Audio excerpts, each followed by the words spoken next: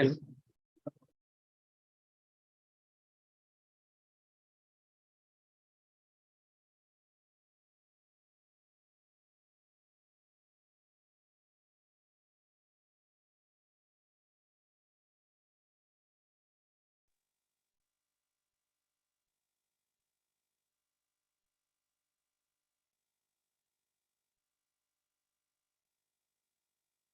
Solidarity is not an act of charity, but mutual aid between forces fighting for the same objective. So says the Mozambique socialist leader, Samora Michael. A warm good morning to one and all present here. Welcome to the third National Conference on Cooperatives, Mutual Aid and Solidarity Economies, Experiences from Around the World, Cmase 3.0. In a world where small is the new big and cooperation is the new success mantra, social and solidarity economies, or SSEs, are gaining importance now than ever before. Be it developmental debates, women empowerment, employment, or value generation, the economics of social solidarity is a piece that can fit into any puzzle. The International Labour Organization defines SSEs as a concept designating enterprises and organizations, in particular cooperatives, mutual benefit societies, associations, foundations, and social enterprises, which have the specific feature of producing goods, services, and knowledge while pursuing both economic and social aims and fostering solidarity. In recognizing the relevance of SSEs, especially for the development agendas of Global South, the Department of Economics, University of Kerala, has been conducting national and international seminars based on the same under the banner Cmase. It was introduced as a result of the initiative of Dr. Christabel PJ, faculty at the department. Each year, the seminar produces volumes of serious academic works and papers which explore and expound various and often unrecognized dimensions of SSEs. This year, the seminar discusses in detail 10 holistic themes related to SSEs in 3 days, spanning 10 technical sessions and around 50 quality papers. We sincerely hope that the seminar will bring to the limelight the contributions of SSEOA's big policy interest on the topic and moreover result in further such deliberations aimed at development of this sector. Now, without wasting much time, let us begin with our formal inaugural ceremonies. To welcome all the dignitaries who have assembled online and offline, let me kindly invite Dr. Christabel PJ, Organizing Secretary of Cmase 3.0. Dr. Christabel PJ secured her PhD in Economics from the Department of Economics, University of Kerala in 2004. She later worked as faculty member in ICFAI National College and assistant professor at University of Gonda, Ethiopia from 2005 to 6. She is a recipient of ICSSR Research Fellowship and the K.N. Raj Fellowship for Researchers in Economics. She has published 3 books as well as several papers in reputed national and international journals. Major areas of her research interest are social and solidarity economies, microfinance and poverty alleviation, gender and women studies, and economics of local level institutions. Ma'am, I kindly invite you to welcome the gathering.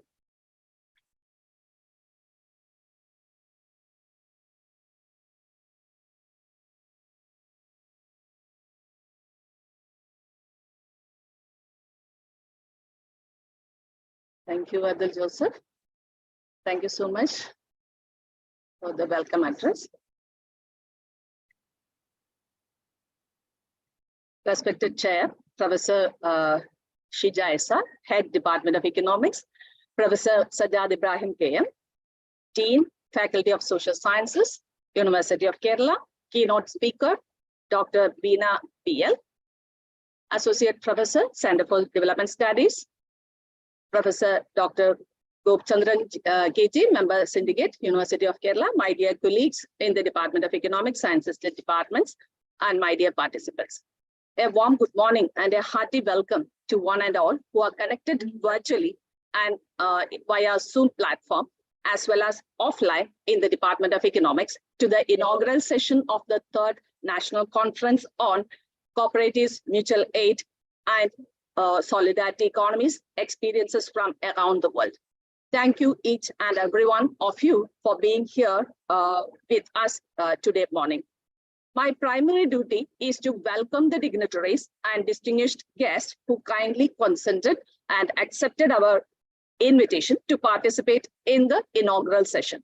Before moving to my main task of welcoming, let me take this opportunity first to present a short description of the theme of the conference.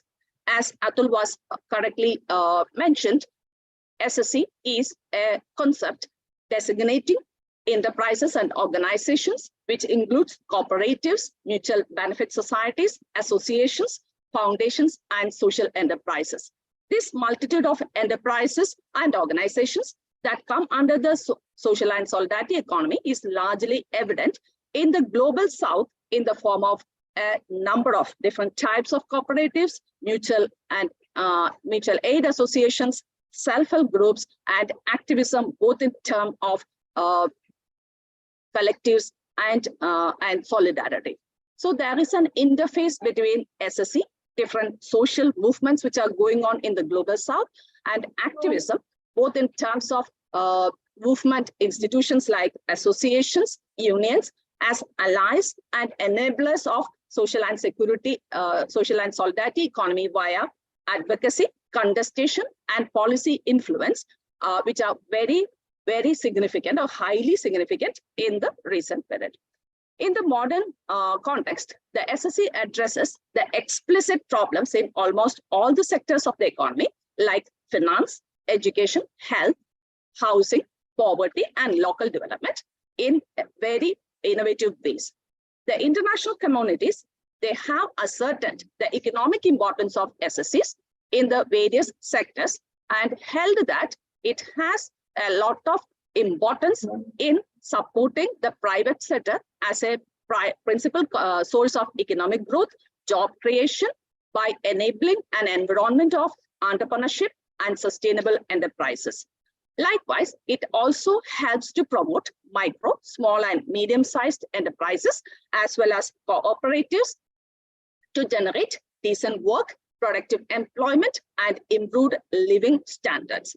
In addition to that, the role of SSE is contributing to distributive justice within and beyond organizations, which is also very impressive nowadays, such as ownership structures, equal surpluses, work integration, or inclusive employment patterns, participation and demographic governance, as well as community engagement. In this broad backdrop, the national conference is set in. This national conference invited research papers under various sub-themes, which come under social and solidarity economy. The response to the conference was overwhelming. A total of 48 papers are going to be presented at the conference. The research output of researchers, varied experiences of practitioners and participants of cooperatives, mutual aid, and case studies about solidarity economies from various parts of the world are going to be discussed in the conference in the coming 3 days. Now, it is time to acknowledge the support rendered by different agencies for conducting this conference.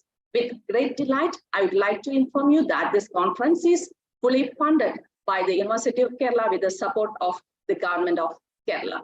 At this juncture, I will also like to thankfully remember Dr. Caroline Shanas Hossain, Associate Professor, Global Development and Political Science, Department of Global Development Studies, University of Toronto, Canada, first created DICE Lab, that is Diverse Solidarity Economies Lab, because she recognized a need for a space to build culturally diverse communities across the globe. So she is the founder and director of DICE Collective also, which is made up of scholars and activists committed to decolonizing business in a society, to which I am also a member. In the Department of Economics, we have set up a DICE Lab, which is committed to the cause of social innovation. We are dedicated to knowledge making in the field of SSE by developing case studies on social and solidarity economies, as well as conducting research on various aspects of solidarity economies. We could co-edit a book titled Community Economies in the Global South, Case Studies of Rotating Savings, Credit Associations and Economic Cooperation, published by Oxford University Press, London this year. That is the prominent contribution we could make. In addition to that, over the last 2 years, we could also produce through 3 edited volumes as part of this particular topic. I would like to make a special mention to Dr. Carolyn and all the other members of the DICE collective for their support extended to me in the earlier two international conferences, as well as to this conference too. Now, let me move to my main task of welcoming the audience who attend the conference, both offline and online. First of all, I would like to extend a special welcome to the chair of the inaugural session, Professor Dr. Shija Esa, head of the Department of Economics, University of Kerala, to this conference. Being an expert in econometrics and industrial economics, she is always a constant support behind all the activities for all of us in the department. Madam, I warmly welcome to this honest function. Next, I would extend my warm welcome to Professor Sajjad Ibrahim, Dean, Faculty of Social Sciences, University of Kerala. For the last 2 years, he served as the director of the UGC Human Resource Development Center of University of Kerala and also served as the honorary director of UGC Nehru Study Center at university. He is a renowned academician and a noted scholar in political science. His specialization includes election studies, West Asian politics, and international relations. As the Dean of Social Sciences, he's a pleasant person and a very cooperating personality. Personally, he is a very good friend of me and also a very loving guide to a lot of matters, academic matters. He's instrumental in connecting Dr. Carolyn with me today on behalf of the department and on my behalf. I warmly welcome you, sir, to this conference. Dr. Gopsundran Kechi, member syndicate of University of Kerala, has consented to offer felicitation. He is the professor of in optoelectronics in University of Kerala and also a great scholar in material sciences. He has a commendable number of publications to his credit, but today he is busy with some other engagement. On behalf of the Department of Economics, I extend a warm welcome to Gopchandran sir. The keynote address will be delivered by Dr. Beena BL. She is an associate professor at the Center of Development Studies, Thiruvananthapuram. She completed her PhD in economics from Center for Economic Studies and Planning, Jawaharlal Nehru University, New Delhi, and she completed her MPhil in Applied Economics, Center for Development Studies. Her research interests include industrial economics, Indian economic development, international trade and finance, competition policy, foreign direct investment, mergers and acquisitions, economic integration, MFA and TNC sector in South Asia, cess and industrialization of Kerala economy, MSMEs and women enterprises. She has contributed to the field of industrial economics immensely with a number of publications by conducting innovative research and has been a teacher in the field for a very long time. She is at present the member of the Public Expenditure Committee, Government of Kerala. Today morning, she'll be talking on the topic Indian industry during neoliberal globalization. We are so fortunate for you with us today morning. I extend a warm welcome to you, madam, to the Department of Economics. I take this opportunity to welcome all my colleagues in the Department of Economics, Professor A.K. Prasad, Professor Manjuvesh Nair, Professor Anita V. and Siddiq R. to this inaugural function. I also welcome all my dear students, both current and alumni, and the PhD scholars at the Department of Economics to the conference. Once again, very warm welcome to each one of you who is participating in the inaugural session, online and offline. Please participate in the conference meaningfully and make this conference a grand success. Please stay tuned for 3 days and deliberate on the various issues of solidarity economies. Thank you so much.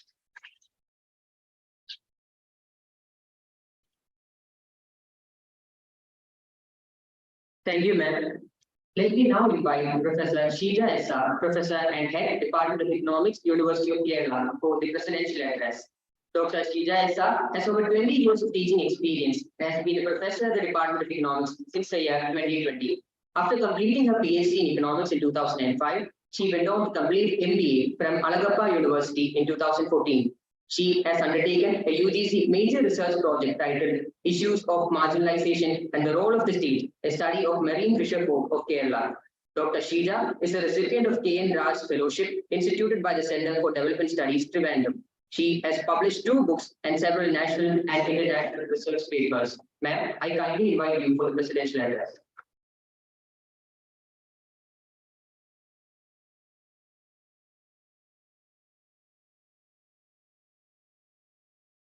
Respected Professor Sajjad Ibrahim, Dean, Faculty of Social Sciences, University of Kerala, Dr. Veena PL, Associate Professor, Center for Development Studies, Trivandrum, Dr. KG Gopchandran, Member Syndicate, Dr. Christabel PJ, Associate Professor, Department of Economics and the Organizing Secretary of this seminar, Professor A.K. Prasad, Professor Manju S. Nair, and other faculty members of this department and sister departments, faculty members from various colleges, research scholars, and my dear students. This 3-day national conference on cooperatives, mutual aid, and solidarity economies, experiences from around the world, organized by the Department of Economics, is the 3rd consecutive national conference on the theme cooperatives, mutual aid, and solidarity economies, organized by the Department of Economics annually. Moreover, this is the 2nd 3-day conference that the department is organizing in this month of November. And after 2 weeks, the department will be organizing another webinar on Indian economy. And definitely these seminars and conferences provide a platform for deliberations and discussions on different themes. PG students and research scholars obtain remarkable exposure by participating in these conferences. And I am sure that apart from improving their subject-related knowledge, being a part of organizing these events will help them in developing leadership qualities also. Apart from the inaugural and valedictory session, I understand that there are 10 thematic sessions in this conference, and in these 10 thematic sessions, there are papers which examine issues like the need for social support system in meeting the healthcare expenditure of elderly in Kerala, effect of NGOs in generating income and employment in Afghanistan, role of informal food-based safety nets in mitigating social security, then social and solidarity economy practices in fisheries sector, then how community approach fosters social and solidarity economy, then collective responsibility and efficient management of water resources, etc. These are all very important topics. And I take this opportunity to congratulate the organizing secretary for making elaborate preparations for this conference. And also I hope that these deliberations and discussions in this seminar will lead to some useful outcomes. So I wish all success to this seminar, and I also take this opportunity to welcome all the distinguished delegates to this conference. Thank you.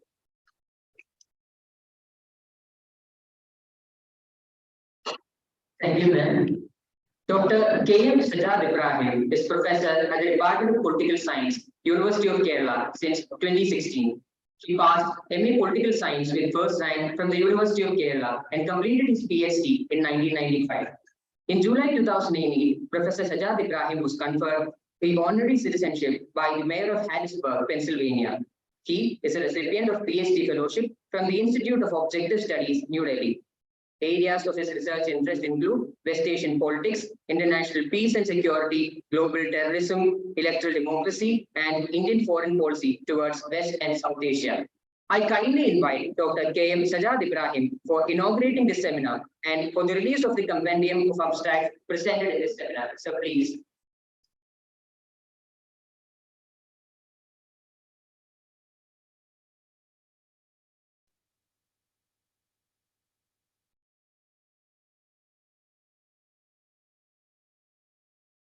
Professor Shija SR, Head of the Department, Dr. Veena PL, Dr. Christabel, my colleagues, Professor Prasad, Professor Manju, and other colleagues and friends. I feel that it has really been a challenging role for a person like me. For example, as a political science, with a political science background, still I agreed to speak something in the area of solidarity economy. First of all, I congratulate the organizers for conducting the third national conference on cooperatives, mutual aid, and solidarity economies, experiences from around the world. I understand that the main theme of the conference is on solidarity economy. So recent global economic and political instability have served to underline the shortcomings of our current development system and further confirm the necessity for an alternative or complementary development paradigm. The SSE is a viable solution to rebalancing economic, social, and environmental objectives. A solidarity economy is a way of thinking about the economy that opens spaces of hope and possibility for building a more just, sustainable, and democratic economy. It is an emerging language for building a movement to transform economic life. It is a framework for strategizing about how to create this other economy, building on our strengths and connecting our practices from the ground up.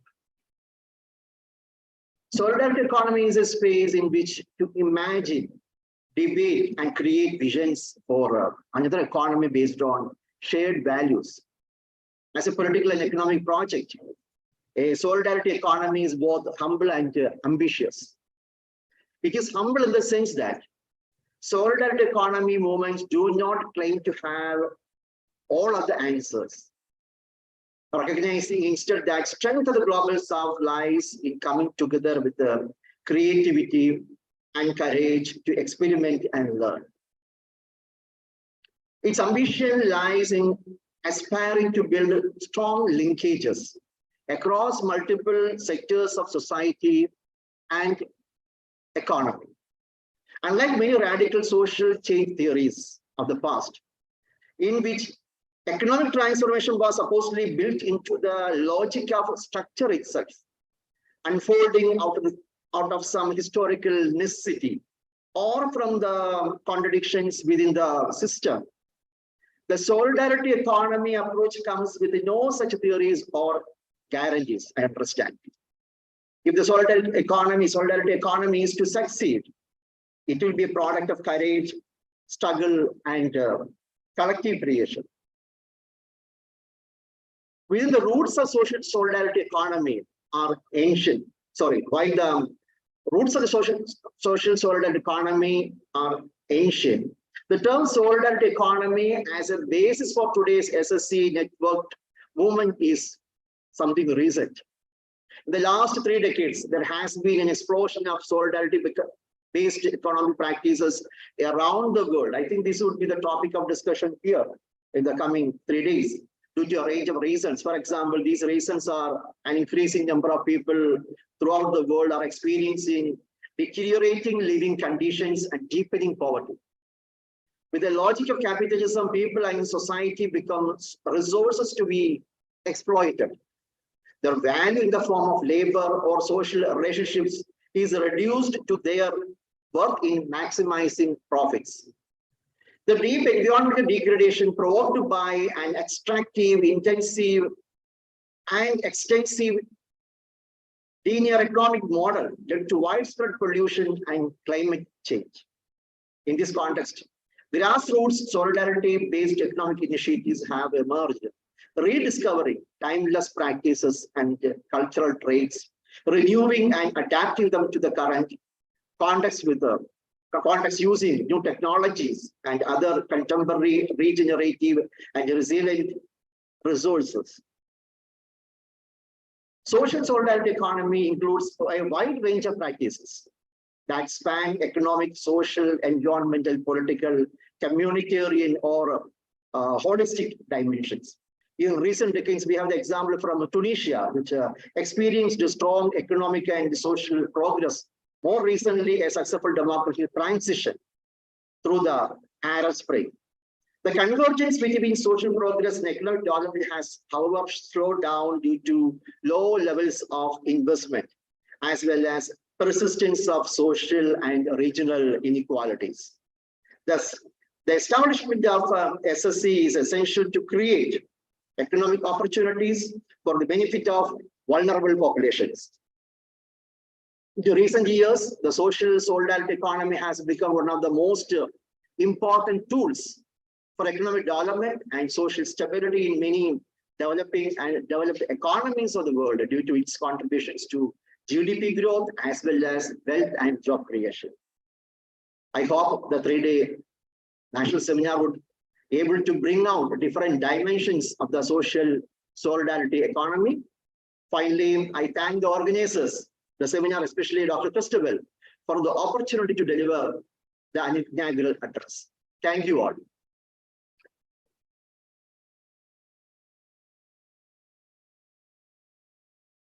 Thank you, sir. Words of scholars is sweet music to the ears and a food for thought. It is my honor to invite Dr. Veena PL, Associate Professor, Center for Development Studies, Trivandrum, for the keynote address on Indian industry during neoliberal globalization. Dr. Veena completed her PhD in economics from the Center for Economic Studies and Planning, JNU, in the year 2000. She has been an associate professor at CDS since 2014. Prior to which, she served as consultant to the National Council for Applied Economic Research. She was the Sia Parekh Viman South Asian Visiting Fellow at Queen Elizabeth House, Oxford, UK from 15th April to 22nd of June 2002. She had participated in the Cambridge Advanced Program on Rethinking Development Economics in 2003. She is a serving member of the Public Expenditure Committee, Government of Kerala. Ma'am has over 41 publications to her credit and 18 scholars have completed their PhD under her guidance. Ma'am, I kindly invite.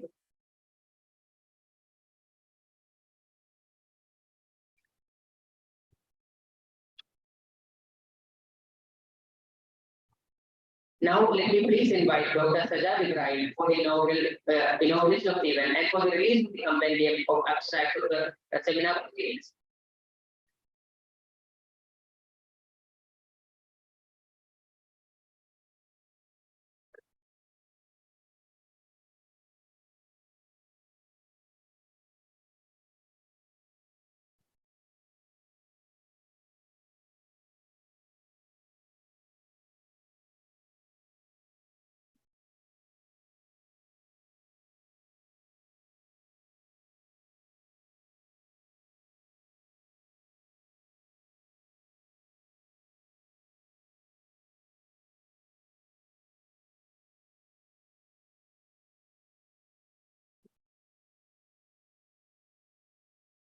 I now kindly invite the Veena PL for the keynote address.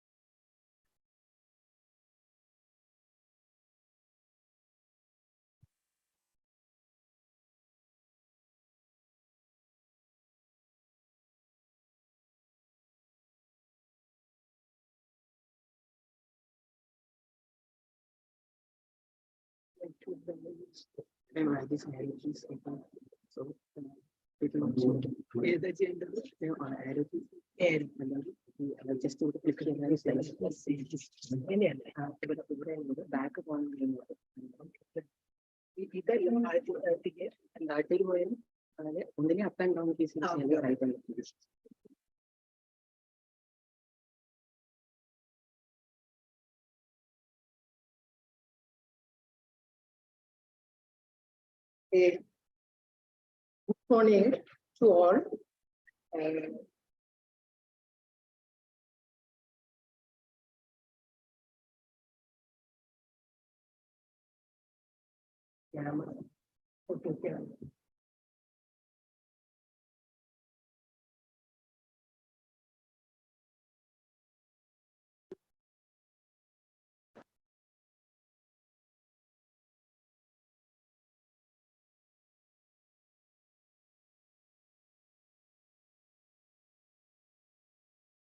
So let me first thank Dr. Christabel for inviting me to this auspicious occasion, and especially in the theme. In terms of the theme of the conference is quite interesting. I'm very happy to be here. And then let me also thank other or welcome or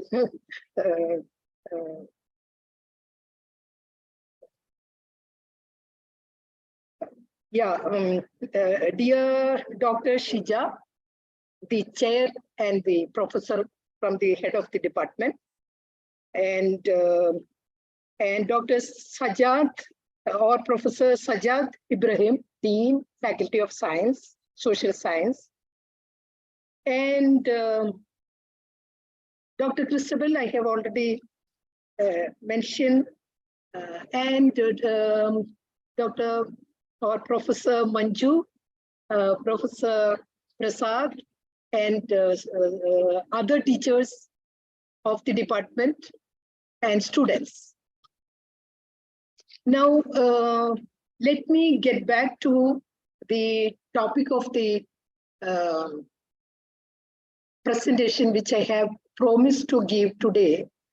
Now, given the kind of environment or the way how we are living as of today, and then there are a lot of contradictions. You will find a lot of contradiction when you look at maybe the present generation may not have so much heard about this cooperative societies and all kinds of things. Our era, we were all brought up with that kind of concepts.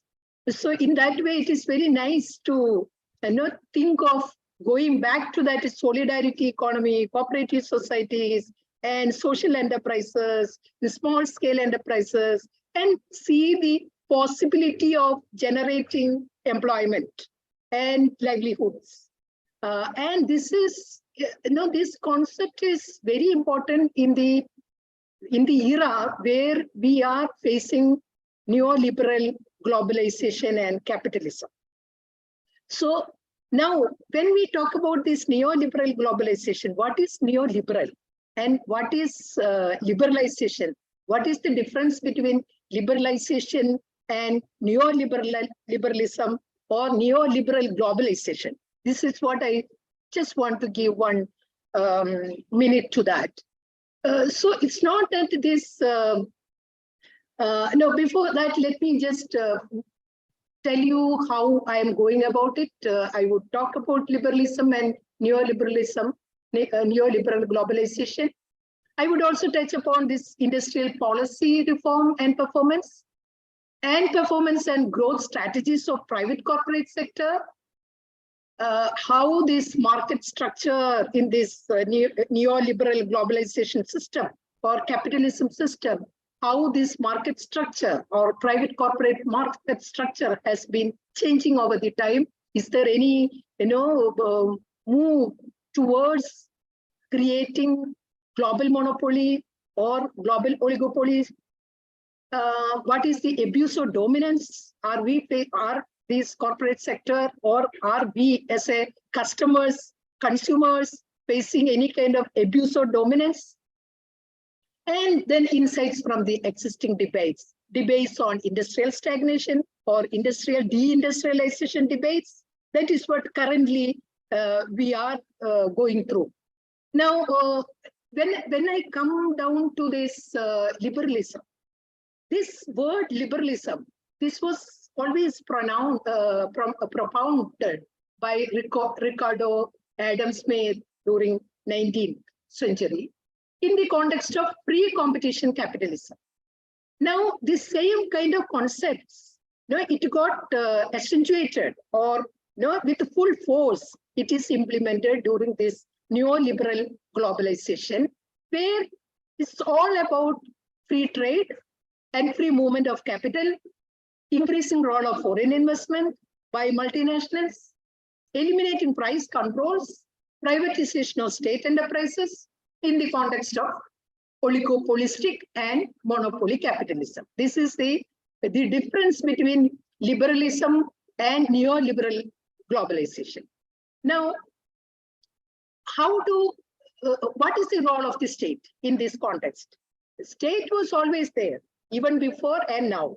So the nature of the state, state is just not someone sitting in one room and doing.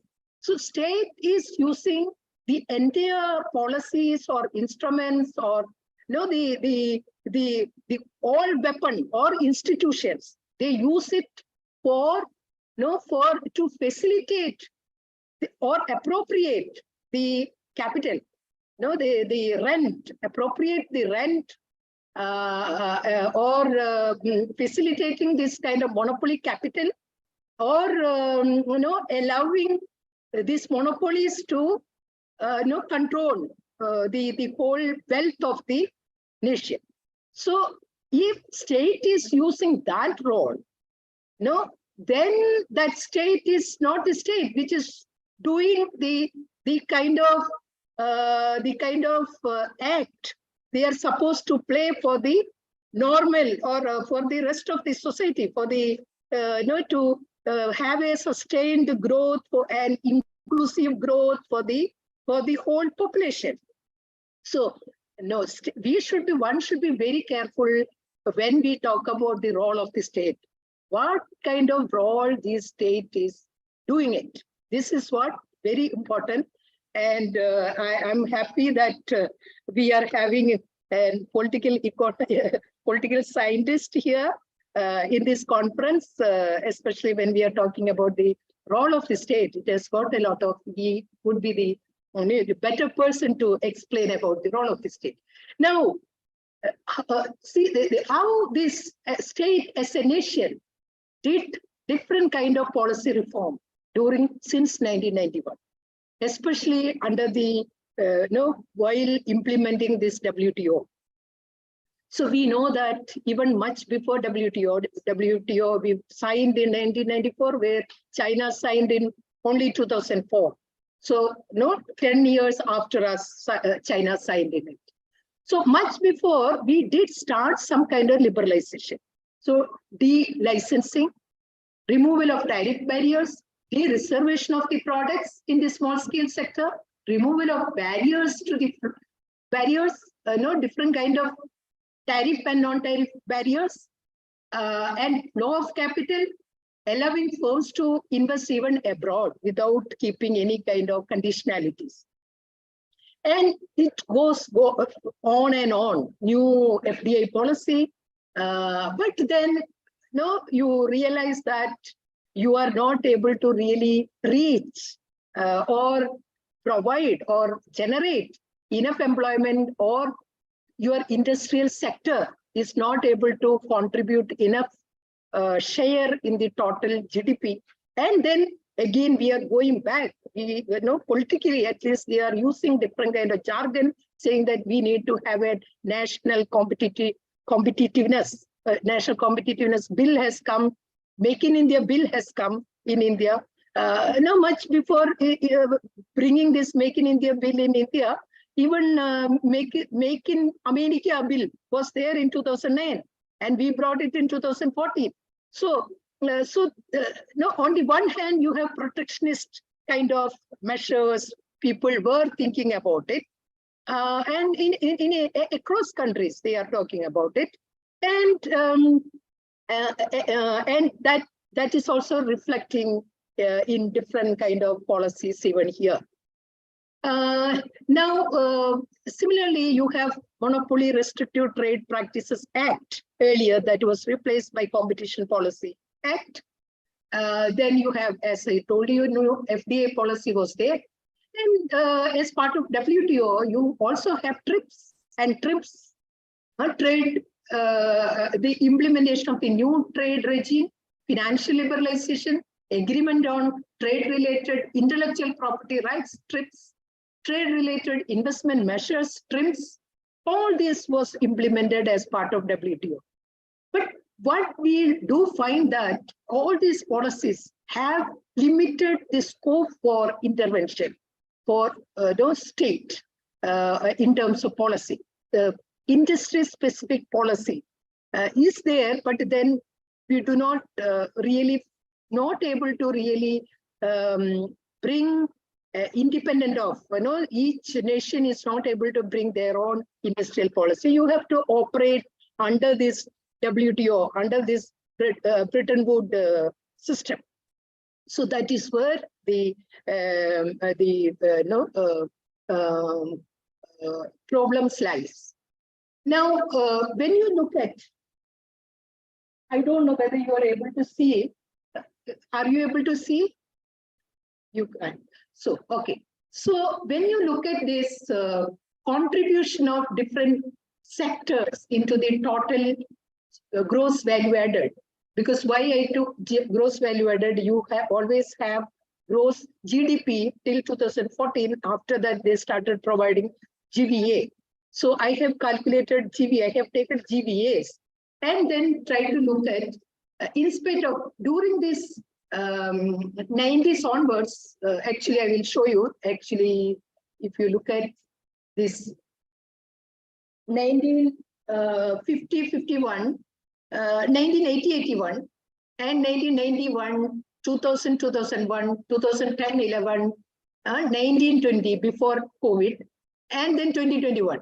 So when you look at this, the share of industry is, it was 20%, less than 20%, and it is increased slightly less than 22%, something like that. But share of manufacturing was much lower than that, was some 14%, and it is increased to some 17%. So this is the from 80. So from 90, if you look at 90, some around 16%, it has gone to some nearly 18%. So during the 30 years of time, the share of manufacturing sector to GDP or GVA, it has increased only 3%. This is what it is worrying us.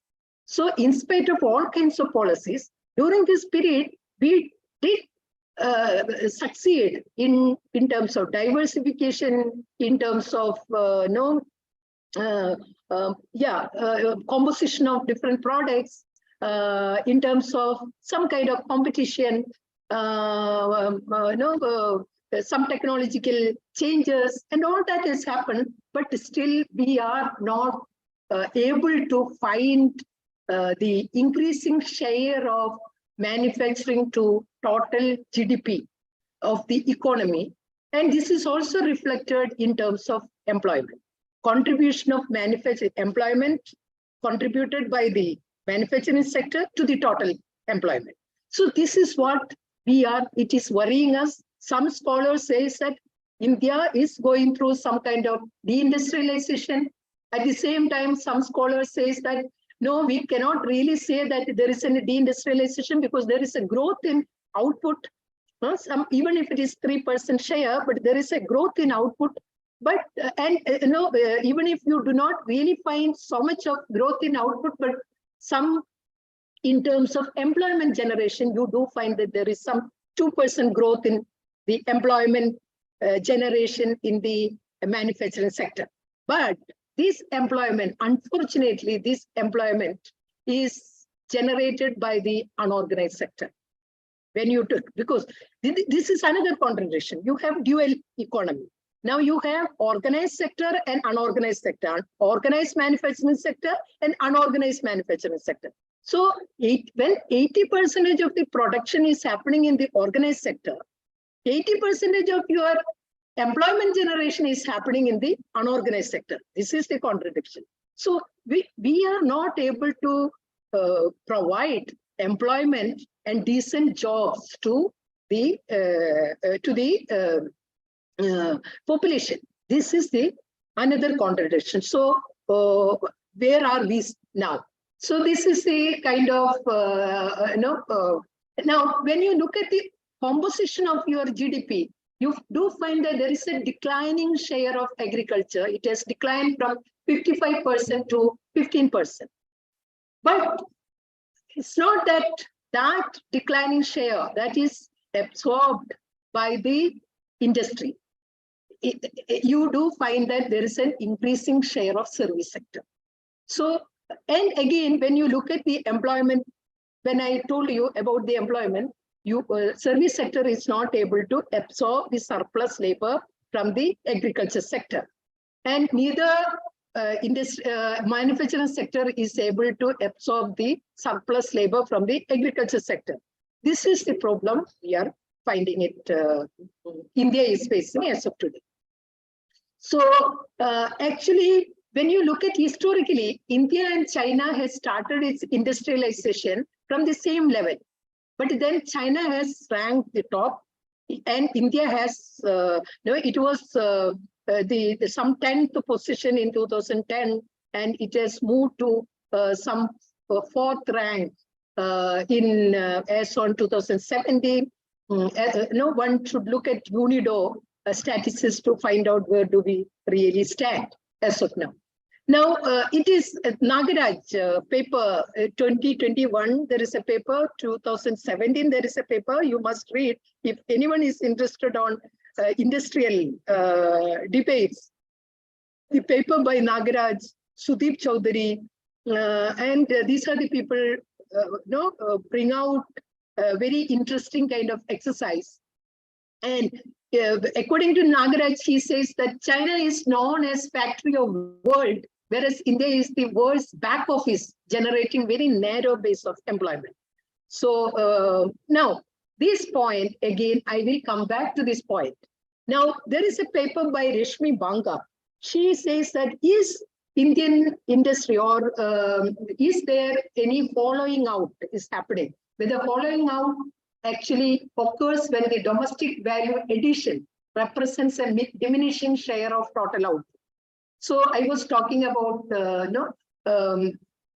see, when you look at this, you look at the share of or the growth of output. You also look at the share of output to gross value added. Basically, there is a growth in output, but when you look at the growth in value added, it's not value added growth is much, much lower than the growth of output. And this is what I have tried to plot. If you look at this red line, that is share of value added to output. So this share of value added to output is declining while output is going up. So there is an increase in output, but value addition is not going. So that is why that graph shows declining trend. This is what Rashmi Banga, according to her, she has conceptualized this kind of trend as following out of the, is India's manufacturing sector following out? This is the question she asked there. And that is following out. That is what we are finding it even today. Now, when you look at this share of India's merchandise trade, what is the contribution of manufacturing sector to the total exports of India as well as the world? So I have given the world's share. You do find that the red shows that this is the share of exports, merchandise exports to the world. That is red, but the share of imports, that is quite high. So you are there is a you can say merchandise trade deficit is quite high. Now, when you come down to the goods and services, now we have seen that economy is becoming a service-led economy. That is also getting reflected on your exports and production and everything. So when you look at this contribution of India's goods and services trade to the world trade, this again, blue line, it shows that share of India's services exports to world services export. That is on the very high. But this manufacturing goods, share of goods exports to the world's goods exports, that is some 1.6% as of today. It was 1% in 2005. It is by 2020, it is some 1.7%. But whereas service sector is more than 4%.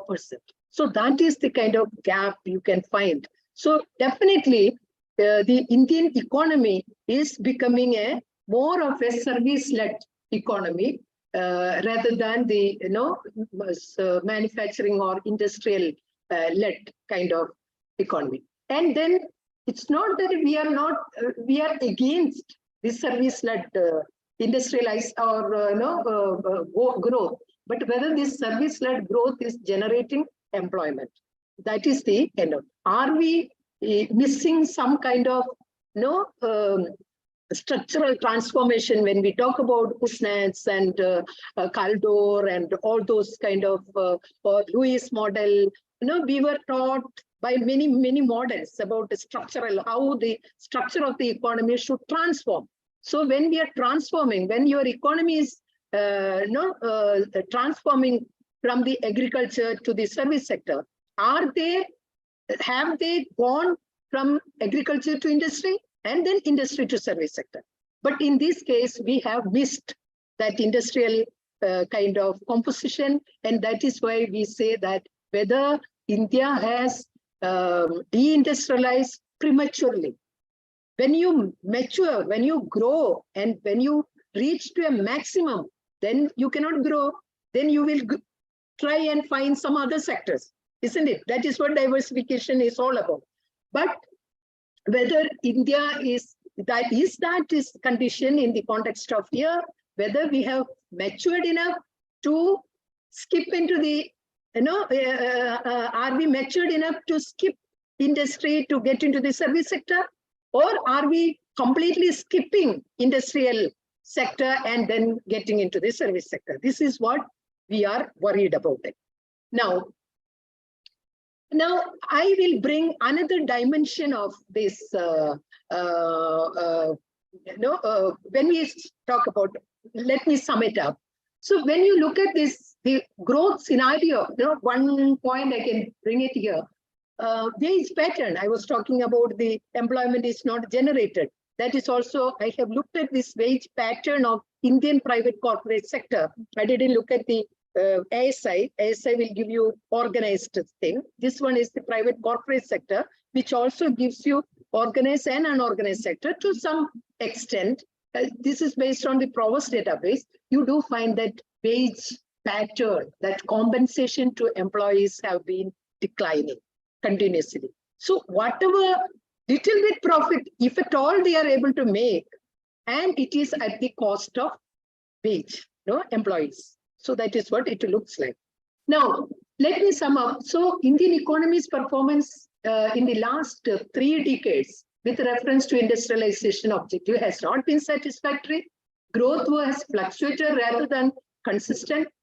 Manufacturing share in GDP has stagnated since mid-1990s. And it has grown mostly in the unorganized sector, while output grew more in the organized sector. This is the kind of. Now, I will come down to some kind of dimension I wanted to bring.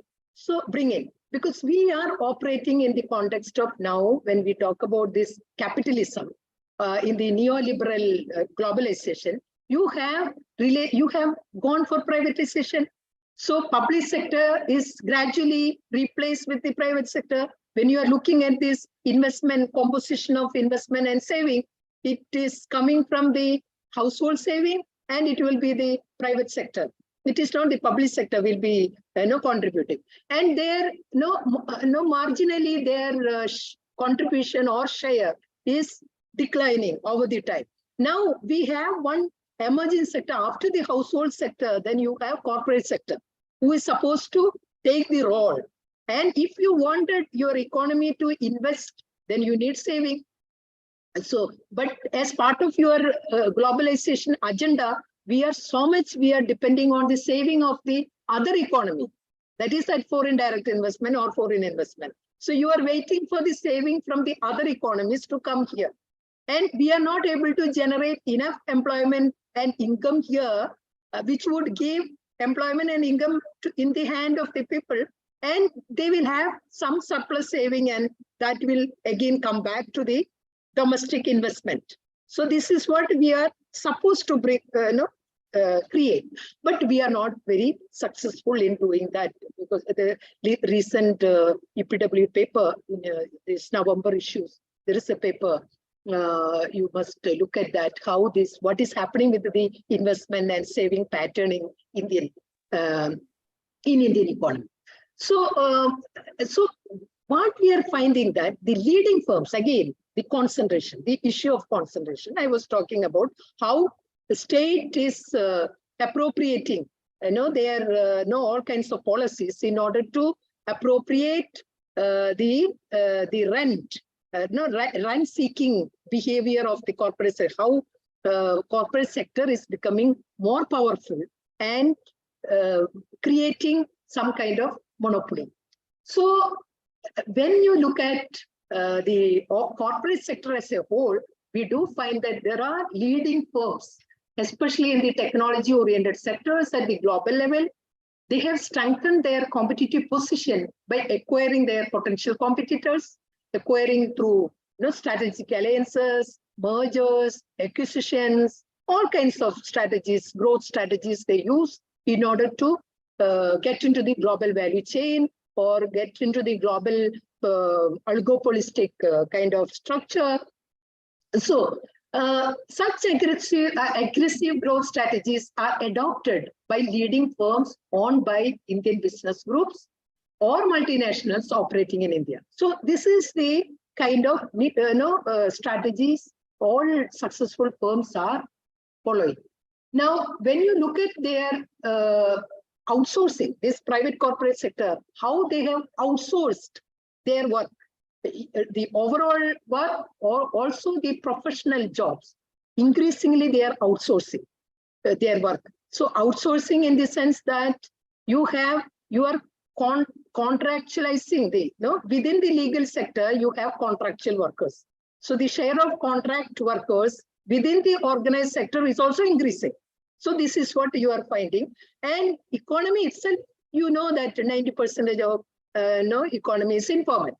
So whatever 10% of the formal economy you have, even there you find that contractualization is happening. So why this is coming here? Can we remove this?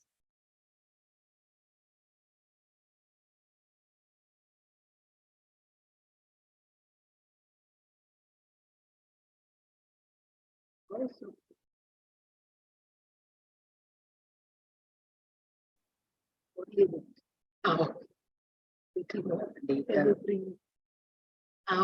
Okay, we can't do it. Okay, fine. Okay, okay. Then fine. Okay. So you should tell me how much time I have. So then when you look at the price cost margin, when you look at, actually we do expect that these monopolies are able to make a lot of huge profit. But when you look at this price cost margin, they do make their some above almost 35% of their they are making some profit, but there is a declining trend in price cost margin. How do you explain this? Is it because of the lack of demand, or is it because of you are not able to competition? Is it because of the productivity, efficiency, or is it because of you are not able to keep the price above because there is no demand for your products, or you have competition, international and national competition has increased. You have firms which are producing nationally and internationally. So especially internationally, because we know that we have seen that how imports were coming. So import intensity is much higher than the exports. So much of these imports is also coming in the form of finished goods. That is why we found that hollowing out. Output is growing, but no value added. That means much of these raw materials used for producing that output is coming in the form of intermediaries coming from outside. And you are doing only the assembling activities.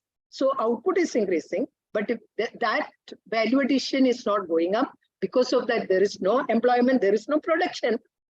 Fiscally, you are not producing. So no employment generation, so no income, no demand. So it can be explained in that way also. So one should be researchers here. Well, no, one can take up this kind of issues. Now,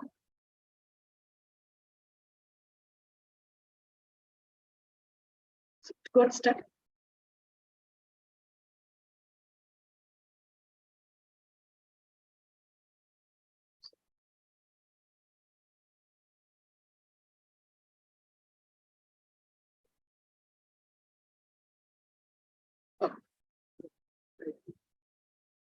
Okay. That is okay, but I am not able to go down. Is it coming down? Not coming down. Right? Sometimes it is coming. Okay. Now, this one. Okay. Now, this is about the price cost margin. Now, we were also talking about FDI. FDI was, much of the FDI was coming in, not in the manufacturing sector, it was coming in the service sector. And a lot of, even they call it FDI, but much of this FDI is also coming in the form of FII. No, you have this opening up of the capital market and then capturing them. It's very difficult. So now the definition of FDI is also changed. If it is more than anyone contributing more than 10%, then it is called FDI. But FII is, the difference between FII and FDI is that if you are investing more than 2 or 3 years, then it will be an FDI. If you are investing less than that, then it will be FII. So you do find that this FII or FDI in the form of many of these FDI or foreign investment is coming in the form of portfolio investments. And that too is coming in the Flipkart, Snapdeal, many of these financial and other services, not in the real manufacturing sector. So when we open up this, we expected that we can invite foreign investment, foreign savings, and their technology, and then we can really come up and then re-export to the other nations, and then you can also grow. The way how Asian countries have went for this industrialization process and how they change their structural shift. So now the question is whether we had these import substitution strategies, and then we went for the export-led, outward-looking FDI, oriented kind of strategies we wanted to adopt, but our FDI is not, we are not successful in receiving FDIs in the manufacturing sector once again. So there also we are failing.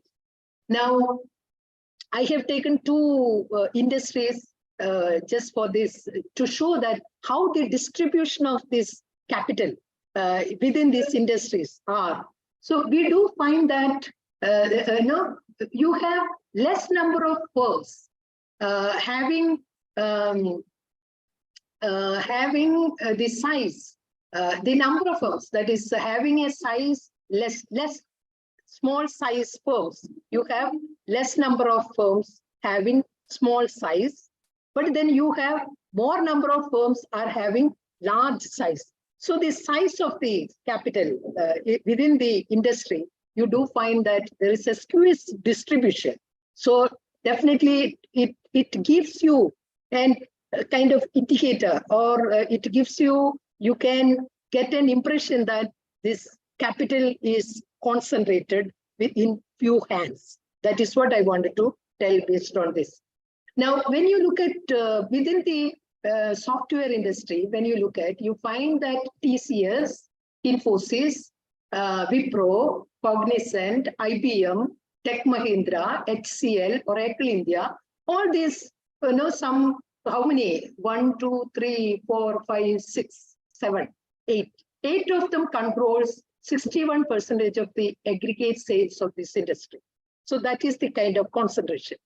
Now, almost all of these leading firms also followed some kind of M&As, mergers and acquisition, and such kind of growth strategy, because that is not an organic kind of thing, inorganic growth of growth.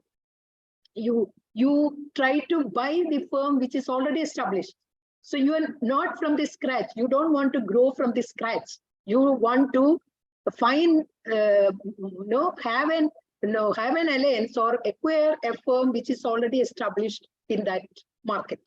So this is another kind of strategies they are using. And same case in the case of pharmaceutical sector. When you look at Dr. Reddy, Lubin, Aurobindo, Cipla, Glenmark, Sun Pharma, these firms together, they control 50% of the pharmaceutical industrial market. And again, these leading firms, many of the Indian startups here, when you look at this Kerala case also, we give a lot of importance for startup mission. But Kerala has got the largest share also in the Indian context. But what we are finding that many of these startups, they are either bought by the leading firms within India, or they are bought by the multinationals from outside India. So now government or state spend a lot of money and time to build this some kind of technology or the kind of products, but then before they take any kind of shape, they have been sold out. So that is another kind of and some people they call it as a serial entrepreneurs. They when they reach to one stage, they don't want to take the next stage. They just sell that product and they will that technology or whatever stage they have reached, then they start another kind of activities. So whether one should think about what kind of competition policy one should bring in to or what kind of state intervention, what is the role of the state to as far as the startup mission or to bring or translate that kind of technology into the to the output form where employment has been generated for your local economy. Now, so what we are generally seeing is that these technology intensive and merger intensive industries were spending more on in-house R&D or import of capital goods. These industries were also appropriating a huge profit margin as compared to the manufacturing sector as a whole. And the competitive practices in terms of pricing and abuse of dominance are also visible, because I had a paper published based on that. I have found all this.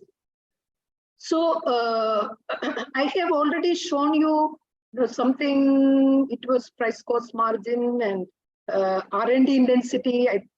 Generally there is an increasing trend in the R&D intensity, but foreign technology royalty paid for the foreign technology, it is declining, intensity is declining. They do buy, but import of technology is going up in the sense that import of capital goods, that is going up. If you put together, it will be going up. But there is a tendency towards spending more on R&D because we are living in a regime where TRIPS is implemented. So without any kind of new technology, you cannot go ahead with, you cannot compete. So these things I have already shown. Now let me come back to the insights. So it is very clear now. I hope for you also it is quite clear that Indian industry is facing a stagnation or deindustrialization. As I told you, there are scholars, many scholars, if someone is interested to speak, to work on deindustrialization, whether deindustrialization is premature. There are papers by Roderick, Danny, Rothon, and J. Wells, Storm, Servas, Tregana, Fiona. She works on the African context. And then we also have papers by Nagaraj, as I told you, Sudeep Chaudhary, in 2015.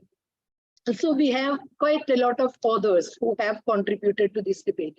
And this stagnation debate was ever there since our industrialization. So our industry did go for a very, went very drastically, it grew very drastically during the first 15 years of planning. when we adopted import substitution strategies, where we have given importance to the capital goods sector. But later on, you were not able to boost the kind of policy which would help generating employment and income across different population, across different class. That has created some setback for everything. So that has led to some kind of stagnation. So there are commentators, while talking about this stagnation, like Prabhat Patnaik argued that growth cannot be sustained with the demand alone. It can sustain only if further demand and production are generated. It depends on the structure of income and production. That is what I was talking about. Even today, we are facing that kind of problem. Amir Bagchi argued that if income of rich rises, then there will be a demand for consumer goods produced in the West. If the raw materials and capital goods are imported, naturally there will be less demand for the products of domestic industries. That will get reflected on your domestic industrial, which I was talking about, whether Indian industry is hollowing out. So no, I will stop here. This note that whether one has to think whether we are going through the deindustrialization as of today, or are we going through the stagnation? So this debate is still on, and then one should look at industry and manufacturing. One has to see industry means you have manufacturing and mining. So and construction. Now they have brought that construction also. So if you find that there is a growth in the construction sector, we know that what is the, in terms of employment, we know that what is the nature of that employment. So there are a lot of debate during this liberalization or globalization era. What is the kind of nature of growth? Growth without a human face. Growth with jobless growth, job loss growth.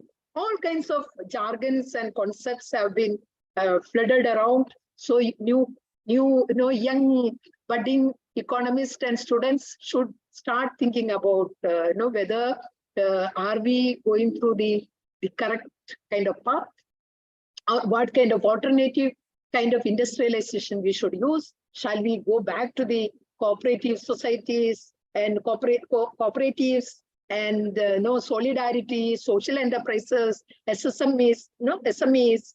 How do we bring different kind of industrialization and then meet the need of the hour? That is basically employment and income in the hand of the people.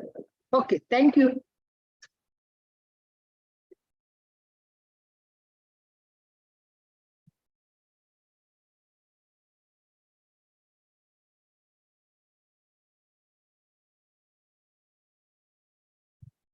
Thank you, ma'am. I must say that it was a very enriching experience for all of us. You walked us through the changes in the Indian industrial policy during the neoliberal regime, and we got a very clear understanding of how the Indian experience was quite different from the theories that we learned about structural changes in other countries. You covered topics like the deindustrialization, the industrial stagnation in our country, and also how the industry was incapable of generating employment which was required for our country. So now the floor is open for questions and for clearing of doubts. I request all the participants to please come forward to ask your questions. And also those who have joined online, may please post your questions in the chat section.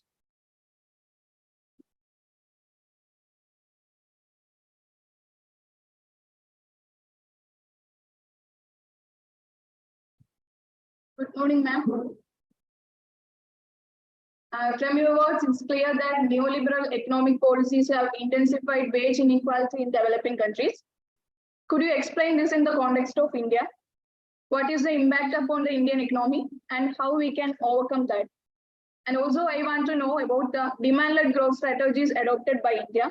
You already talked about import substitution and export promotion model, and how it became a superior strategy over this export promotion strategy. or can it be considered as a superior status?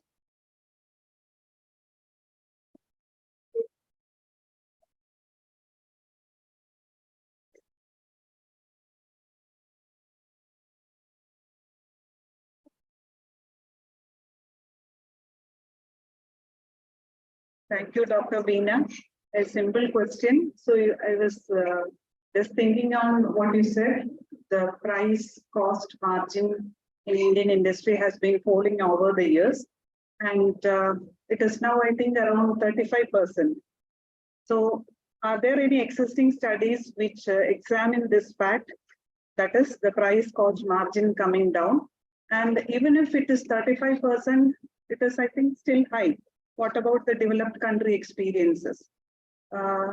Yeah, so that's the question. And also the source of data for examining this, because in macroeconomics, I'm teaching macroeconomics, and the text that we follow is Carlin and Solskjaer, where we have what in addition to the ISLM model, we are using this framework, price cost margin framework, for fixing wages and deriving the policy responses. So in this context, I would just like to know whether there are any studies examining this, and also on your opinion on 35%, it's still a huge margin. Your opinion on that. Thank you.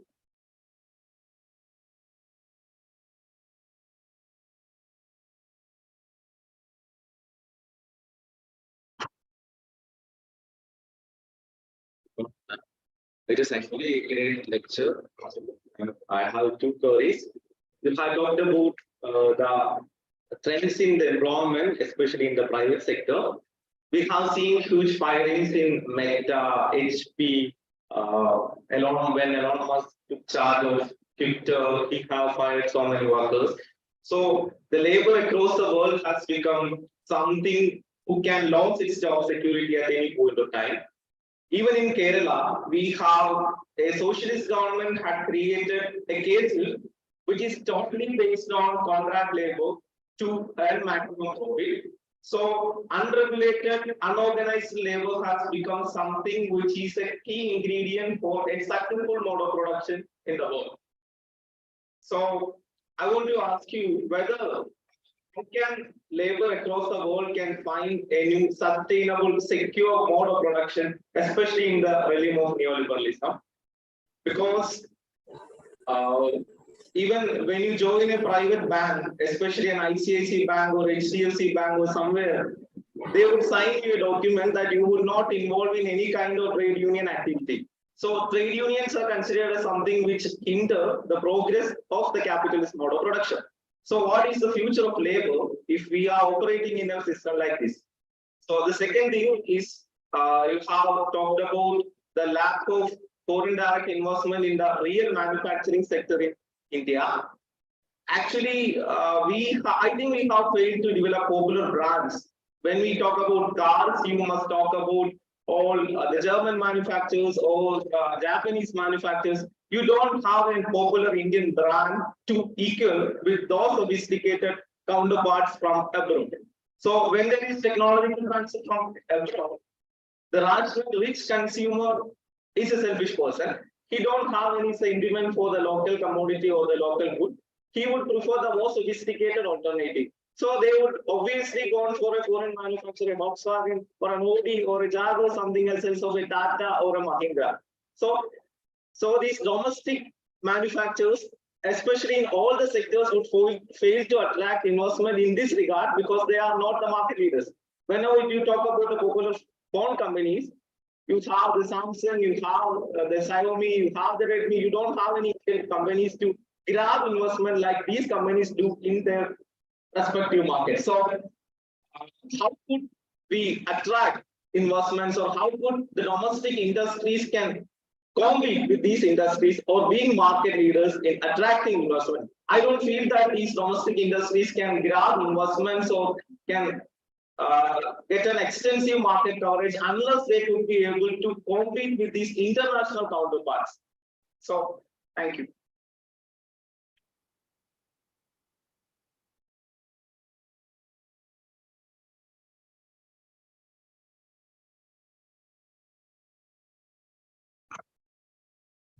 Thank you for the enlightening lecture, ma'am. I just have one query.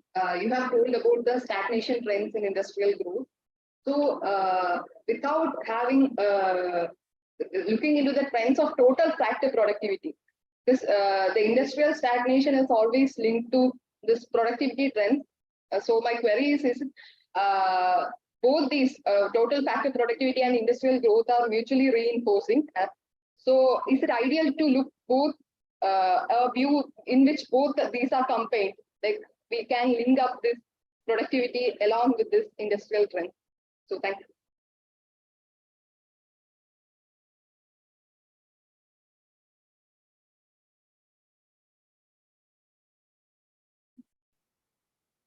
Morning, ma'am. Ma'am, thank you for the lecture. My question is not entirely drawn from your presentation, but basically based on a recent comment by Dr. Raghuram Rajan. Recently, he proposed a radical rethinking of our growth vision. He said that our excessive focus on manufacturing as a driver of growth must be replaced by greater focus on services-led exports, especially in the aftermath of the pandemic. He was saying that recently, mainly owing to our democratic genes, our country might not, be as well performing as China or other such countries with with a different political setup, where manufacturing can act in a more conducive way. So, what do you think? He had said that particularly when we are focusing on industry or manufacturing, we are focusing or tackling the issues of just 20% of the economy. Whereas when we are focusing on services, it's more than around 70% of the economy that is our target. So what is your view on that one? Thank you.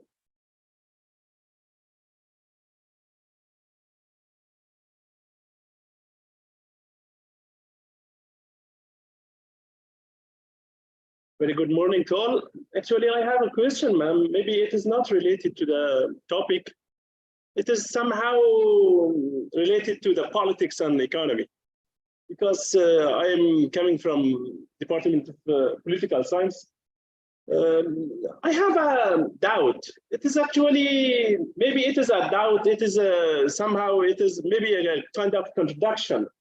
If you study the preamble of Indian Constitution, there are 5 values there. Sovereign, the second one is socialist and democratic. So there are 5 values here. On the other hand, if we come in the ground, we are speaking about neoliberalism, we are speaking about capitalism, and we are speaking about growth. So when we speak about the constitution is focusing on socialist or socialism. On the other hand, in the ground, we are speaking about the capitalism or liberalism. On the other hand, if you go, for example, to Delhi, in Kerala, we are really lucky because there is no a lot of differentiation between the classes. If you go, for example, in New Delhi, especially as I have heard that you have done your PhD in GAU. So when you go to Ghaziabad, you can see that in front of the Cabana Hotel is a luxury hotel. In front of Cabana Hotel, a lot of people are sleeping there. They come there in the world there and they die there.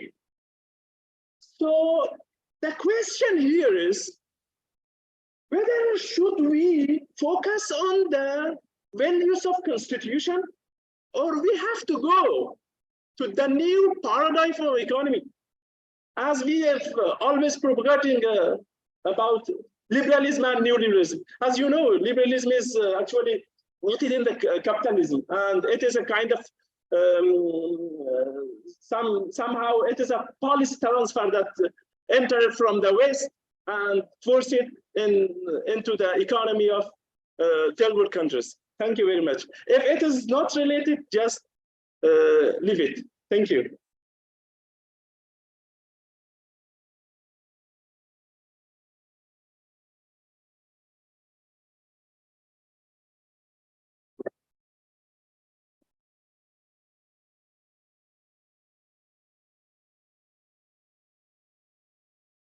So thank you all for many illuminating questions. I think I am successful in making you to ask some questions.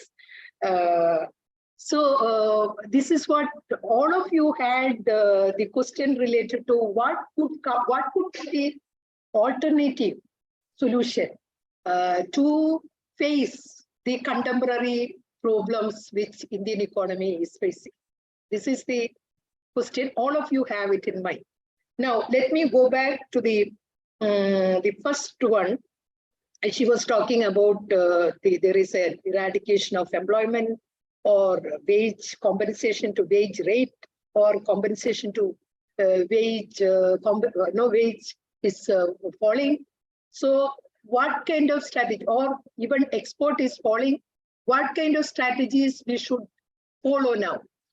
Now, when we go back, there were, when we went for this planning time, we went for this mixed kind of economy where you also followed both, actually import substitution. Also, we tried to little bit show some kind of export. We were not against for any export, but unfortunately, when we went for the import substitution strategies, we were giving so much thrust to the capital goods sector, and we were not able to really make enough production which would allow you to export. No, we were not all that successful, but we had some kind of comparative advantage in the consumer goods kind of products, where you could have had some forward backward kind of linkages, agriculture to some industries where we were doing well also, but then those industries actually eroded. We were not successful. That was when we talk about the, when we evaluate the success of planning, there are problems what we have faced, but doesn't mean that we should completely give up the whole process of that planning.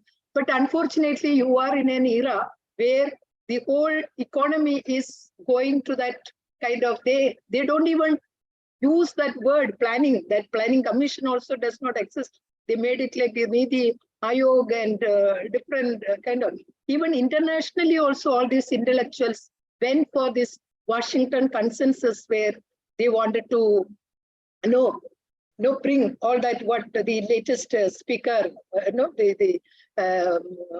mention about, because they just wanted to bombard with all kinds of international whatever interest they wanted to serve, they wanted to impose that to the developing countries.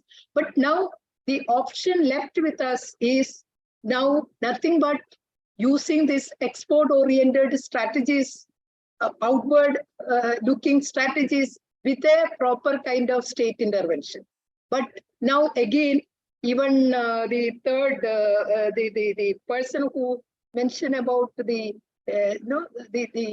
contract labor, now they found that all this production process, they realized that you can make profit only by squeezing the labor. You cannot squeeze technology, but you can squeeze labor.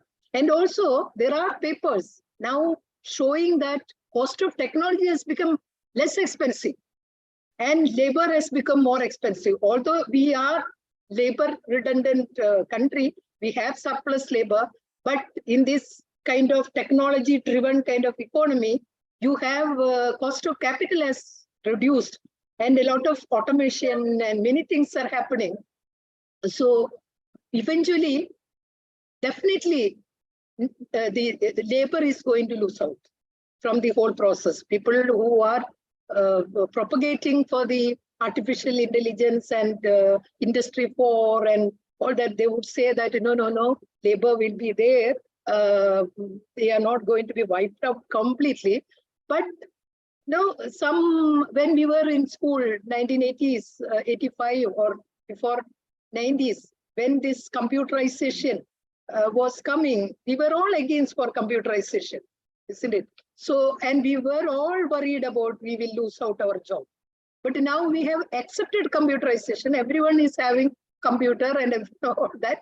But that it is getting reflected. Now, the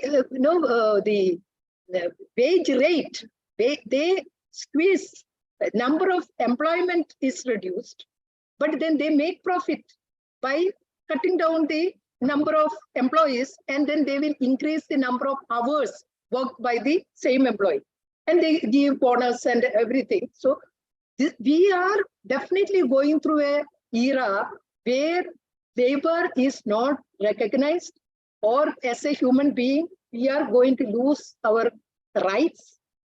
That is very clear. So it is a time for all of us have to really recognize, and then we have to unite to fight. That's it. That is the only way we have to.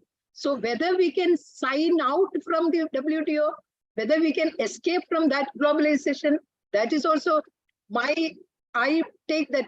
Even I, after working with some organization in Delhi and all for some 3-4 years during early 2000, they completely work on WTO. So at that point itself, we all know that this WTO, how it is going to erode. So the alternative, when you ask any kind of alternative, this alternative is to sign out from WTO.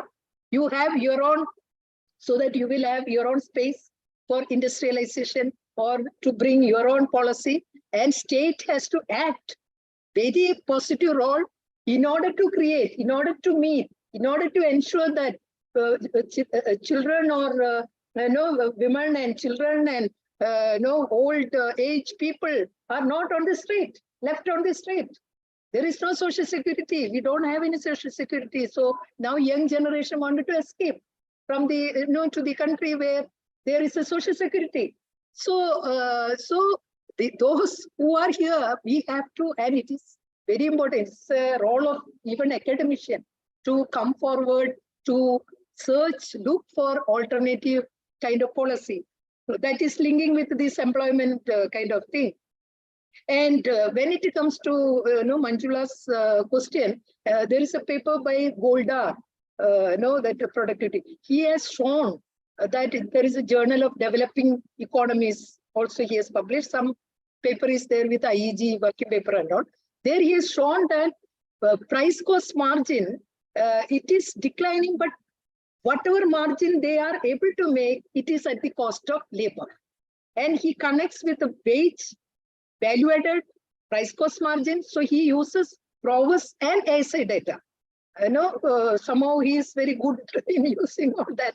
So there are work on price cost margin and connecting with the wage rate and all that. Now, about I'm not able to say about the developed countries, comparing developed countries and developing countries. One has to really look at the level, no? So level is quite huge. So how developed countries are able to make, and that one has to see. Then alternatives about the labor policy. See, our policy is higher and fire. Now they are also trying to bring this code, labor code. They are trying to bring, and then Christabel will be able to answer better how ILO is trying to bring, some kind of new policy which would take care of some kind of, social security. And then employment with a human face. There are debates going on, but what extent it is going to take place, and maybe it needs a revolution now. Lack of FDI in the real manufacturing sector. Again, you were talking about domestic industry. So building this domestic industry is very important. Now they have, I think national level, they have one product in one district. That is the kind of new, that even UP, they are very successful in making such kind of industries, it seems. So on the one side, on the one hand, Amarnath was hijacked by all non-BJP, but at the same time, he is successful in creating one product, one district kind of logo and all those things. He is successful. They are successful. So, even in the Kerala government is trying to bring that kind of thing. They are trying to find out whether we can bring that kind of. So when we were talking about startup, I was talking about startup. No, so this is the kind of idea we are also having, and state is giving subsidies to to the in the hand of young youngsters, and it is the duty of the youngsters also to come up with a new kind of products, and that can be translated into an output, and using technology, because now you have technology in your hand. All of you are having mobile and ICT. Earlier we didn't have access to market, access to the technology. This was not there. Now there is no barrier.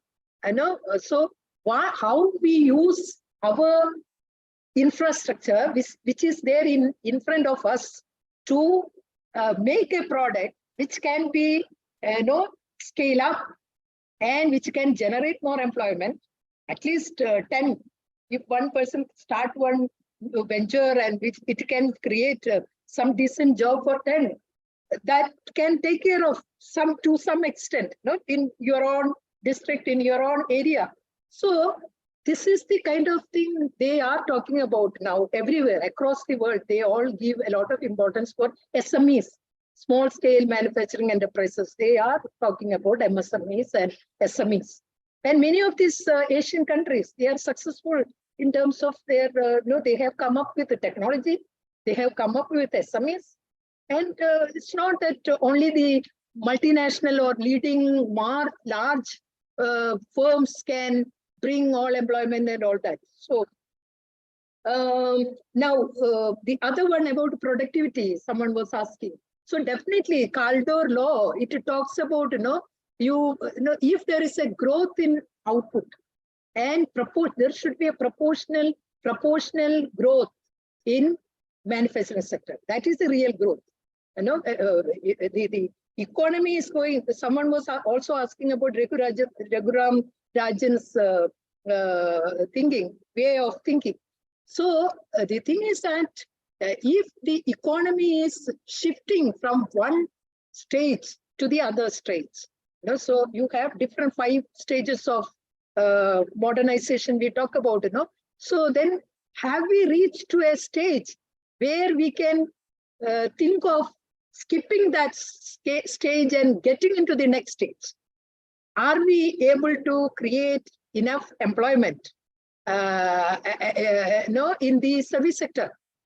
So where, again, we have to think about, we have all this service sector which we are talking about, it is all software. Now we are importing a lot of software and re-exporting it. So what is that net value added coming from that software?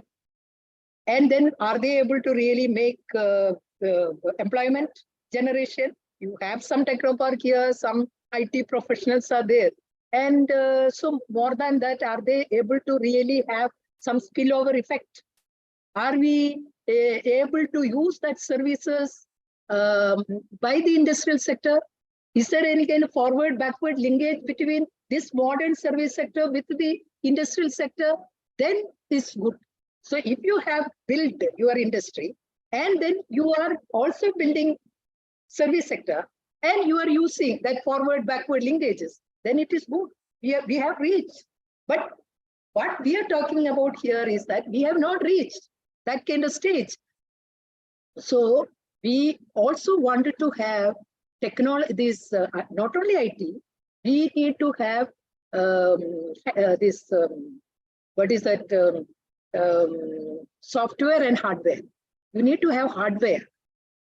So that forward, backward linkages, that electronics industry, there is a lot of telecommunication, a lot of need for infrastructure in terms of telecommunication. But unfortunately, we are importing all the components part for the telecommunication. So can we think of generating that kind of industries here? That is the major question lies. Similarly, about energy, we are importing a lot of energy.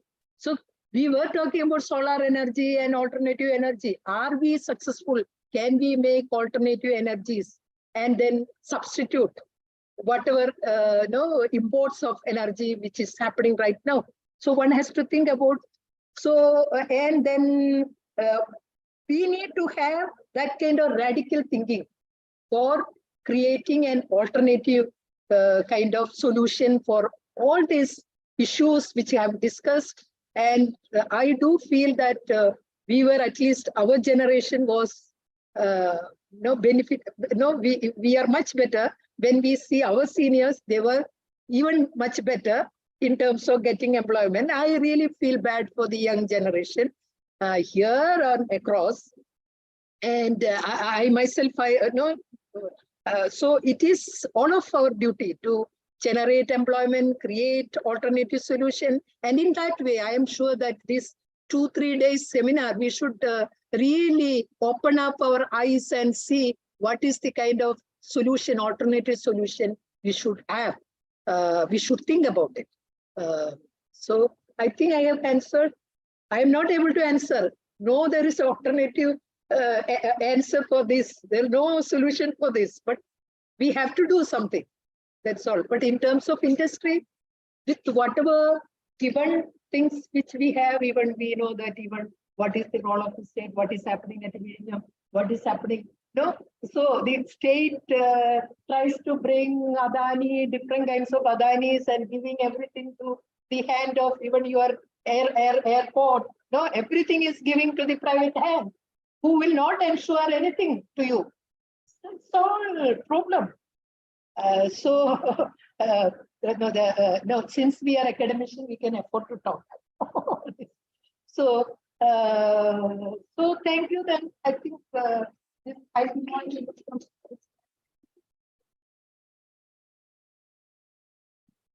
Thank you, ma'am, for so graciously and diligently taking up all the questions. Being present in all the things and being thankful for all the things is the attitude of gratitude. So is my angel.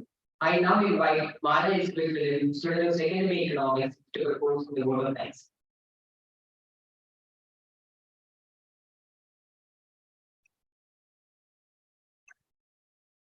Good morning all. I deem it a great opportunity to propose the vote of thanks on the inaugural session of Third National Conference on Cooperatives, Mutual Aids and Solidarity Economics, Experiences from Around the World 3.0, organized by the Department of Economics, University of Kerala.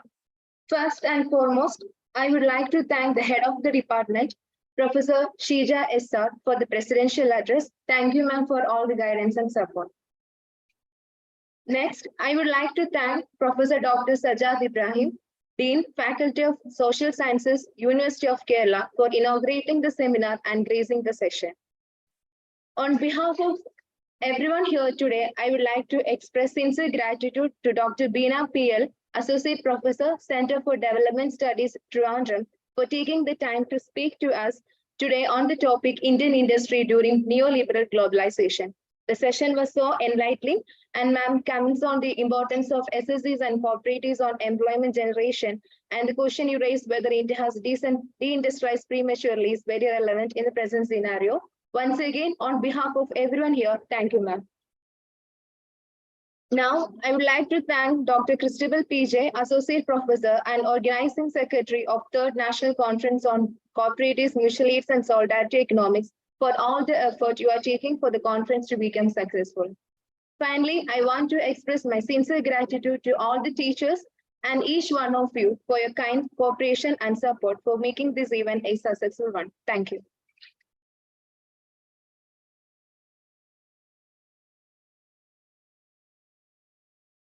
That you reach the end of the inaugural ceremonies. We have 3 days to realize academic discussions and debates are there. It is really important that all of you will be active participants in all the technical sessions to make it a mutual learning process. Once again, I thank all the dignitaries and participants who are part of the inaugural event. Thank you all. The first technical session will begin shortly.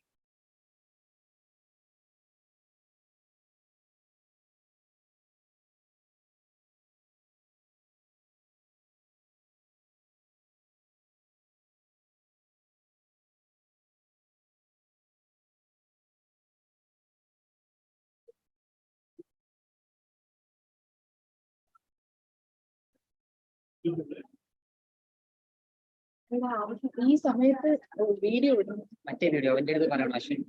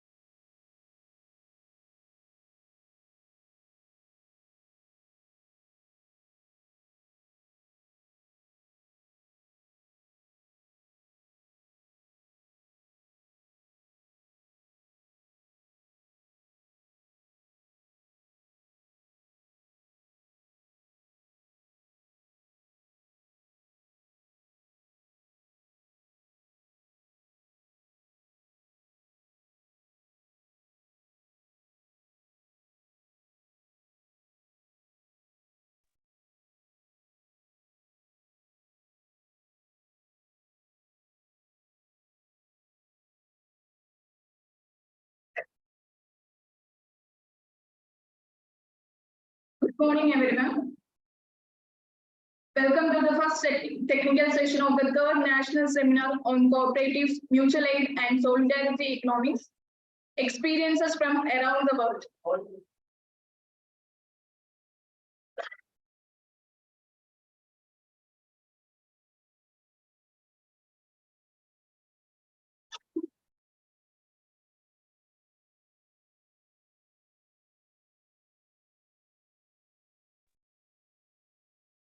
Good morning, everyone.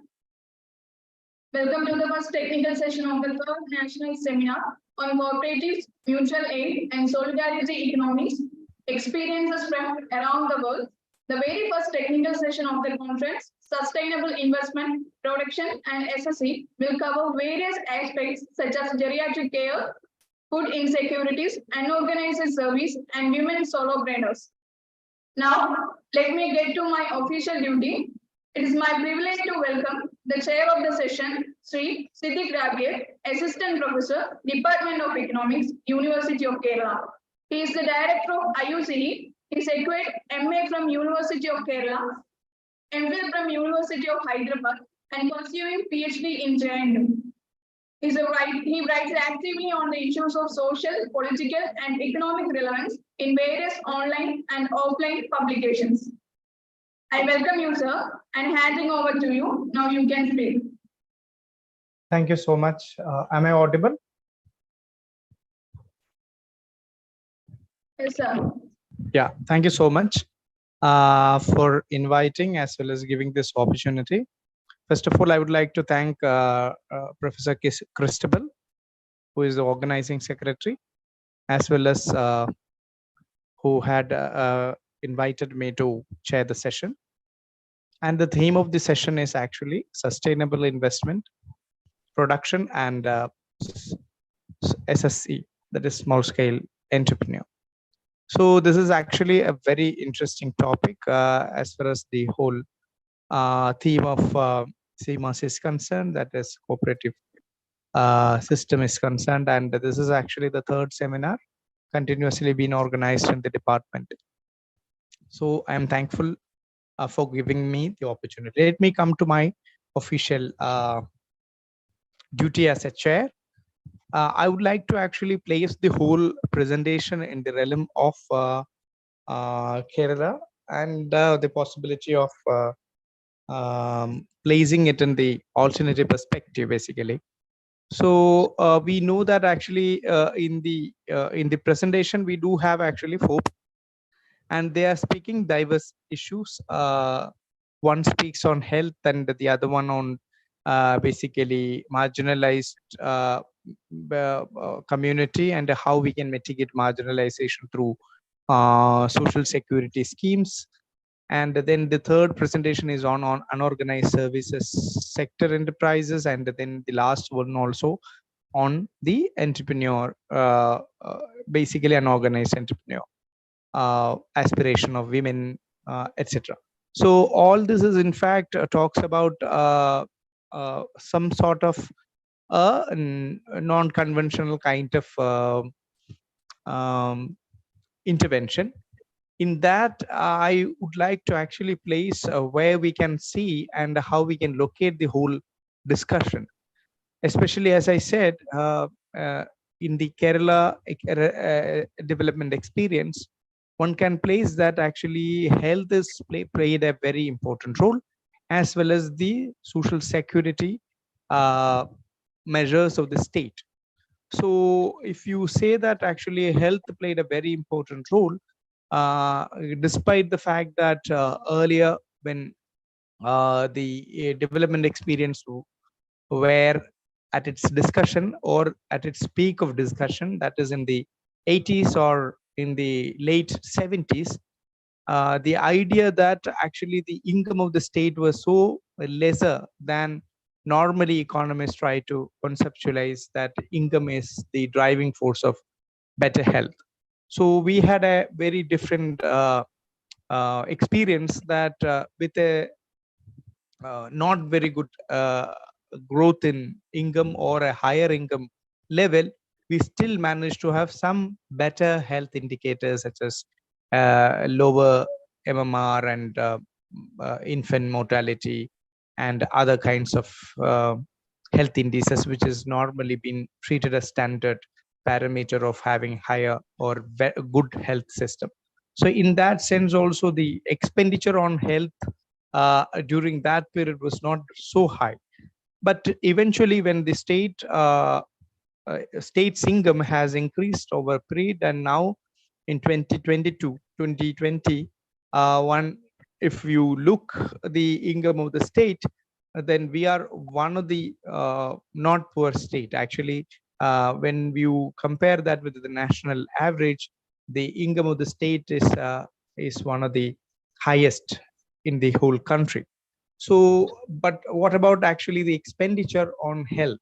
On the contrary, so expenditure on the health is also in fact gone up paradoxically, especially the private out-of-pocket expenditure had increased enormously in the state, as well as the public expenditure on the health is also on a rise. Especially if you look into the last 20 years, everyone started speaking that actually the priority of this health, the sector, that is health sector, is declining. But what actually the government had done in the last 20 years, they never budgeted an inch from spending in public health care. So whether it is actually Ayurveda or it is allopathy or homeopathy, all irrespective of all different stream of medicine, the expenditure on public that is actually public expenditure in the health has increased. This is actually the state driven mechanism. On the contrary, the private healthcare expenditure has also gone up, which is actually a little bit worrying, because but normally it is possibly due to the growth of the private health sector. But at the same time, it is also increases the per capita health expenditure. That is actually a little bit worrying then, because that can actually make even a poorer person or an average middle income person poorer because of the enormous growth in the health expenditure. So this is actually a kind of scenario one has to keep in mind of health, and how the different organizations such as the NGOs or the state and other kinds of cooperative intervention in fact increases or curtails this kind of a growth is a real interest for me. But I don't know whether the speakers are going to talk about, especially they are really going to talk about this catastrophic healthcare expenditure. That is the first speaker in fact going to speak about. So I'm not going to the details of all that, and let her speak what is actually her finding, etc. So this is also actually a part of the Kerala economic development or the development experience of Kerala. And also the second paper is also located within the stream of Kerala. That is actually the higher social security network or net the state aspires or committed to. So in that, we know that the recent COVID pandemic and all, the state was managed to have no hunger all across the state, which is a very interesting way of looking at in a nutshell. So this is also try to say that actually the public distribution system in the Kerala scenario is so strong, and also people are depending on it. So in that way, how the social security network is being located in the context of Kerala as an alternative is also very interesting to know. And CB may be talking about that, and I'm looking forward. And then the unorganized enterprises, the growth of unorganized enterprises in the state is also now recently got its own relevance, and especially women entrepreneurs as well as the other unorganized sector enterprises. And this is actually the kind of situation where we can have a national or the local kind of perspective to reflect on. So overall, the whole session one can actually look into within the lens of the development alternatives which the state pursues as well as the nation aspires. With this few words, let me actually conclude the the chair's comment, and I will be waiting for the presentation of the 4 presenters, and let the comparers basically introduce all of them, and then we will go with the comments as well as discussion. Thank you.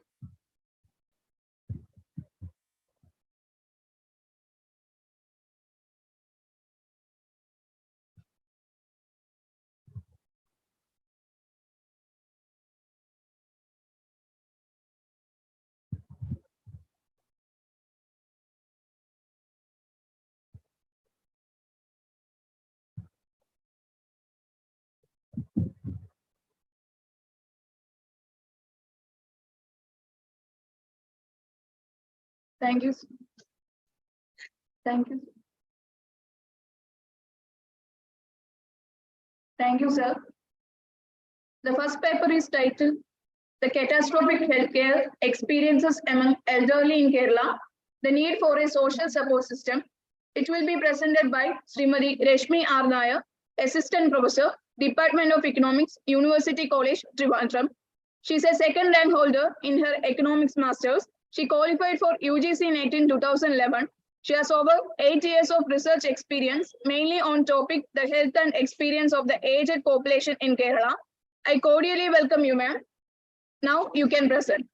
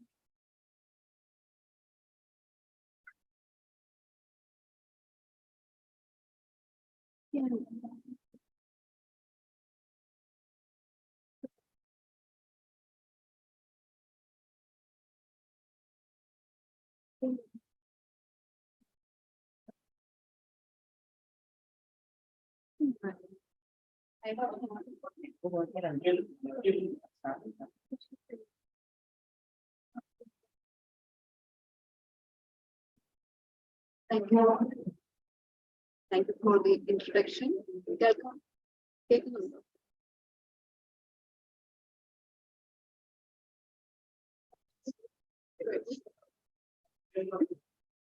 Hello. Hello. Thank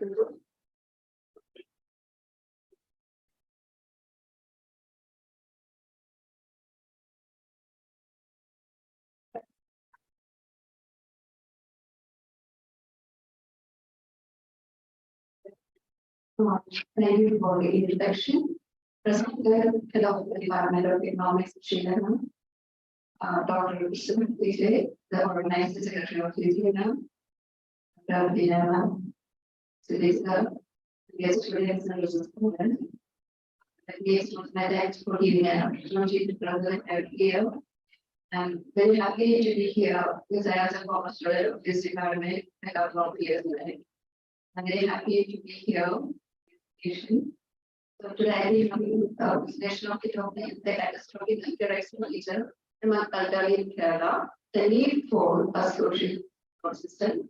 The introduction, aging is a global and demographic upheaval that affects every aspect of human life. It's a biological as well as a psychological process that impacts every element of human life.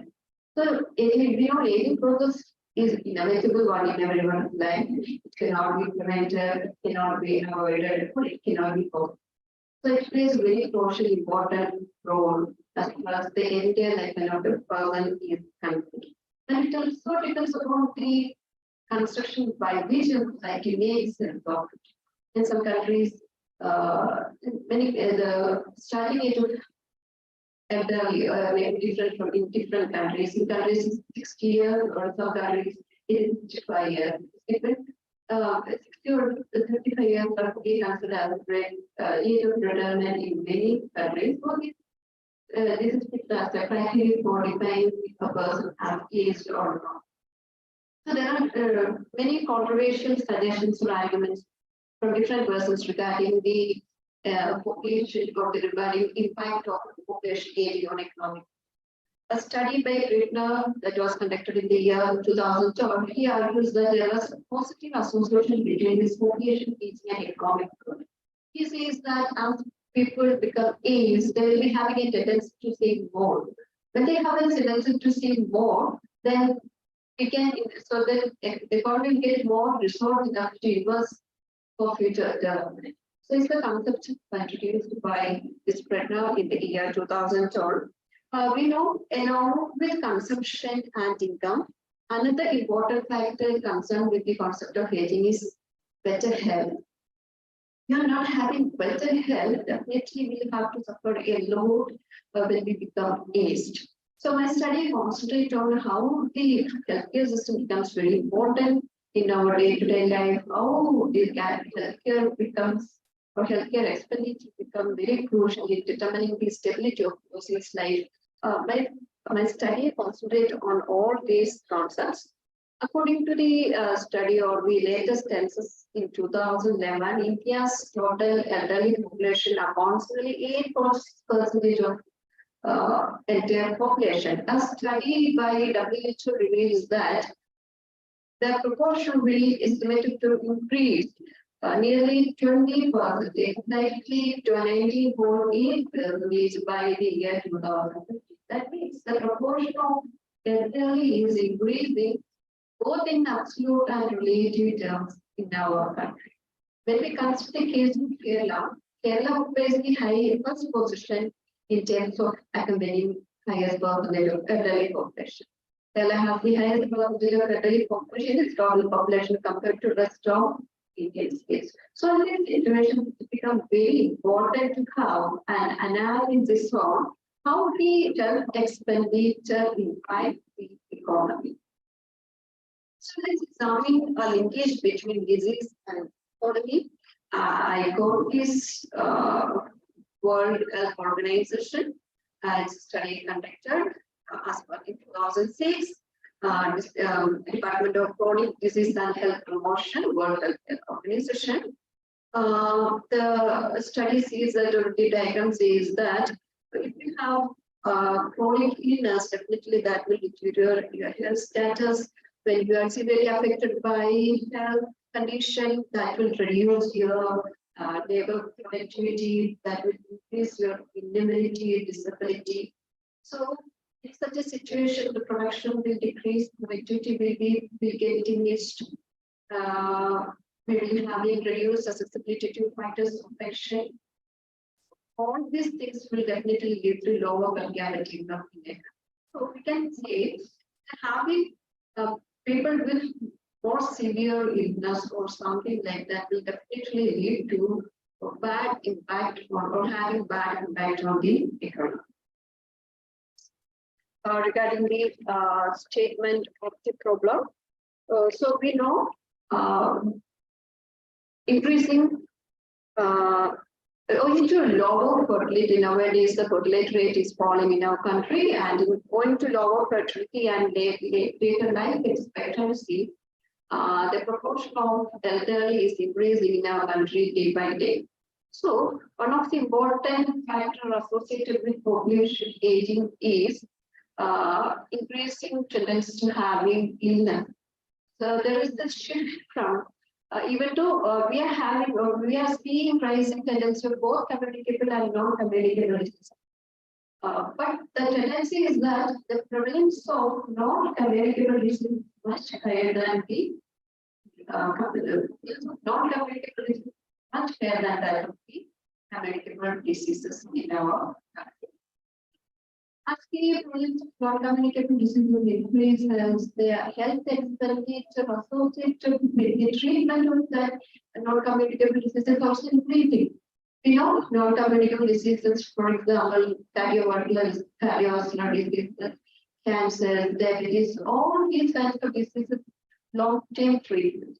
So long-term treatment means these elderly people have to use more money to find their to secure a better treatment for their illness. So this put severe burden in a family. So healthcare spending is considered to be restrictive, but it undermines the family's way of living. So it becomes it leads to the way of captures from the healthcare expenditures. The expenditure undermines the family's standard of living, the family's way of living.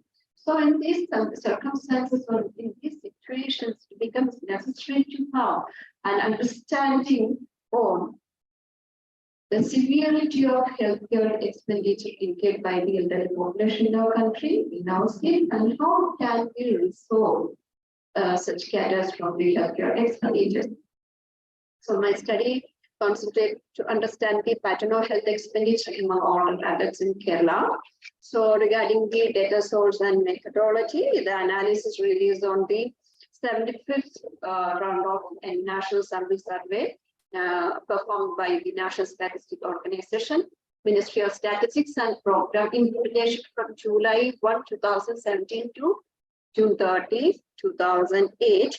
The survey was conducted among 19,801 elderly population, 901 persons in Kerala, including 10,682 from rural areas and 9,119 from urban areas. Almost 4,467 households were selected for carrying out this survey. Out of which 2,392 from rural areas, whereas 2,075 from urban areas. This survey covered 299 villages from 299 villages and 260 urban blocks. A sample of 3,086 older adults were selected for carrying out the survey. This includes 1,596 female and 1,490 elderly males. Also, 1,688 samples were drawn from rural areas and 1,398 samples is drawn from urban areas. Regarding the age classifications, we have three kinds of categories: young, old, and the older. So we know youngest all belong to the age group 60 to 69 years, whereas old all belong to the age category 70 to 79 years, and the oldest belong to the category 80 years or younger. This is the basic classifications here, age classifications.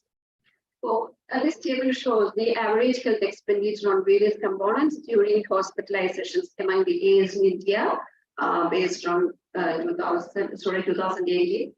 So we know when a person is admitted in a hospital, definitely he will have to incur so many expenditures that are package component.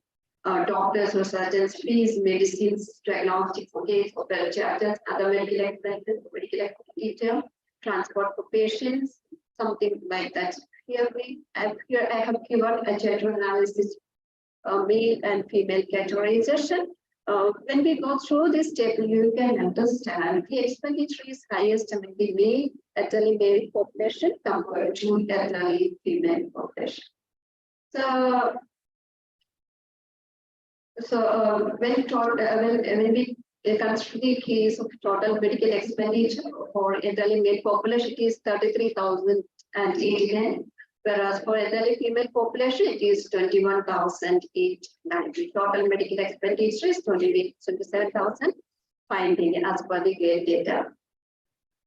So let's examine the case of out-of-pocket expenditure among the aged in Kerala.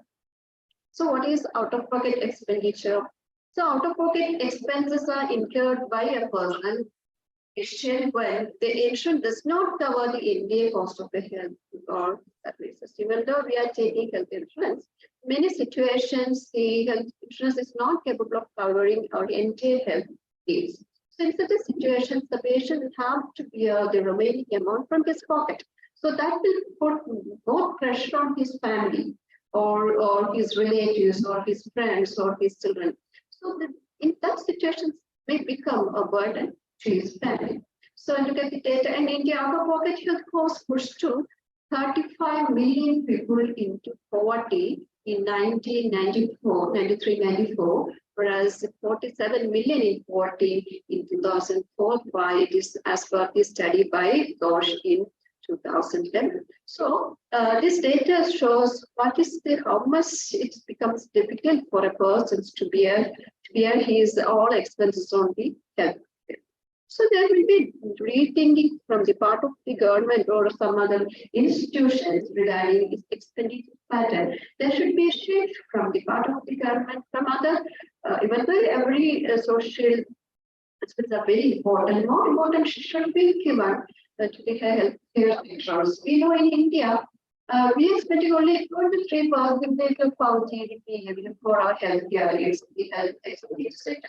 In here, it is nearly about 5.6%. That means we are spending 5.6% of our GDP for research, or we are investing that much in defense sector.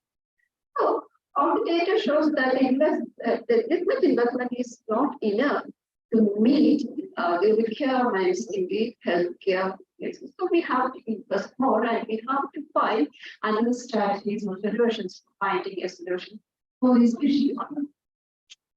So this table gives you the summary statistics of out-of-pocket expenditure by gender among the age in Kerala.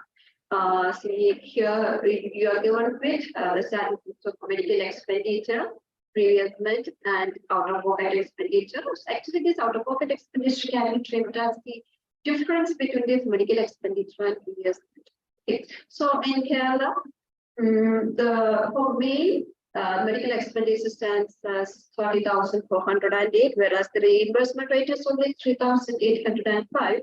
That means he has to pay, or the elderly male population in the Kerala has to pay 26,603 as out-of-pocket expenditure for meeting their healthcare needs. In the case of women elderly, the medical expenditure 19,755, but the reimbursement rate is 2,076. In this case, the out-of-pocket expenditure is only 17,679. When we take the total statistics, let's see, the total total medical expenditure, the total average medical expenditure incurred by the elderly in Kerala stood at 25,176, whereas the reimbursement rate was only 2,956. In these circumstances, we have to think, we have to analyze about the implications of the applications of health insurance. We all speak about health insurance, but in most cases, the total medical expenditures are not fully covered by this medical insurance. So this results more health burden to an elderly person. So this table shows, so this diagram shows this is specific out-of-pocket expenditure among the age in Kerala. This diagram itself, you can see what are the items on which the out-of-pocket expenditures are higher in the elderly male population and elderly female population in Kerala. Elderly male population in Kerala spend more on psychiatric and neurological diseases, followed by urinary infections, injury, cardiovascular, gastrointestinal, or something that we can see that in the case of elderly female population, most of them are spending higher money or more money on treating cancers, followed by injuries, gastrointestinal, psychiatric, or something like that. You can see. I think I don't have to explain it. So all these data are estimated from the NSSO scientific ground. This figure shows the district-wide out-of-pocket expenditure among the age in Kerala. when we consider the 14 districts in Kerala, it's estimated that Kollam has the highest percentage of out of pocket expenditure, highest pocket expenditure, followed by Ernakulam and Results. What does it indicate? In this situation, in this case, elderly population in these districts are approaching the private hospital compared to government hospital for meeting their healthcare. Yes, we know the situation of entering in a private hospital. Even though we are going with a similar minor accident, they will tell us you have to undergo surgery. That is the situation happening in private. That is the situation happening in private hospitals in Kerala. So their only motive is to get more profit, to capture more profit from the patients. There is no importance for the morality or moral concerns in most of the hospitals in Kerala.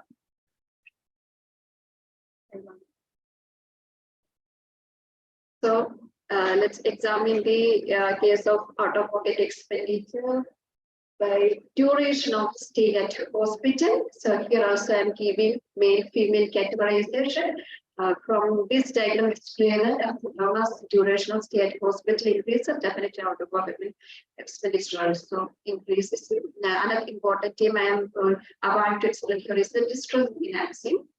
Distress finance or financial difficulty is a new nation healthcare financing ready for the past decades.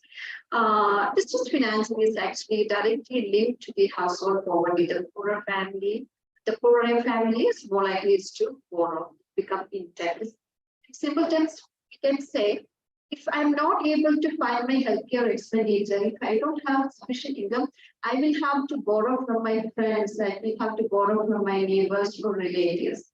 That impose additional burden on me. That is called distress financing associated with healthcare expenditure. This table actually gives you the percentage distribution of sources of distress financing for out-of-pocket expenditure among age for various socioeconomic characteristics by gender in Kerala. The table shows that the distress financing is higher among the highest young for the category, both in the case of elderly male and female. Again, distress financing is higher in rural areas compared to urban areas. Why? In urban areas, people are having kind of jobs and having income. Because they will be having a saving with them. But in rural areas, most of the elderly are unemployed. So they will have to borrow from their relatives and friends to be there to help your expenditure. Regarding education, is highest among the case of those people who are literate up to primary standard, and it's lowest in the case of those who are having higher secondary education. In the case of marital status for male population, it's higher among married elderly male population, whereas it is higher among in the case of elderly female population, it is highest among those who are unmarried, widowed, or divorced. When we consider the various social groups, it is highest among OBC for both elderly males and females. When we consider the work status, distress financing is highest among those who are not working for both male and female. When we consider the quintile classes, this is based on monthly per capita consumption expenditure. It is highest among those who belong to the middle. So when we consider the various health-related variables in terms of, or in case of out-of-pocket expenditure, the distress financing, we can see distress financing is highest in the case of non-communicable diseases, that is 55.8. In the case of those who borrow from friends, in the case of borrowing, it is 71.8%. And in the case of healthcare facilities, distress financing is also highest in private hospital, that constitutes 64.2%, and in the case of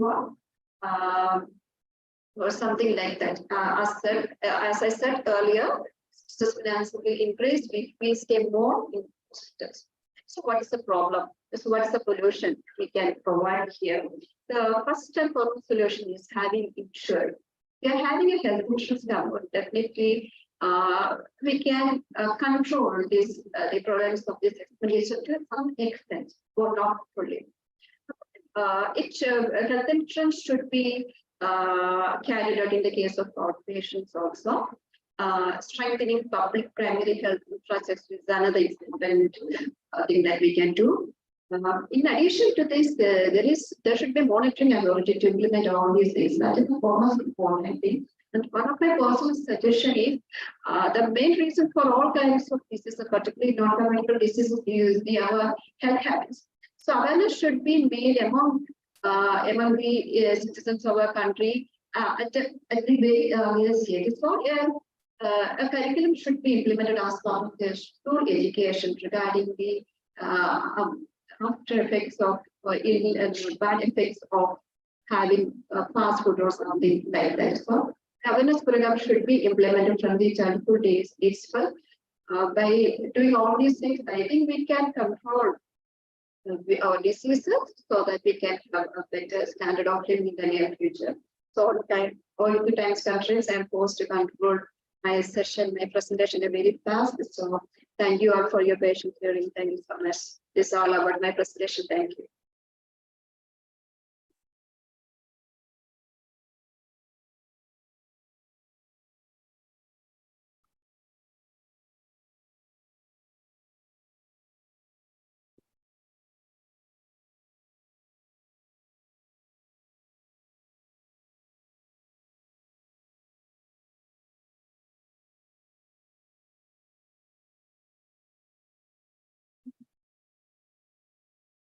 Thank you, ma'am. The second paper is titled Mitigating Food Insecurity Among Marginalized, Role of Formal Food-Based Safety Nets. It will be presented by Srimati C.B. M. Head, Department of Economics, Government College, Delmagad. She is a native of Kootparam in Kannur district of Kerala. She did her B.Ed degree in Social Sciences in 1999 from the Government College of Teacher Education, Talasheri, and her MA degree in Economics in 2001 from Government London College, Talasheri, and second secured UGC NET in the same year. She started her career as lecturer in Economics at Srinarayana College, Kannur, and later in 2007, she joined in College Education Department as lecturer in Economics. She has more than 18 years of teaching experiences in various colleges in Kerala. She joined as a part-time research scholar in the Department of Future Studies at the University of Kerala in 2014 under Dr. Christabel PJ, Associate Professor, Department of Economics, University of Kerala. She has presented papers in various national, international seminars and various journals. Currently, she is a member of the Board of Studies in Economics at the University of Kerala. I welcome you now. You can share the screen and can present.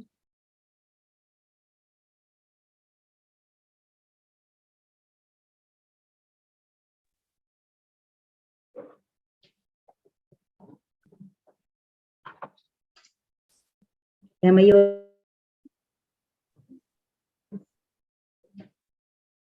Good afternoon. Respected Head of the Department of Economics, University of Kerala, Professor Shija S.R., Organizing Secretary of the Conference, Dr. Christabel PJ, respected Chair of the session, Mr. Siddiq R., faculty members of the Department of Economics, University of Kerala, and all those who have gathered here online and offline. Once again, good afternoon to all.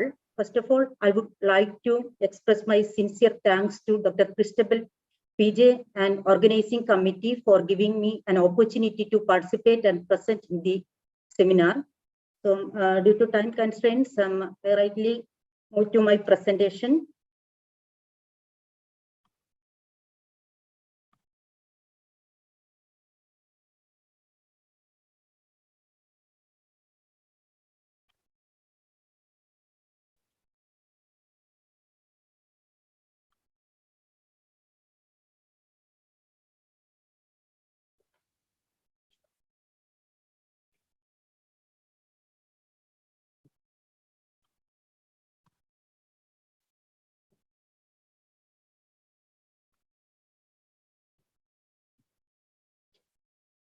So the topic of my presentation is mitigating food insecurity among marginalized, role of formal food-based social safety net. And we all know that Hello, Sibi. Can you Ma'am? share the slide? You first open the slide, Share open chedu, ma'am. then share it. You have the share screen option down. Yes.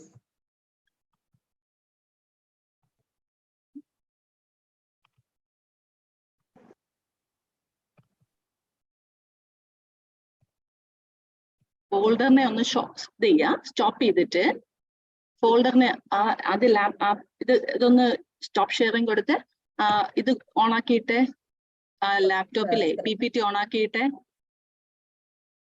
PPT open ചെയ്തിട്ട് yes ഇത് പക്ഷേ word ഫയലാണ്. PPT on ആക്കിയിട്ട് share screen കാണിക്കുമ്പോൾ അതിനകത്ത് PPT കാണും.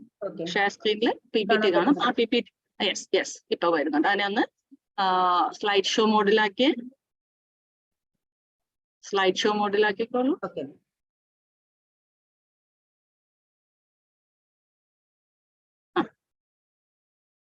Slide show mode. Okay. സംസാരിച്ചോളൂ. കാണാം.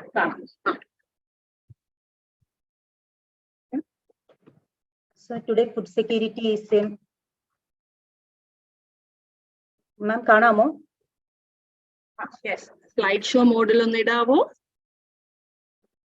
From the beginning ഇട്ട്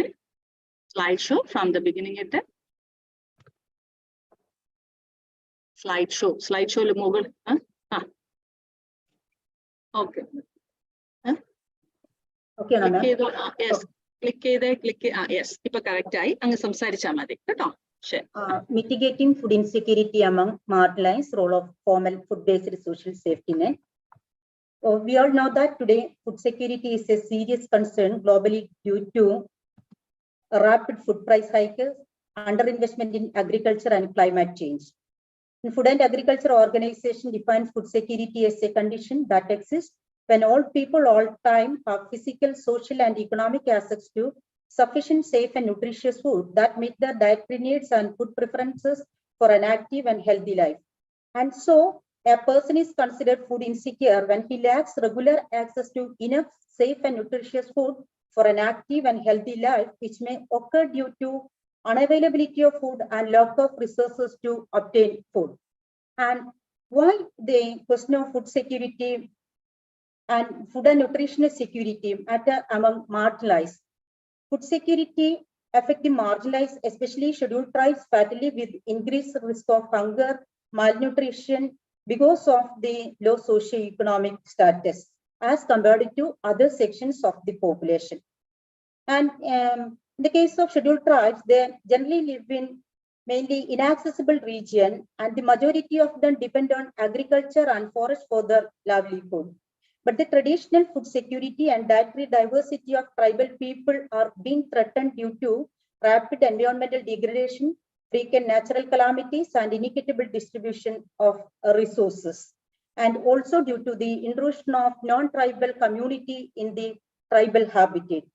And as per NFHS 2019-21, in Kerala, 57.6% of children, 52.9% of women, and 31.7% of men among scheduled tribes are anemic of any kind. And also 18.9% of women and 13.6% of men are underweight. And we all know that food security has been major development objective in India since the beginning of economic planning. As a result, food or livelihood-based safety net programs have been mainstay of poverty alleviation strategy of the country from the very beginning of economic planning.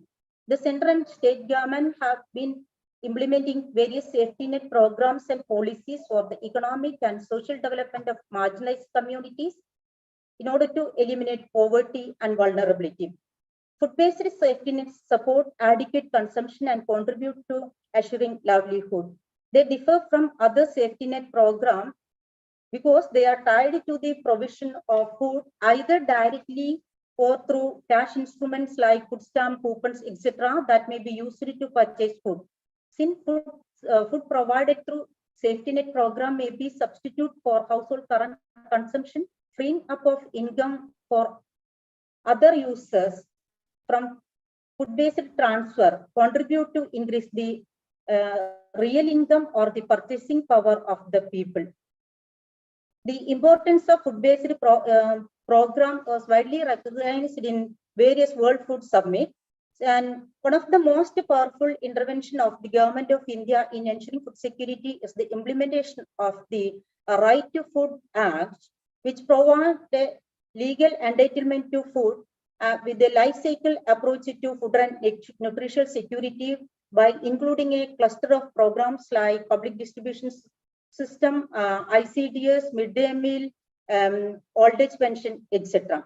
So in light of this, my study attempt to evaluate the role of food-based safety net in ensuring food security among scheduled tribes in Kerala based on primary data collected from 6 sample scheduled tribe communities in Kerala. And these communities are Kurichiyam, Kanikar, and Malaria, who represent socio-economically forward communities among the scheduled castes.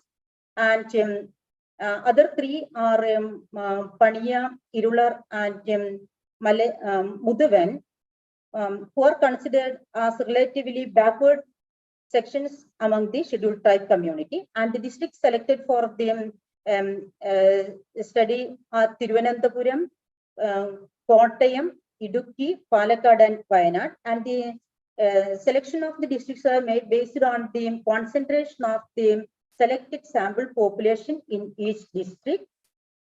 And in order to study the role of food-based safety net in ensuring food security among scheduled tribes, my study concentrates mainly on public distribution system. Why? Because there is 100% coverage of public distribution system among sample households in the study area. And the role is analyzed in terms of participation of scheduled tribes in various food-based safety net program, level of utilization of food-based safety net program among the households, and also the welfare effect in terms of imputed money transfer, and finally the impact of food-based safety net on food security status among sample households.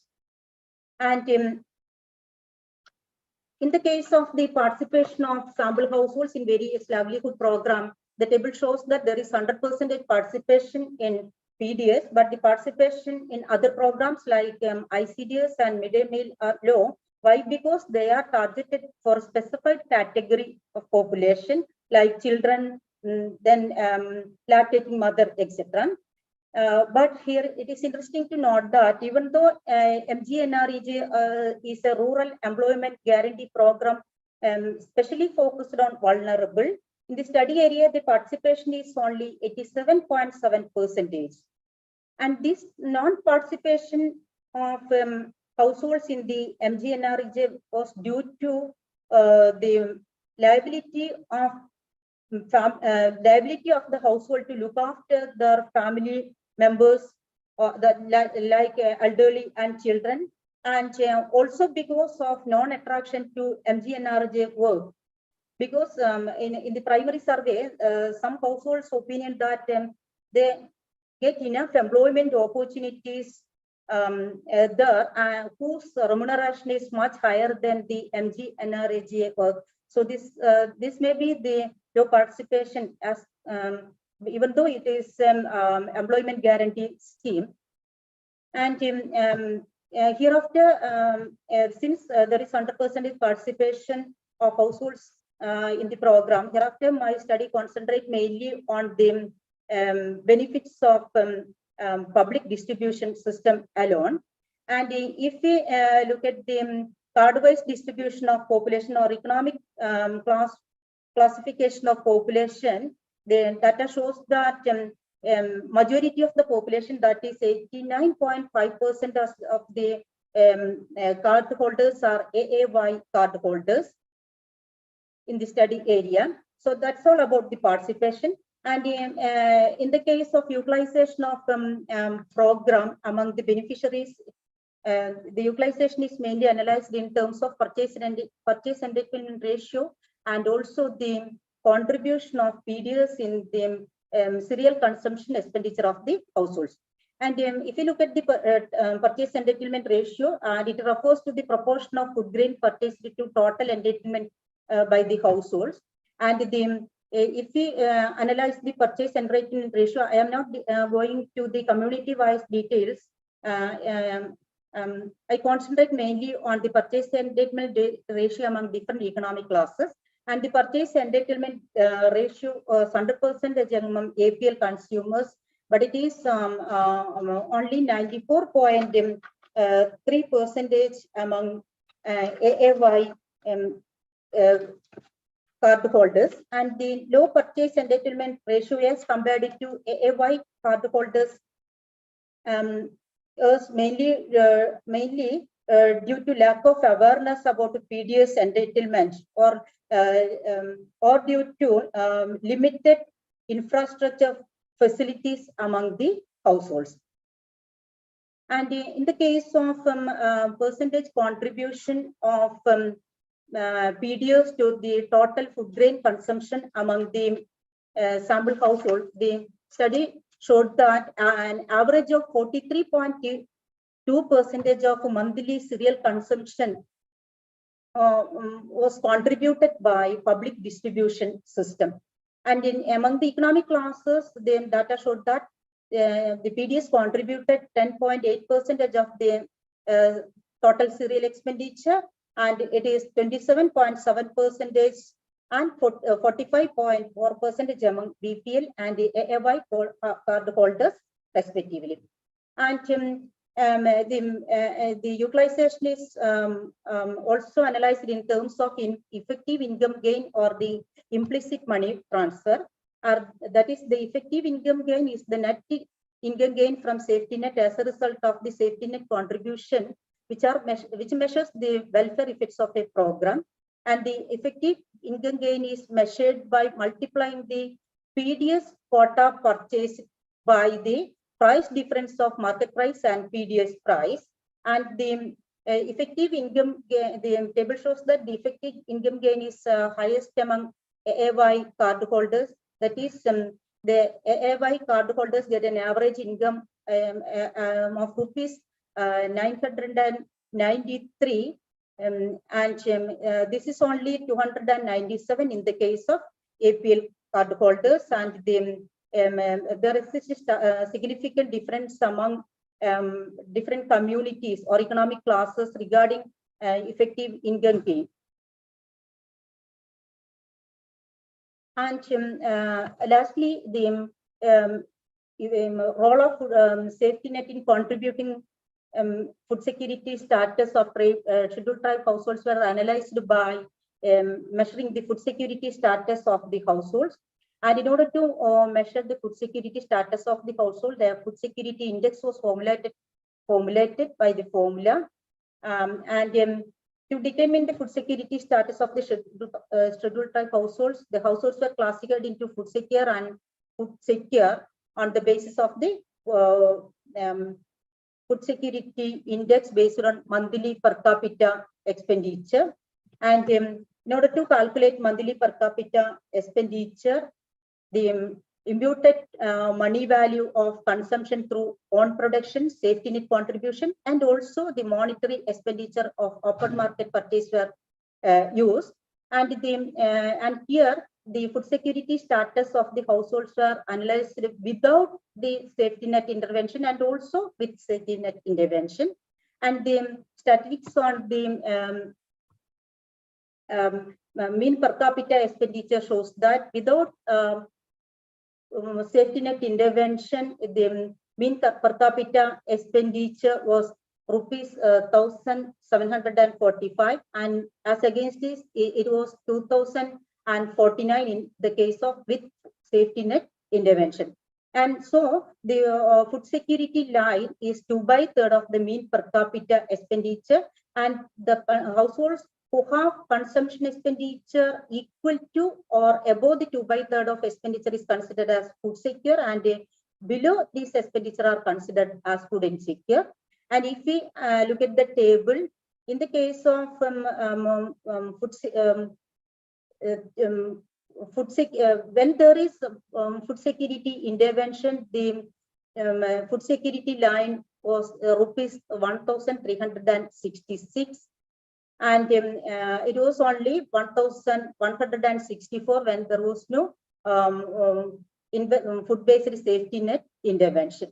And if we compare the food security status, when there was no food security intervention in the study area, the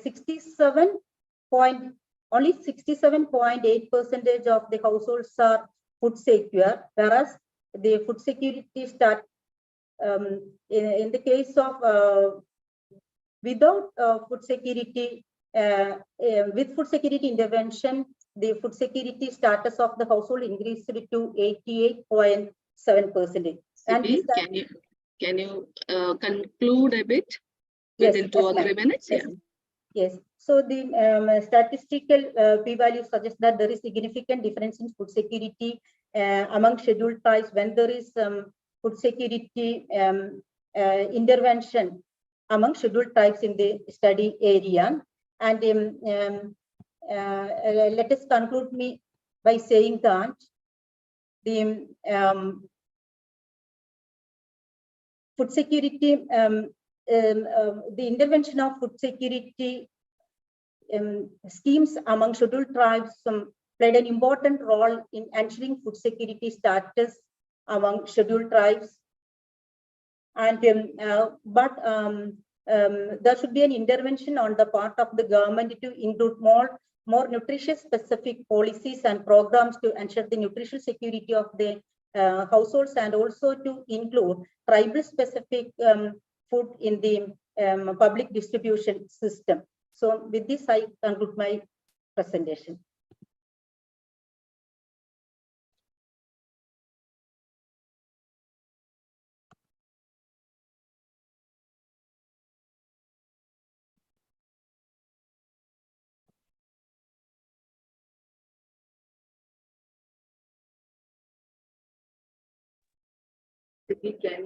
Can you stop? Okay, ma'am.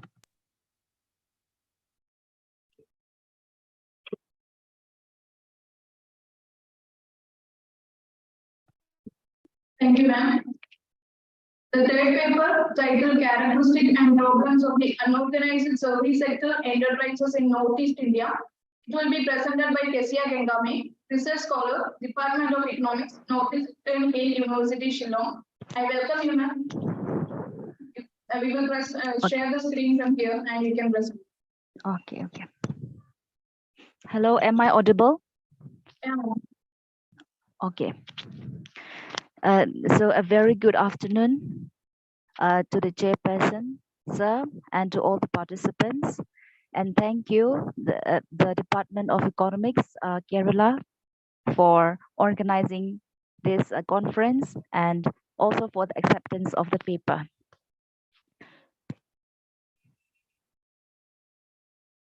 Would you kindly share the PPT?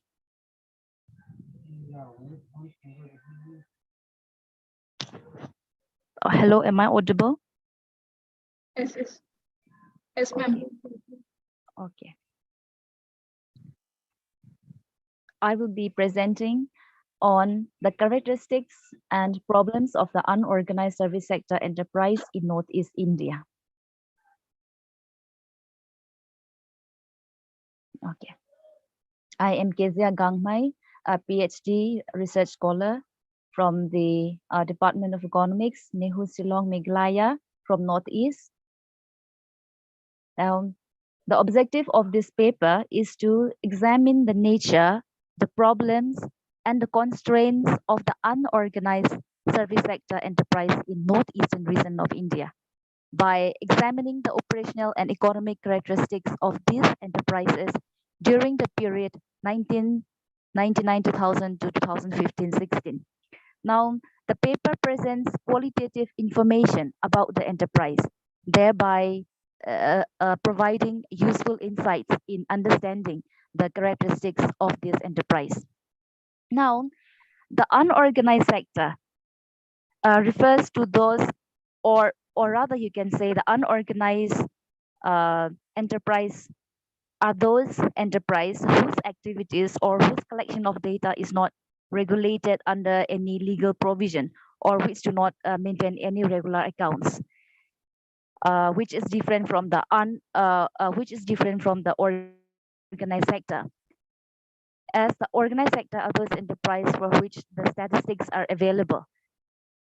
So in NSS service, the unorganized segment of the economy refers to all the operating units whose activities are not regulated under any act or under any legal provision or which do not maintain any regular accounts. And although the terms organized, unorganized sectors are used interchangeably with formal or informal sector in India, however, the terms organized and unorganized sector is used more oftenly in the official statistics or in the national account statistics of India over the formal sector, informal sector. Now, we know that informal sector occupies a very important place in our economy, in the economy of India or in the Indian economy. Indian economy has a large presence in unorganized sector. And this sector represents a very heterogeneous economic activities. And it represents an important segment and plays a crucial role in the economic activity, especially in generating the GDP and employment. And the importance of this sector, and particularly the importance of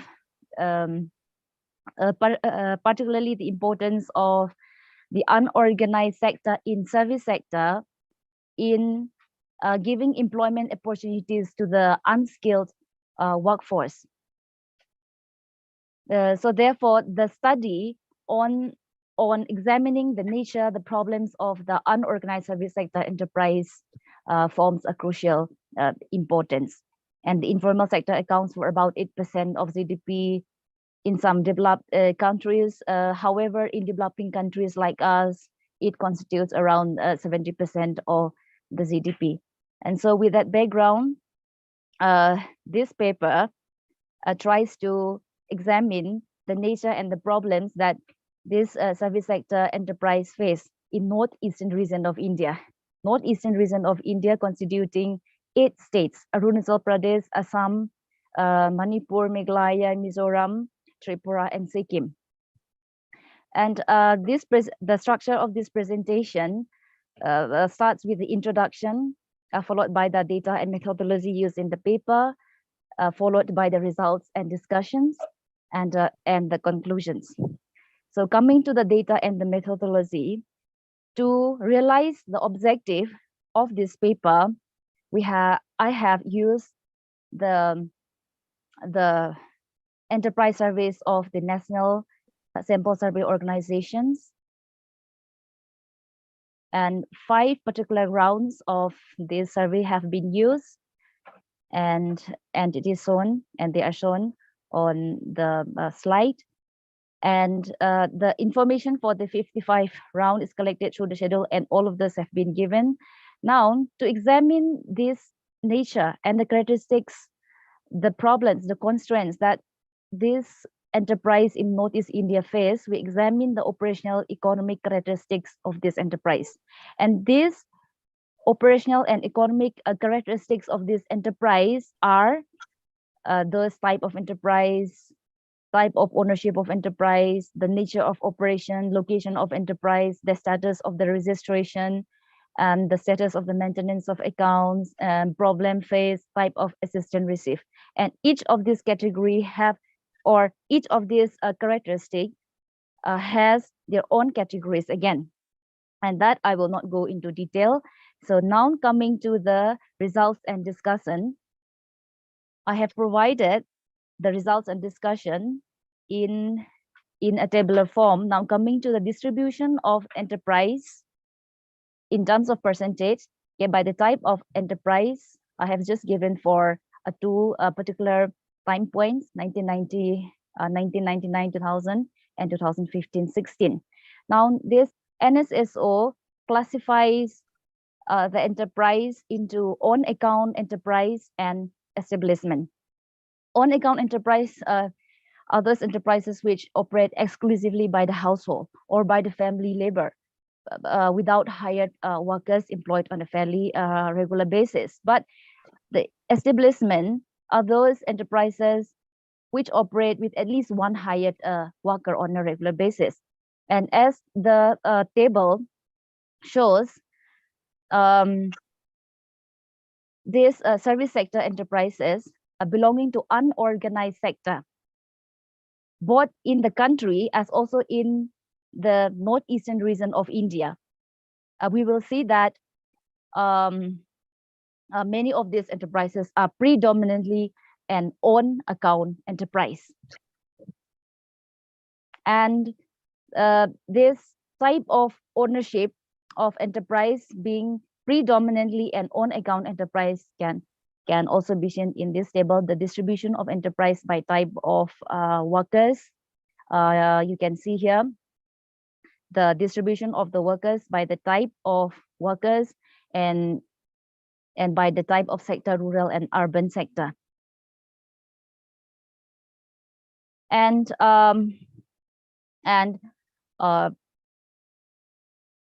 so on account enterprise accounts for a larger proportion of the enterprise and also the workforce. But despite the enterprise being largely dominated by on account enterprise, one important finding is that over the years, both at all India level and in the Northeast India, the on account enterprises are losing their share, and the establishments are gaining their share in both the number of enterprises and the workers. So which indicates an improvement in the situation of the unorganized service sector. And coming to the status of the contract and mixed activity in the next slide. Yes, so although undertaking more than one activity simultaneously at different points of time is being widely known, but however, in the study, it is found that most of these enterprises do not pursue a mixed activity, or they do not undertake some other economic, some other economic activities, and similarly, only an insignificant number of service sector enterprises are reported to work on a contract basis. In comparison, on-account enterprises undertake more work on contract basis at the all India level, in contrary to the experience of the northeastern region of India, where the establishment undertake more contractual work. And the urban sector undertaking more contractual work is seen both at the all India level and in the northeastern states of India. And similar finding is also reported by the report of NCEUS in NCOS of 2008, reported for 1999 2000. Regarding the type of ownership in the next slide. Now, the categories of the enterprise by the type of ownership include the proprietary partnership with the members of the same household, or the partnership with a different household, and some others include the cooperative self-help groups and many others. And since most of the enterprise in the unorganized service sector are predominantly on-account enterprise and are mostly operated from the household, so therefore a single individual becomes the sole owner of the enterprise, particularly the male proprietary enterprise. And the dominance of this male-owned enterprise is almost the same in both the rural-urban sector and in both the own account and the establishment sector. And male owned enterprise is followed by a female proprietorship. And this female proprietorship is more concentrated in the own account enterprises. And another positive change found here is the gradual increase of the female owned enterprise with the fall in the male owned enterprise, somehow which will improve the economic situation of the household. as the female-owned enterprise is marginally on the rise. And the female proprietorship in large proportion as observed in the northeastern states of India is also, as compared to other states and Indian territories in India, is high, as it is reported by the NSSO report in 2009. Now, coming to the location of the enterprise, one of the main characteristics of the unincorporated sector enterprise is the presence of enterprise without fixed location of operation. Service sector is no exception. However, over the years, enterprises without fixed premises, such as street vendors, mobile markets, have declined. And a majority of the enterprises run the business at fixed location, either within the household or outside the household premises. And only a small fraction of the enterprise are without fixed premises of operation. And particularly, a majority of the enterprises operate with fixed premise with a permanent structure located outside the household, both for the country as a whole and for the northeastern states of India. A majority of these enterprises operating from fixed premises with a permanent structure is indicative of the larger size of the operation of the business of these firms and of the formal nature of the business of this firm. However, in the rural areas, more enterprise operate within the household premises, and vice versa for the urban sector. Now, coming to the nature of the problems, these enterprises were asked if they face any problem in their operation and of the various problems faced by them. And the provision has been made to record the two more severe problems, with the first problem being more severe. So these enterprises usually face different types of problems, such as erratic power supply, high cost of credit, shrinkage of demand, and many other problems. Now, most of these enterprises are reported to have faced a problem in their operation of business, and nevertheless, these enterprises facing problems in their business have found to have declined over the years as compared to the earlier period, which indicates a slight improvement of the situation. And the similar finding is also found by Biswas, who also finds a comparatively lesser proportion of the service sector enterprises with the problems faced against the manufacturing sector enterprise. And earlier, this lack of, this lack of registration would impede their accessibility to credit. And so these are local problems of marketing products and other infrastructural facilities, and the problems of credit facilities. All of these were the problems that stood out as the most severe problem facing the enterprise prior to 2010-11. But then in recent times, shrinkage of demand and non-recovery of financial dues have become the major problems both in the country and in the region. And regarding the nature of the assistance received, we can move on to the next slide. Next. Yes, regarding the nature of the assistance received, well, the enterprise might have received some assistance at some stage of the operation, which can come either from the government or from some other non-governmental organization or some private agency, for which they are being asked to report the two most severe important assistance received.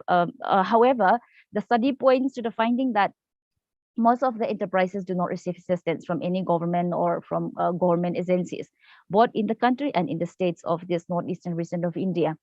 And however, the scenario was much better in 2001-2 and 2006-7 as compared to other time points considered in the study. And in comparison, establishment and rural enterprise receive more assistance than their counterparts. and as you see here in the table also, only a few proportion of enterprise having an access to assistance barely makes up even to a 1%. Somehow Arunachal, Mizoram, Tripura have a slightly better share, and the share in these states surpassed the national average of 0.8% in 2015-16. And out of the assistance received also, financial assistance, particularly the institutional financial assistance, constitute the major assistance. And the maintenance of account. Now, with the prevalence of the proprietorship on account enterprise being covered by informal arrangement, there is a high incidence of enterprise not maintaining books of accounts. And the situation is similar for this unorganized service sector. And however, as against the status of the maintenance of account, the coverage of enterprise under the registration has improved since 2006-7. And only a small proportion of the enterprise had found to be registered prior to 2006-7, but then in recent years, the coverage of the enterprise under registration has improved. Now, in conclusion, we have examined the characteristics and the problems of the unorganized service sector enterprise in the northeastern states of India using the enterprise surveys during 1999-2000 to 2015-16.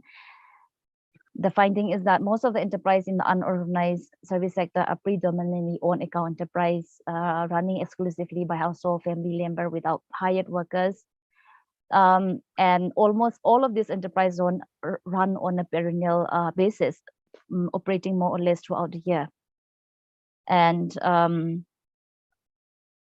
most of these enterprises do not pursue any mixed activity or work on a contract basis. And one of the important findings is that over the years, on account enterprise are losing their share, both in terms of the number of enterprise and workers, and the establishment have gained their share in both the number of enterprise and in both the number of workers.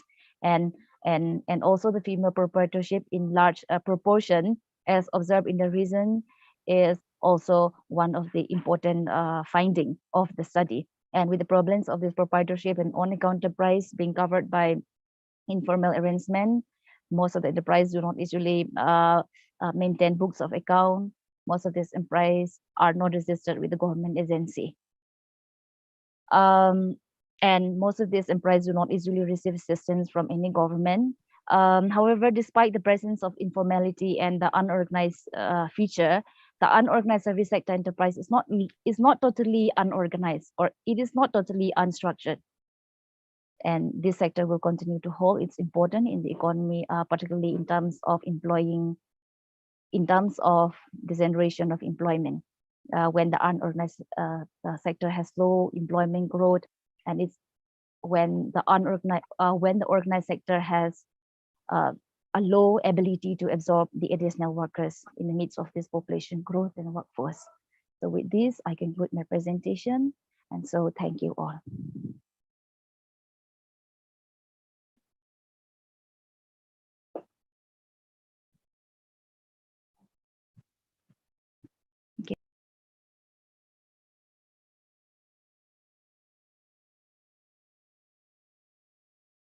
Thank you, ma'am. The fourth and final paper is titled Problem of Women Solopreneurs, a study conducted in Trivandrum city. It will be presented by Abarna Priya, Project Fellow, Center for Women Studies, University of Kerala. I welcome you, ma'am. You can present. Okay. Am I audible? Yes, ma'am.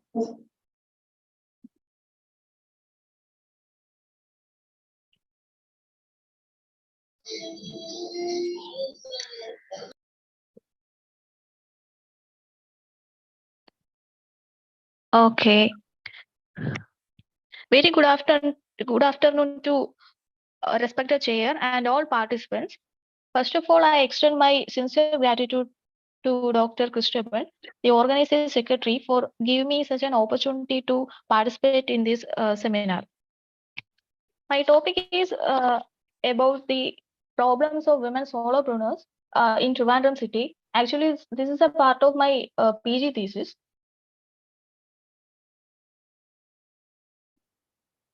Okay, about entrepreneurship, it is considered to be the core of economic development, and women are increasingly seeking entrepreneurship as an avenue of economic growth. There is a slight difference between entrepreneurship and solopreneurship.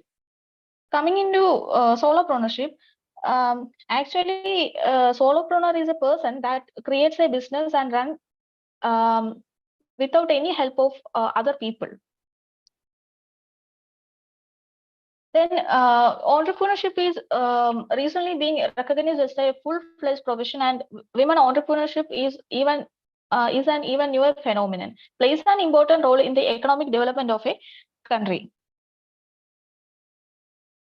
Entrepreneurs are considered to be the engine of growth and catalytic agents for promotion and expansion of productive activities in different spheres of economic life, and thus play a key role in the process of economic development of a nation. With the help of their strong initiative, skill, drive, innovation, spirit, and ability to capture opportunities, entrepreneurs can bring significant changes in economic environment and pace of economic development.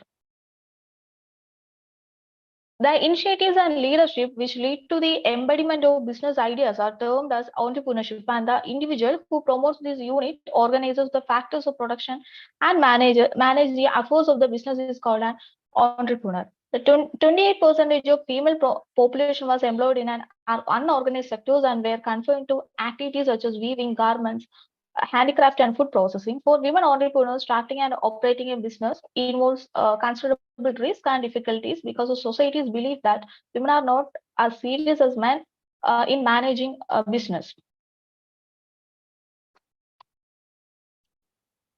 While coming to the objective part, mainly to study the socio-economic background of women solopreneurs in Trivandrum district and analyze the factors and to segregate the personal and professional problems of women solopreneurs and to measure the level of women solopreneurs.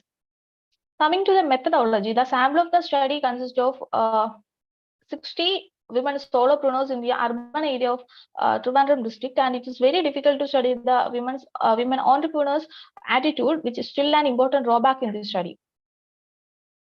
Also, a concrete analysis of different factors motivating them to start industries has also been undertaken on the basis of empirical data. Some specific indices of the economic viability of the units have been worked out, and certain problems facing women solopreneurs are studied, and this is an exploratory study based on sample survey. While defining the concept of solopreneur, Macmillan Dictionary defines a solopreneur as a business owner who works and runs their business alone. Going by this definition of solopreneur, about a third of American workforce comprising freelancers and consultants fit under category. They have an inherently entrepreneurial mindset and they prefer single-handedly managing their business. Then the socio-economic profile. In this table, about 61.7% of the respondents are belong to the age group of 36 to 45 respectively. It is comprehensible that women think of business idea in their 30s due to economic pressure.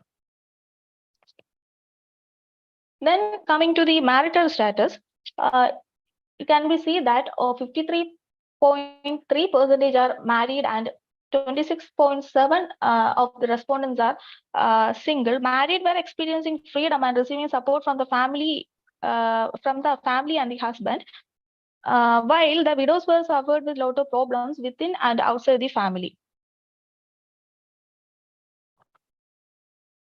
Furthermore, they added that the parents were expressed that economic independence through entrepreneurship is a barrier in fixing their marriage alliances. Also, single women experience several problems like low support from family as well as the financial agencies. This table shows that the majority of the married women are involved in entrepreneurial activities.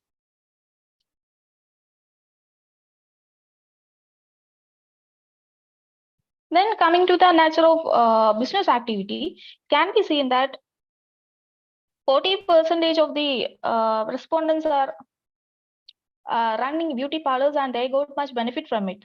The women who run the fitness centers are only 8.3%. It become a recent trend in present world that women run fitness centers. Also, 36.7% are running boutiques. Got a satisfied amount of income. Then coming to the factors affecting the woman to become the solopreneurs. First of all, we look at the motivating factors. So there are some internal and external factors. The internal factors consist of educational qualification, occupational experience, desire to work independently, family background, and to earn profit and to possess wealth and possess social prestige. While the external factors are the assistance from government and from financial institution, availability of raw materials, demand of a particular product, want to utilize excess money, and financial help from non-governmental. Then coming to the motivators in starting the enterprise, can be seen that 11.7% of the entrepreneurs are motivated by their husbands, while 21.7% are motivated by the family members. The fact that a woman entrepreneur is motivated to a larger extent is her friends, that is 28.3%. As a woman never considers alone physically, socially, and economically, but as a part of the family also seems to reciprocate this feeling, at least in the case of women entrepreneurs. Hence, the women entrepreneurs can be considered as, say, social change agents. Also, the government and society would prosper by guiding women towards the economic independence, especially through entrepreneurs. The ambitions which motivated women to become a solopreneur. Ambitions motivate women, activate them, and widen their outlook and make their lives more meaningful and successful. It directs the intentions and initiatives of the individual. What matters most is what aspirations women have and what they do realize them. Entrepreneurship is to be developed from a very young age. It becomes a particular unfulfilled ambitions or aspiration could be passed on the next generation, who may seek to realize them with redoubled effort and vigor. When it comes to this table, it shows that the most ambition factor to earn money was influencers 13.3%, and 28.3% are influenced by an ambition to improve their status, and only 10% of them are influenced by an ambition of others, such as a strong desire to do something and satisfaction in independent living. Ambitions like independent economic status and social prestige are more suggestive of joining higher strata of data than getting rich. Aggregate pool of non-money ambitions is more than twice that of money ambitions. Another important finding is that entrepreneurs seek to secure self-employment through starting industrial activity. This reason implies the need for independency and belief that starting a business may lead to more quality lifestyle. Then the compelling factors, it is interesting that sometimes it is some compulsion other than a particular ambition that has entertained the need to undertake the entrepreneurial activity. The mere fact of being without any employment for a time may compel on course after an enterprise.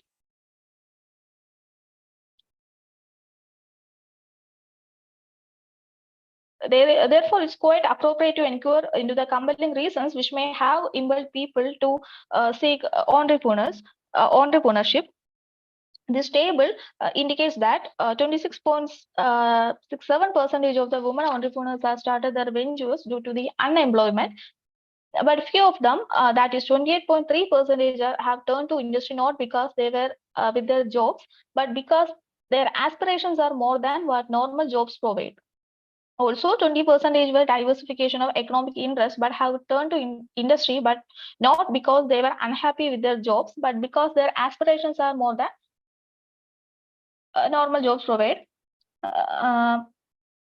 Many times it is a compulsion rather than the ambition that leads man to success. Sometimes the initial ambitions or the opportunity may clash with each other. Then the destiny is shaped by the compulsion of the situations. In some cases, all of a sudden one may be thrown out of employment and forced to pursue a different occupation.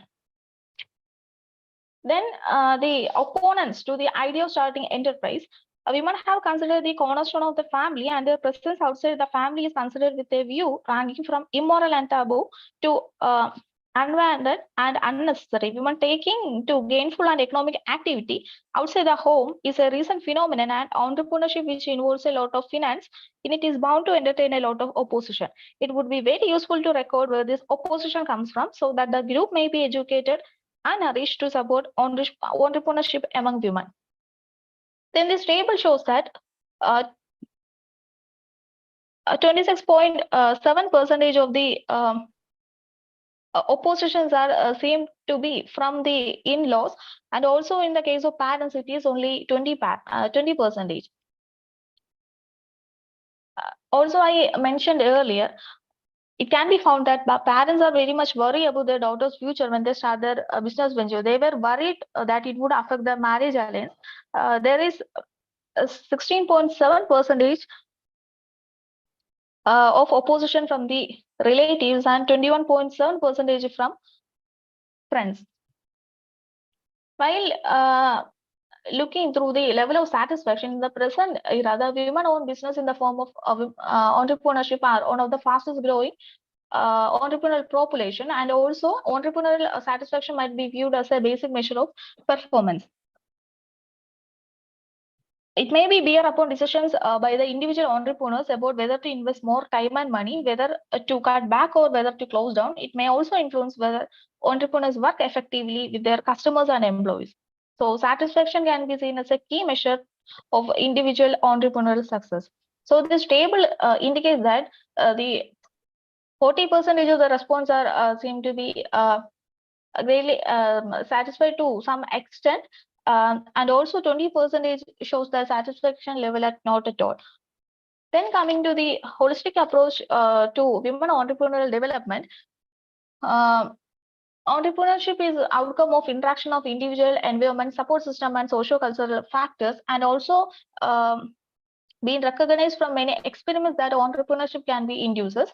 The government, having recognized this, is making numerous efforts to inculcate a spirit of enterprise among its people. Entrepreneurship is one of the best ways of improving the socio-economic status of women in society.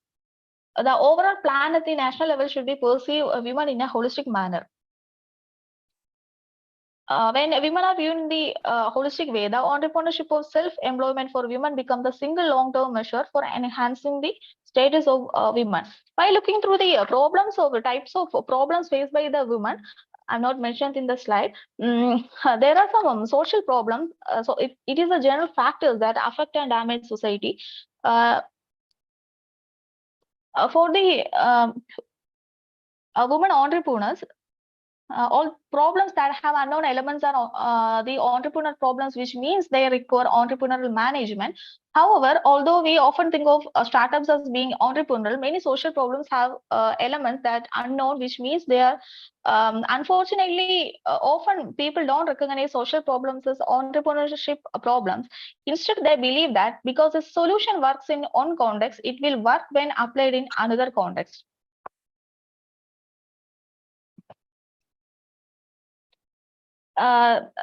Like family ties. Women in India are very emotionally attached to their families. They are expected to do all the domestic work and look after the children and other members of the family. So in such a situation, it's very difficult to run and manage an enterprise successfully. Also, the male-dominating society. If traditionally entrepreneurship is considered as a male-dominating one, due to the rise of women entrepreneurs, there has been a break in this arena. Okay, ma'am. Okay, there is a work-home role conflict, and men and women are changing from traditional and comfortable roles to new ones, they are vague and defined. Both the individual home and their work organization suffer. So as a new integration of work and family roles are needed. So the central issue for women is the difficulty of combining a commitment to work with a satisfactory personal life. Women take to solopreneurship for various reasons, especially for satisfying their personal needs of self-expression and autonomy. So coming to findings, it can be seen that family support and self-depend is the most prominent influencing factors to start the business. Women solopreneurs mainly depend on a personal loan as a source of finance. Spouse income and personal savings are another important source of finance. Majority of the respondents are not aware of the various schemes introduced by the government to support them, and they would not enjoy any financial assistance from the government. This is one of the indications of slow growth of women entrepreneurship. Also, the main financial problems faced by many respondents are shortage of capital and shortage of working capital. They also face tough competition as economic problem.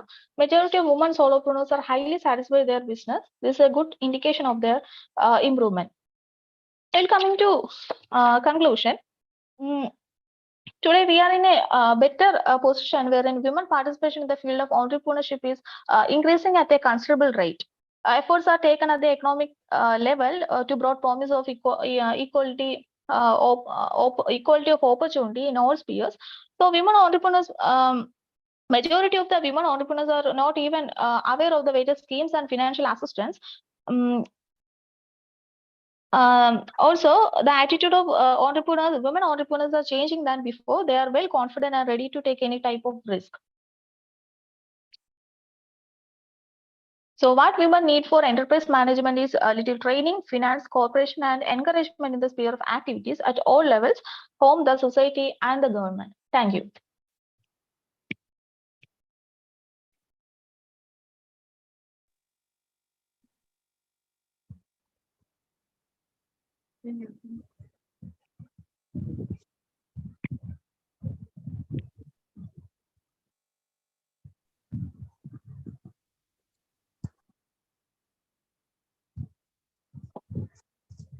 Hello. Thank you, ma'am. Now the floor is open to the audience. You can ask questions to any speakers.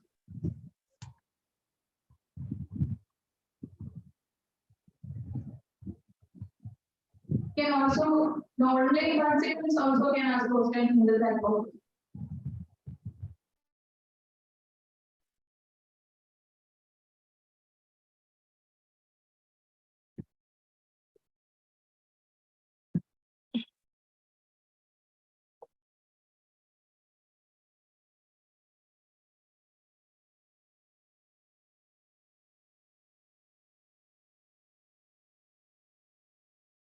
Okay. Now, I welcome Sri Siddhi for expressing his concluding remarks. Thank you very much for all the presentations.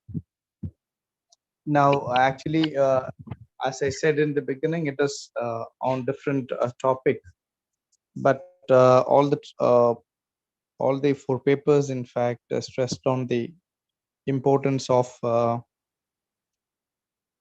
health, social security, and the other aspect where the state need to be a key, need to basically play a key role. But in some sectors, it is actually yet to lend its support. So especially in the last paper where the state is not actually lent too much support for solopreneurs or development of them and all, but still she showed that they are happy, and it is a good sign that the state's intervention is not necessary, where people can actually thrive themselves. So I'm happy with that kind of a understanding as well as a finding. So I don't have much to speak on these four paper, which is in fact very interesting. But there are different approaches in which people need to be focusing, and all the four paper had done some sort of justification. And with this, let me conclude, because we have already passed the time like 1:30. So I don't want to actually extend the presentation any more. But if there are questions from the floor as well as from the online segment, we can actually take it up. If it is not, we will wind it up. So over the conductors of the seminar.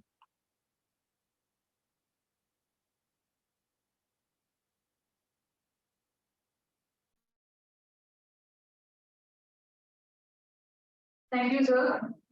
Finally, I welcome Devika, Secondary Economics for the vote of thanks.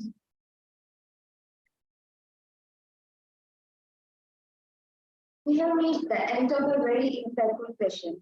The duty bestowed upon me is to propose the vote of thanks. Let me first take this opportunity to thank Sri Siddiq Rabic, the chair of the session, for his wonderful coordination and thoughtful provoking comments. Thank you, sir. I now extend my heartfelt gratitude to Srimati Rashmi R. Nair, who presented on an insightful paper related to healthcare expenditure among the elderly in Kerala. Thank you, ma'am. Next, I would like to thank Srimati Siddhi Nadulakandi, KCS Gangman, and Aparna PR for their insightful and informative paper presentation. Last but not the least, I would like to thank all of those who have eagerly participated in the session with such enthusiasm. Thank you. Thank you very much for your participation. Thank you, Siddhi. Thank you, my dear students. We are now going to the second technical session of this day. I welcome Devika Sadish.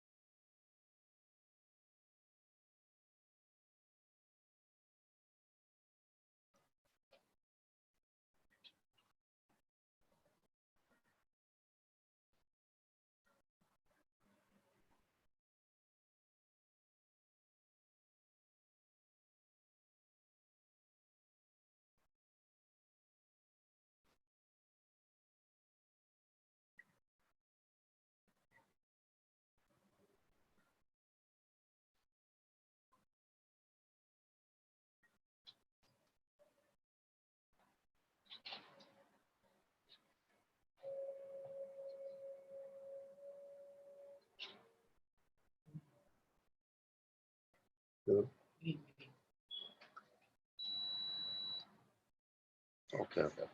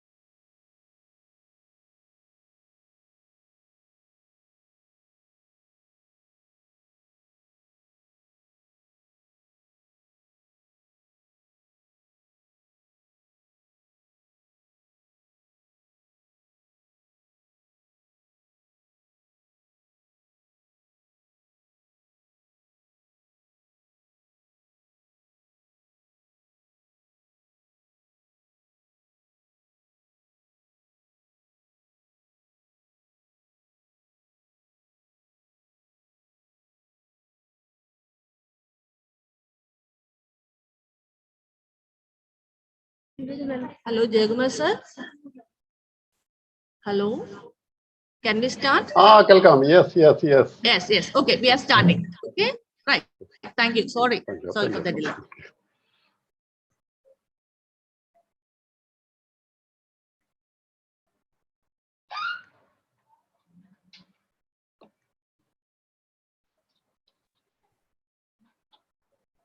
A warm good afternoon to all, respected dignitaries on the dais, teachers, non-teaching staff, and my dear friends.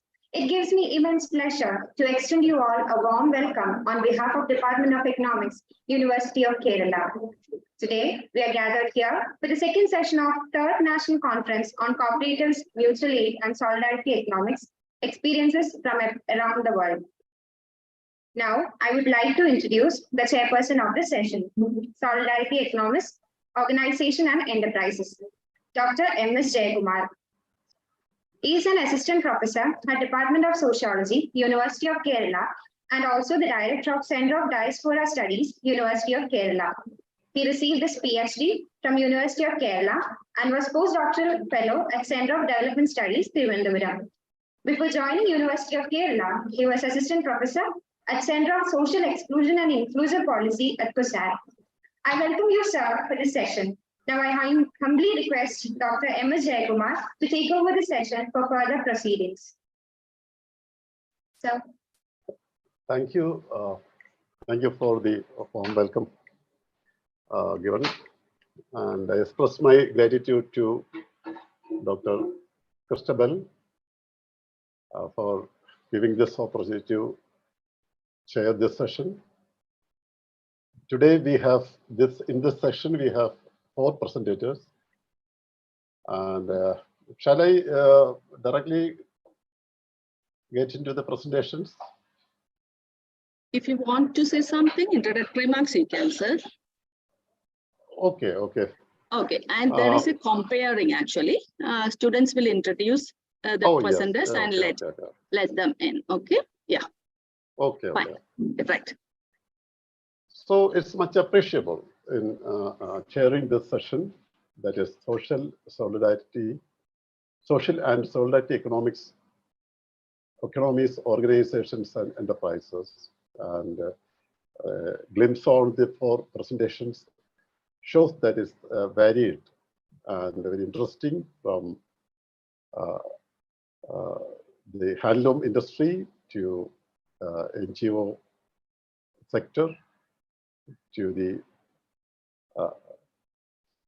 the role of interagency groups in responding to disasters in Alapi district, and then again the care that is extended to the cancer patients. So this is actually, I think, a wonderful session that covers a spectrum of NGO and community engagements, I hope. And I am also anxious to and eager to listen to all these presentations. And economics is actually, I think, pardon me, I don't know much about economics, but I think economics is a social science, and that should come close to the human beings. Though in the rat run to have scientific or positivistic tendencies, it has detached from much quantitative the human beings, and it has got there at the quantitative, highly quantitative mathematical applications level. But I'm happy to see that so many studies, diverse studies, are coming closer to the human beings, like the titles of this session shows. So I'm very happy to be with this, because it has so much to be happy with the socially sensitive issues of human beings, and proving again that economics is still a closely social science. So let me invite Manas R. Bhaumik, Assistant Professor, Department of Economics, Ramakrishna Mission, Vidya Mandir, Howrah, West Bengal, to make its presentation. I think it's key. Cooperatives and clusters in handloom weaving industry. Please, Manas.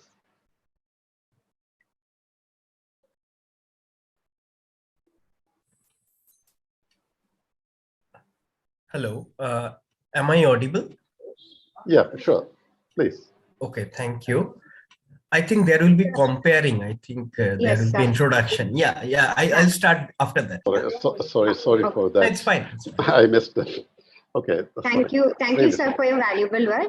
Next, I would like to introduce Mr. Manas R. Bhaumik, who is presenting the paper on cooperatives and clusters on handloom weaving industry. He is currently working as an assistant professor in economics at Ramakrishna Mission, Vidya Mandira, Kolkata, West Bengal. And areas of his research interest include new institutional economics, business ethics, transaction cost economics, economics of entrepreneurship, informal economy, political economy, etc. I politely welcome you, sir, for your presentation. So, Yeah. Thank you. First of all, I thank the organizers, and I earnestly thank Christabel Madam, and thanks for the comparing and kind words.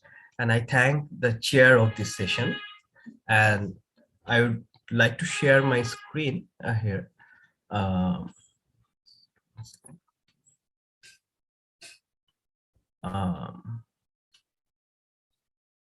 Is it visible? Is my presentation visible?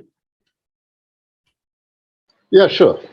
Okay, yeah. So let me continue. Sorry.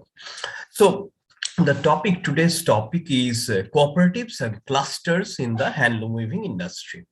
So before beginning, actually, I would like to refer to Sir's comment that, as Sir was saying, chair of this session, that which economics we should follow. We should follow that economic strand, that stream of economics that comes closer to human beings and social processes, right? So following that line of thinking within economics, let me start with this quote by Joseph Stiglitz. My research showed that one needed to find a balance between markets, governments, and other institutions, including not-for-profits and cooperatives, and that the successful countries are those that had found that balance. So we all know what he is actually referring.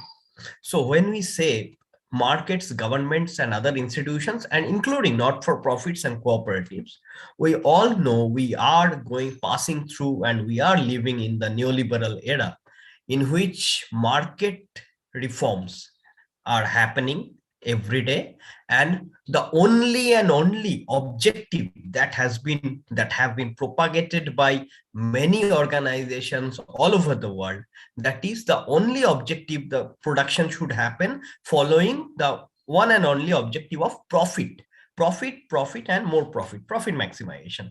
So other than profit maximization, is there any other way to think about production? Is there any other way to organize and think about production in a sustainable manner? So coming to the structure of the presentation, so following this line of thinking, I am actually developing my arguments and this paper. Structure of the presentation, definition. So first of all, I have to define cooperatives and what are the motivational factors, and then the theory that I would like to follow in this paper, and my final arguments. So what is cooperative? So let me, before going into the definition, let me point out here, this is a theoretical paper, and this is a concept. This paper is trying to float a concept that how we can rethink about cooperatives in this neoliberal era of globalization in the industrial sector, in the industrial manufacturing sector, more specifically in the informal manufacturing sector in India. How can we situate cooperatives in such a situation, in this new setting, in this new scheme of things, where the profit motive is so dominant, and where extraction of surplus in the name of profit or development or whatever, though, which is creating pressure, which is creating adversities for any other non-profit or not for profit or non-capitalist kind of structures. So in such a situation, how can we think about cooperatives?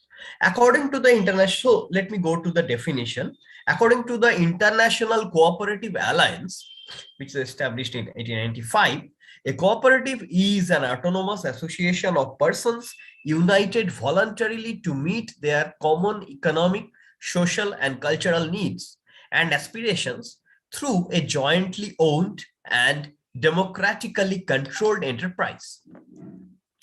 Now, so a cooperative is a jointly owned and democratically controlled enterprise. Now, there are broadly two types of farms we can think of. while producing, while doing the while conducting the production, two types of firm we can think of: capital managed firm and labor managed firm. So these cooperatives can also be called as labor managed firm. Why? Because the basic difference between LMF or labor managed firm and capital managed firm is the following: that in the cooperative or in the LMF, it is the workers who are actually currently working in the farm. They are the controlling authority. They have the control. Workers have the control over production in cooperatives. In the KMF or in the capital managed firm, the control lies with the firm's shareholders or the supplier of the capital. Capital suppliers are in control over production in the capital managed firm. Now, there are some successful cases in all over the world in terms of cooperatives, right? So globally, 2.6 million cooperatives are there, which have 1 billion memberships and clients as per the UN Global Census 2014. And there are various success stories like Mondragon Cooperative Complex in Spain, Basque region. And in the 2008 crisis, during that crisis, Mondragon had almost 1 lakh employee, right? And very few layoffs. And there are other important cooperatives like Italy's Lega cooperatives. And in India, we have Amul, Kerala Dinesh, Urlangula, ULCCS, we all know, very famous cooperatives from Kerala. And then Mulkanur and others. Now, what are the basic principles in cooperatives? Democratic control, one person, one vote, equality of pay, pay differential between the highest paid, maybe the CEO, and the lowest paid worker cannot go beyond a point, right? It should follow a strict rule. Then regular assembly for democratic decision making. Managers usually being monitored by the workers, and it has focus on job creation and employment stabilization. So going back to the first lecture of today, professor was giving pressure that she was focusing on the agenda of job creation in today's context, which is a very pertinent point. So cooperatives can do that. Now, what are the motivations? Why I choose cooperatives? So IFCO and Amul, these are among the top 5 in the world as per the World Cooperative Monitor. It can promote equality, it can create job, and it is non-exploitative in a Marxian sense, right? And why we choose handloom? So in this paper, I am focusing on handloom sector, handloom cooperatives, right? No prior study following organization-centered approach happened while studying the handloom clusters and cooperatives. There are very few studies I have seen which is studying handloom clusters and with a focus on organizations, right? And then it is promoting employment. It requires low investment and it is environment friendly. Why I chose West Bengal? It is among the top 4 states regarding employment, and it is rank 1 in sari production in all over India.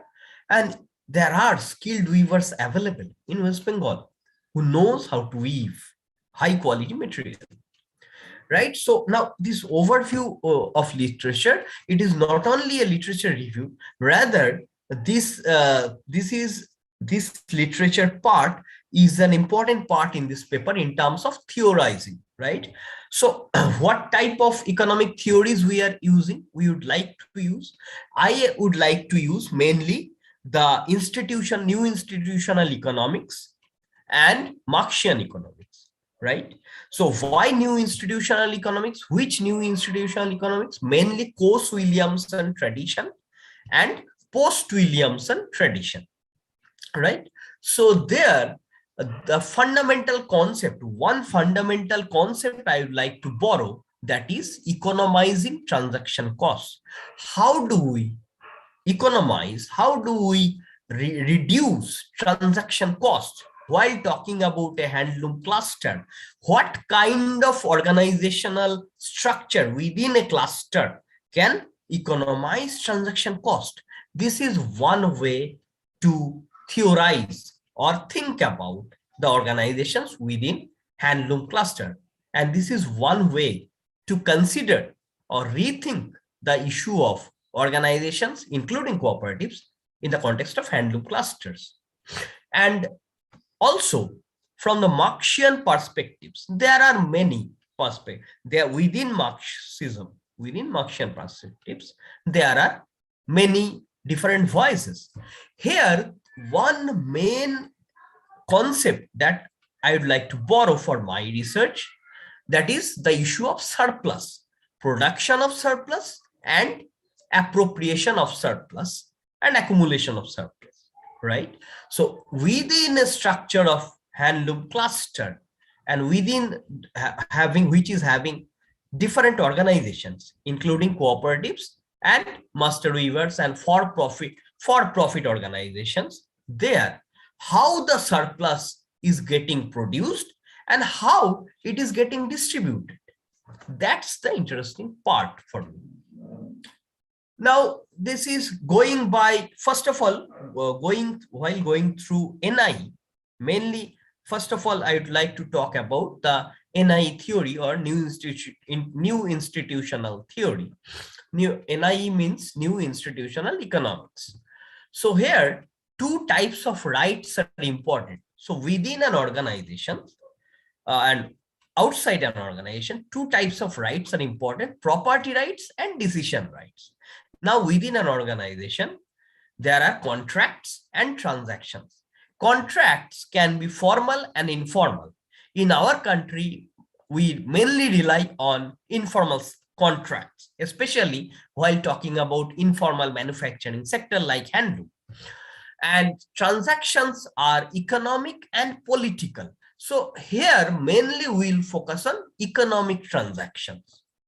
Now, focusing on the handloom weaving sector, the handloom cluster, what kind of organizations we can think of, or what kind of organizations we observe? We observe mainly three types of organizations: independent weaver, which are just like family farms, right? Just like family farms in agriculture, these are independent weaver. This is a home-based production, right? And then master weaver, which is basically a capitalist for-profit organization, and then cooperatives, which actually distributes profits among its members, right? Which can be termed as a non-capitalist organization. Now, handloom weaving sector. Now, going for the details of this organization. So, in the independent weaver organization, all the contracting and everything has to be done independently by the weaver, and no formal authority structure exists.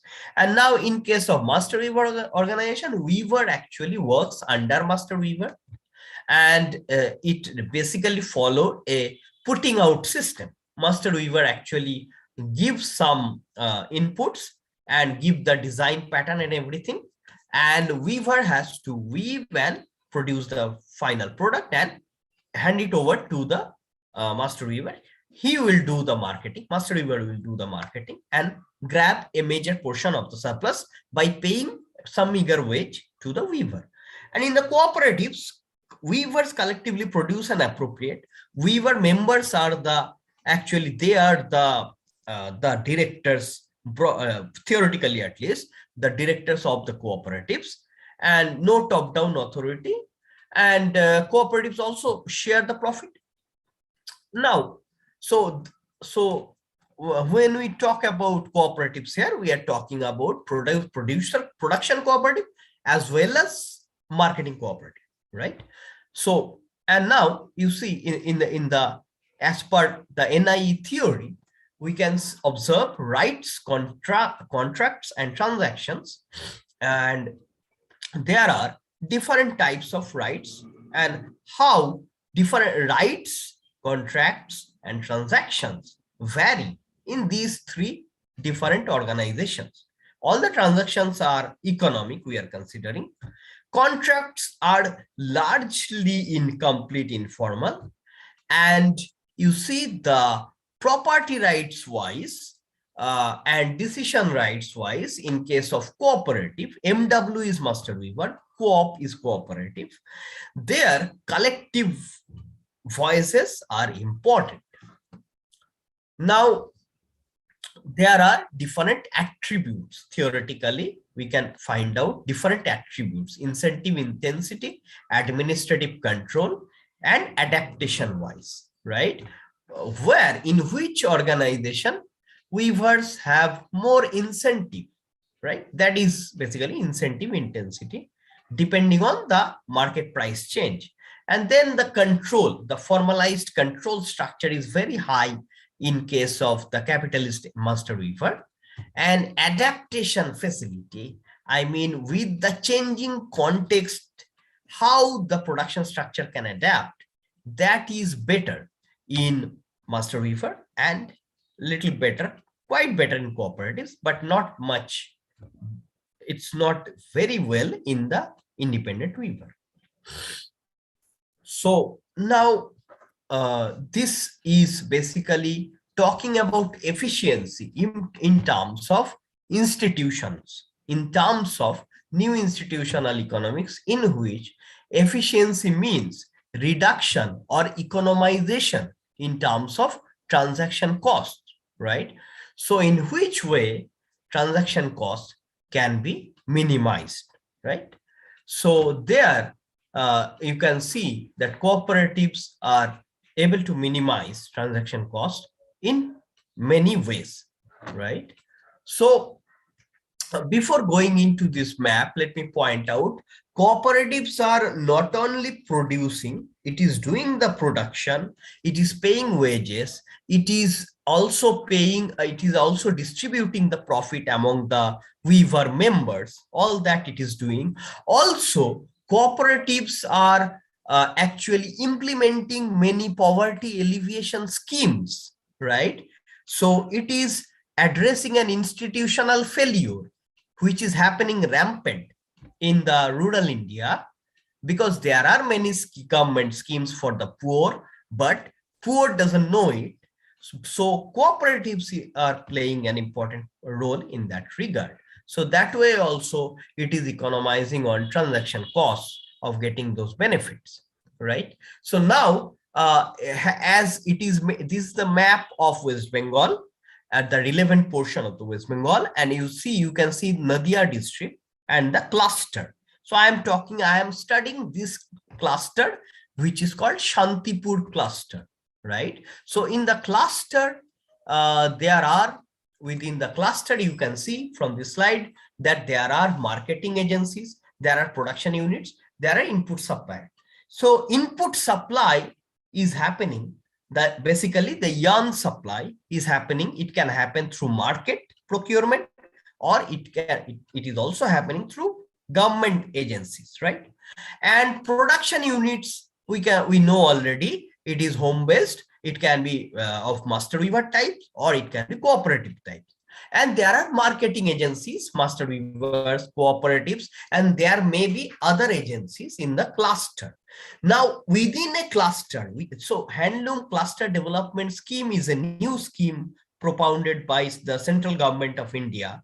So, and it is taking off after 2010 or so, and it is still in the developing stage, I guess. So there, theoretically, it is important to understand how within a cluster, all these different types of organizations will be woven in a efficient way, so that it can reduce transaction costs in one way, and also from the Marxian perspective, we can say that it can address the issue of exploitation of surplus, right? So that it can ensure surplus distribution in an equitable way. So that kind of theoretical approach and that kind of thinking is important while thinking about cluster. Before jumping or before going to empirically study cluster and whatever production happening, the numbers and all those things, This kind of theoretical analysis and schematic thinking is important while talking about handloom cluster. Now, the social and solidarity, I am just trying to connect this topic, this paper, with the ongoing topic of this conference, with the broad theme of this conference, which is social and solidarity economies. So social and solidarity enterprises, they actually actively develop non-exploitative class processes in a Marxian sense, right? So there, how that these enterprises can be linked with trade unions and political parties. So trade unions in the ground level can do facilitation. It can help creating cooperatives and non-exploitative organizations and institutions, right? And political parties in the policy level can intervene, and at the top policy level can intervene and promote and help and try to help these ground level non-exploitative organizations. So this way, it is very interesting for me how in a cluster, and while talking about cooperatives, how the social and solidarity enterprises and institutions can come into play. So towards a synthesis, as what I'm actually coming closer to the concluding part. So trying to develop a synthesis between Marxian literature and new institutional literature. There I have summarized here in this diagram, I have summarized whatever I have discussed so far and how these syntheses can address some of the ongoing issues, right? So for example, I have talked about the transaction cost issues and other things. And while talking about Marxian side, the main idea is surplus, and modes of productions are classical artisan, putting out system, classical wage laborer, right? And what are the institutional ways of surplus extraction?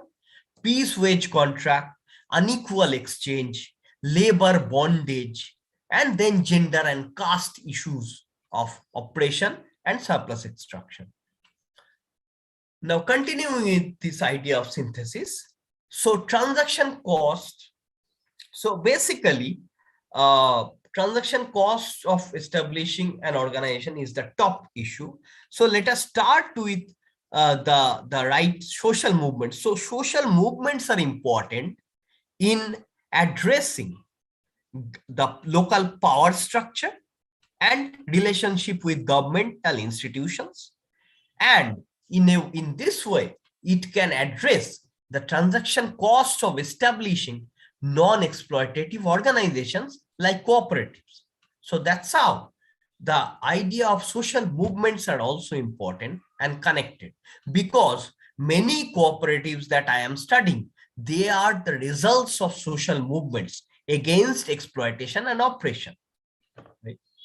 So coming to the conclusion, so in the clusters, there are many organizations and it should be connected via proper institutions. Cooperatives are useful in maintaining employment, implementing government schemes, and master weavers are useful in design innovation, right? They are more innovative in the literature. So TC, transaction cost economics, helps us to understand internal governance, and Marxian economics helps us to understand the systemic intervention, systemic issues. Future of handloom and cooperatives, so there are challenges. Curbing the power loom lobby, curbing the power of power loom lobby is important. Attracting young people is has become difficult day by day, and innovating new designs, new products, and new processes amidst global competition is another challenge. Independent weaver organization may decline, and capitalist relations are on the rise. So slowly, loss of control are happening. So slowly, loss of control, first over the product and then over the process of labor. This is happening. I think this process is going on for some decades.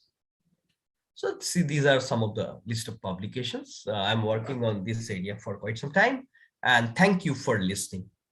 Thank you very much.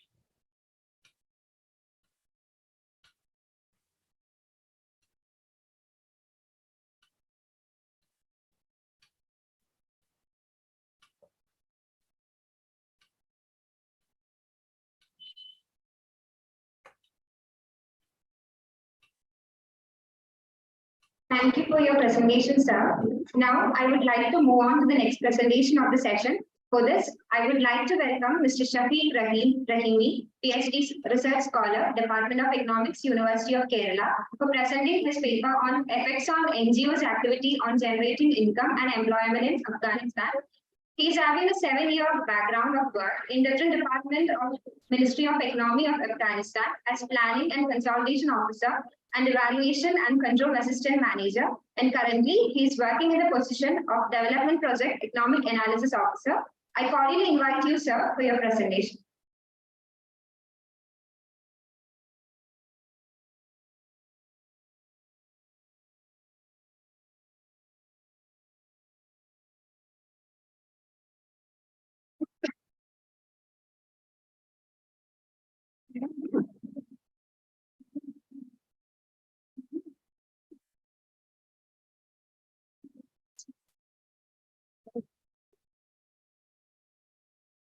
Session 2.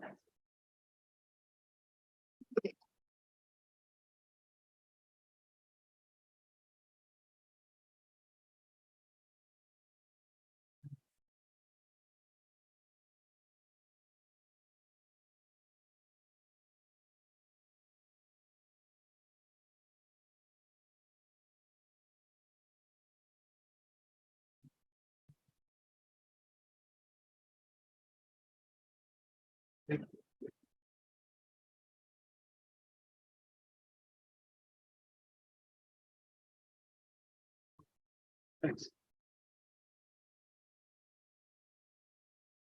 Good afternoon to all respected professors, dear research scholars, friends, and participants.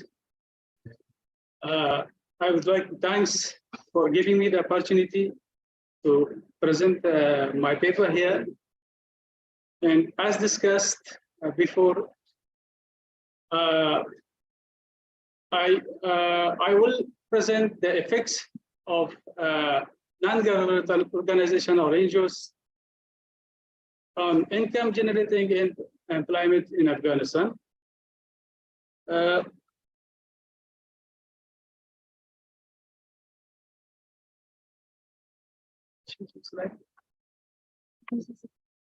Okay.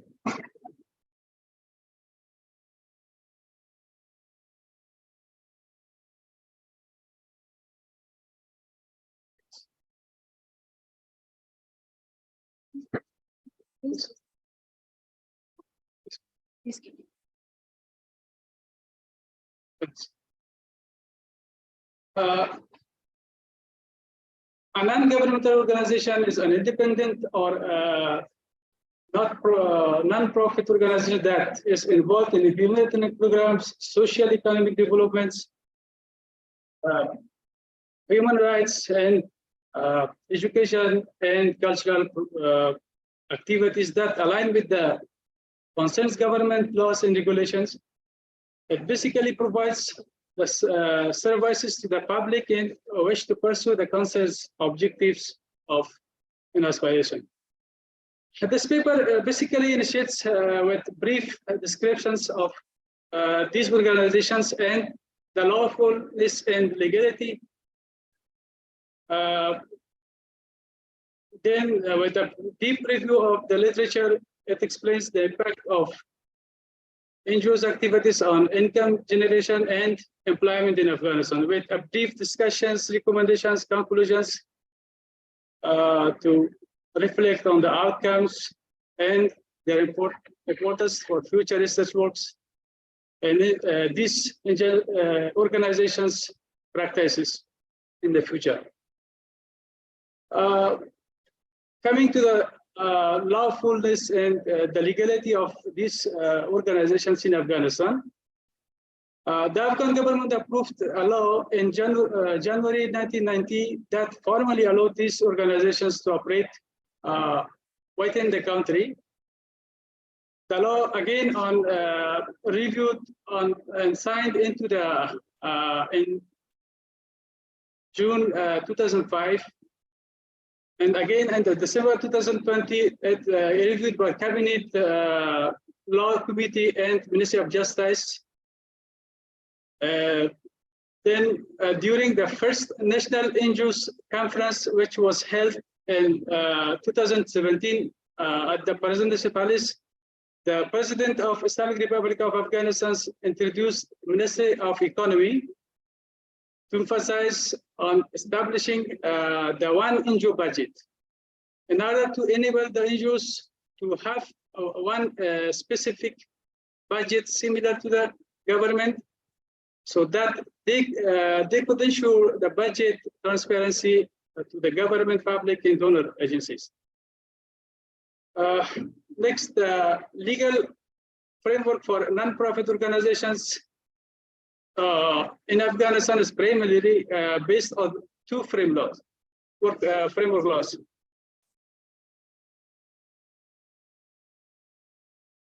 Yes, exactly. We will go there. Oh, yes. So the background, we will leave with that. Also. Then what's the problem? We basically focus on that. We work on to find out. This organization, as previously explained, that are in charge of carrying the charitable or humanitarian programs and ensuring equal distribution to emergency basic needs to the people in conflict areas. As the available reports and evidence show, these aids have not been distributed fairly and equally to the all provinces or cities in Afghanistan equally, but there is large distribution differences between these areas in the council area. However, there is several studies of NGOs activities in Afghanistan, but specifically, there is no any paper regarding the effects of these organization works on employment. So I prefer to work this on this background. There are some certain objectives selected regarding this topic to examine the level of NGOs expenditure in different cities in Afghanistan, to explain the effects of NGOs expenditure on income generating in employment in Afghanistan, to evaluate the NGOs expenses and its relationship with employment in Afghanistan, to identify and develop the basic recommendations to reflect the weaknesses of NGOs activities and improve their proper works in the future. So based on that objectives, there's some research questions also are mentioned here. We will leave from that also. Data sources, basically the secondary data is used in this research, which collected from the NGOs Department, Ministry of Economy, and Afghanistan National Statistics Information Authority. And it expressed the total NGOs expenditure during the period 2010 to 2020. Exactly 1 decade is, we'll take that, within the all cities and provinces of Afghanistan. The method which used in this work is basically used to analyze and interpret the ordinary least square, linear regression model, and also with the help of Excel pivot table, the different table charts and graphs has been discussed. As we can see here, the findings, there is the mean and standard deviations says that there is large dispersions between the variables in this study. The correlation says that the male and female employment has a very high and positive relationship with the NGO's expenditure.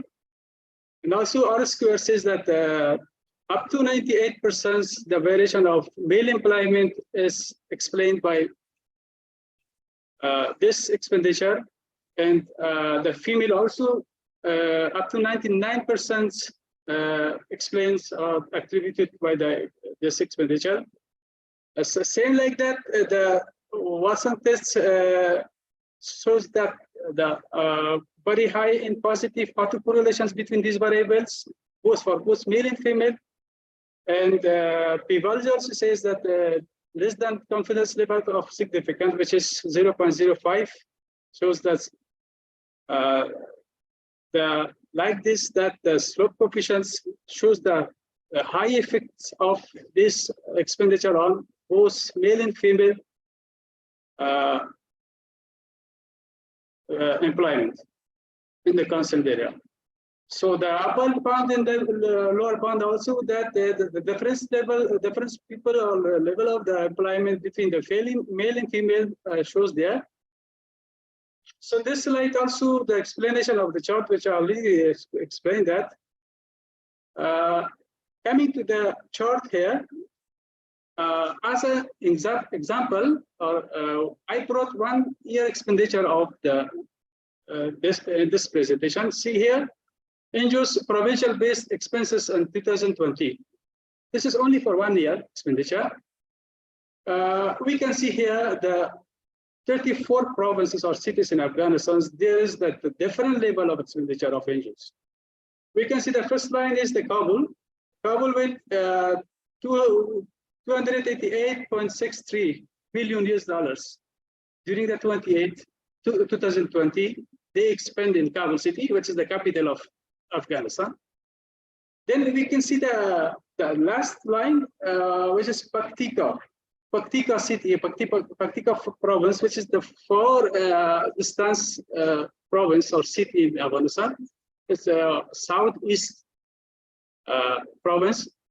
We can see there $2.77 million, very big difference. Maybe there are lots of factors there, and population and security, the different reasons are there too, but not the same like too much differences from 280 to come to less than $4 billion. The next graph we can see here. See, there is the NGO's expenditures or services distributed per person here. That one is per province, was the first one was province based, and the second is per person, these expenses. Again, we can come to the first line, you can see that Kabul at the capital city, 57.4 US dollars per each person they expend in Kabul, which is the capital. At the end, we can see there, Paktika again come there, 3.63. It means less than $4 US. They distributed the expenditures or services for each people in the Paktika.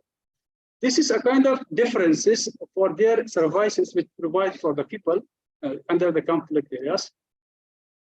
We find that that this slide also the explanation of that graphs and charts, which we already explained that. Coming to the recommendations, the recommendation says that we don't have any proper studies regarding this use, basically for this services, distributed services. But I recommend that should be written this some papers like to have to find out the challenges and what the solving way. Next, as reports and evidence explains, NGOs expenditure and activities due to some political and donor finding reasons don't provide equal services to all central and remote areas within the country. So it prefers to reduce its competition for funds and media attention, work more closely with the people and enhance their relief and welfare capacities, increase transparency and accountability, and invest more and create job opportunities for the areas which really need for these services. The provinces of Afghanistan have different climate conditions. Some of them have an agricultural climate, and some of them are effective for industrial and textile activities. If NGOs really want to carry out humanitarian programs equally throughout the country, they should develop and arrange their implementation plans in close coordination with the basic needs of the people and the development projects and programs of the government. They should coordinate with these needs of the people and the programs and development programs for projects with the government, which is basically not as there. The NGOs working all those for their own purposes and own objectives, goals in Afghanistan, some other countries like Afghanistan under conflict. So the conclusion, again, we come here.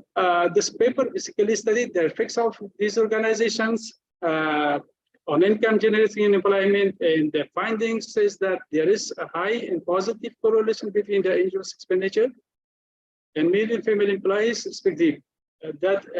So the RSPR also says that 99% variations explained by the expenditure for male and 99 for female.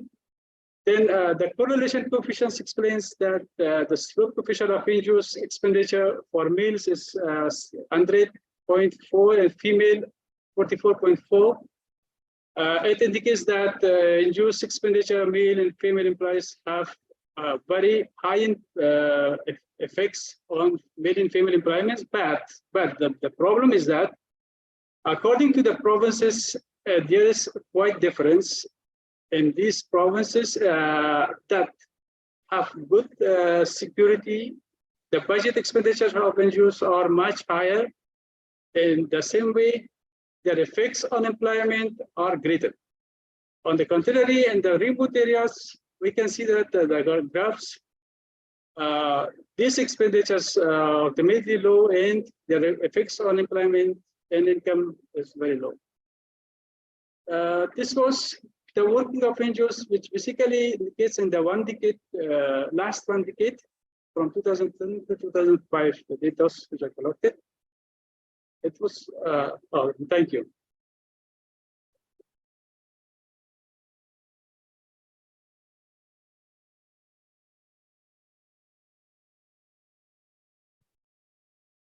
Thank you for the presentation, sir. Next, I would like to invite Youth Combat Champion Uma Lakshmi R. Ma'am for her presentation on unified humanitarian response to disaster, a case of interagency group in Alappuzha district of Kerala. Uma Lakshmi is a young humanitarian professional from Alappuzha and holds a master's degree in sustainable livelihood and natural resource governance from Tata Institute of Social Science, Tuljapur. She works with the Compact for Young People in Humanitarian Action under the Capacity Task Force. She is also working with different NGOs at regional, national, and international level. I cordially invite you, ma'am, for the presentation.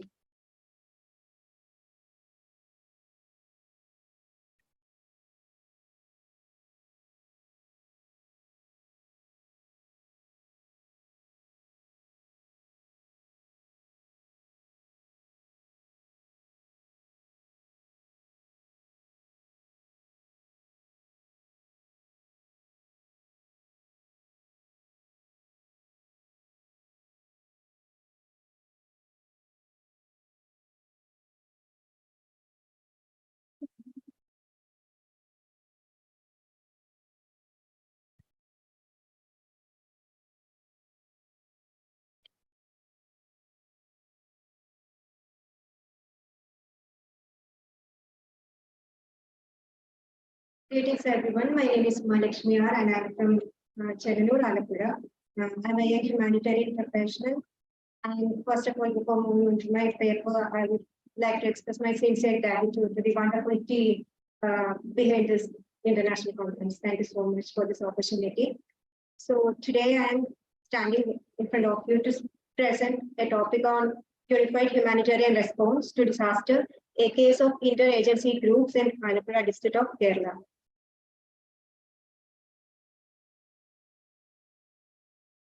So I would like to start with this quote. We learn from every natural disaster, whether it's a fire or a flood. We learn something from it so we can respond to the next one better. So if you ask me about the reason behind writing such a paper, it's my humble attempt to really look into deep into what all things that have worked at the ground level so that we can prepare to each and every disasters in the coming future. As we all know, the effects of climate change is being experienced in every area across the world. In Kerala, we are facing recurring natural disasters, and we all know that our vulnerability towards such disasters is keep on increasing. And whenever such disasters happens, who do you think come first to rescue you, to help you? There may be so many people, right? People from non-governmental organizations, citizen groups, youth groups, faith-based organizations, community associations, etc. So whenever these kind of situation happens, we often see such NGOs coming into the place and helping others, rescuing others. And different humanitarian agencies, they work on different missions. They have different visions which they look into. So some of these organizations work in the WASH sector, water, sanitation, and hygiene. Some works in child and protection. So their area of focus will be different. But a disaster or a disaster forefront often demands a unified response. It demands a holistic action. So if you look into the Disaster Management Act of 2005, it clearly shows the involvement of non-governmental organizations in disaster management as essential and required, and it's also a requirement. So as part of including non-governmental organizations in the humanitarian action, Kerala has formed interagency groups. Interagency groups are basically a platform for the humanitarian agencies to come together, to collaborate and partner with in order to face the difficult situations together. They basically work at the district level during different phases of the disaster management in collaboration with the respective disaster management authorities. So basically, if I am from an organization and Devika is from a different organization, we will know each other, we will sit together, we will discuss, we will plan these strategies. Basically, we will know what all resources that Devika has in her hand and what all resources that I possess. Suppose if I'll be working in the disability area, inclusion of disabilities and all, and she will be working in a different area, so that if something happens, we can collaborate, we can learn from each other, and we can respond in a more holistic way.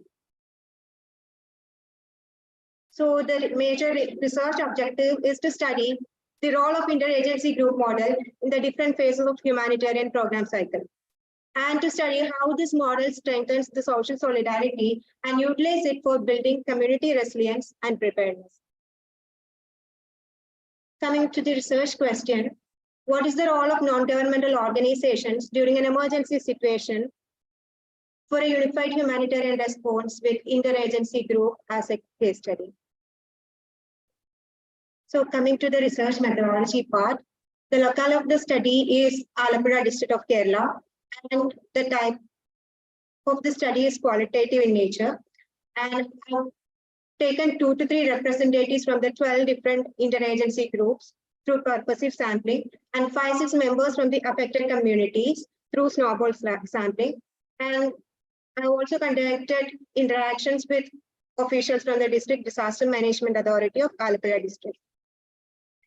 So coming to the tools, focus group discussion with the people from the affected communities, one-on-one interviews with the representatives of the interagency groups, participant observation of the field, and case studies. And the data analysis methods were content analysis and narrative analysis of the case studies. So let's come to the narratives from the grassroots level. So as I already mentioned, these interagency groups, they are basically non-governmental organizations and groups. They basically works in different areas. But as I mentioned earlier, whenever a humanitarian crisis or disasters happens, they all will come together.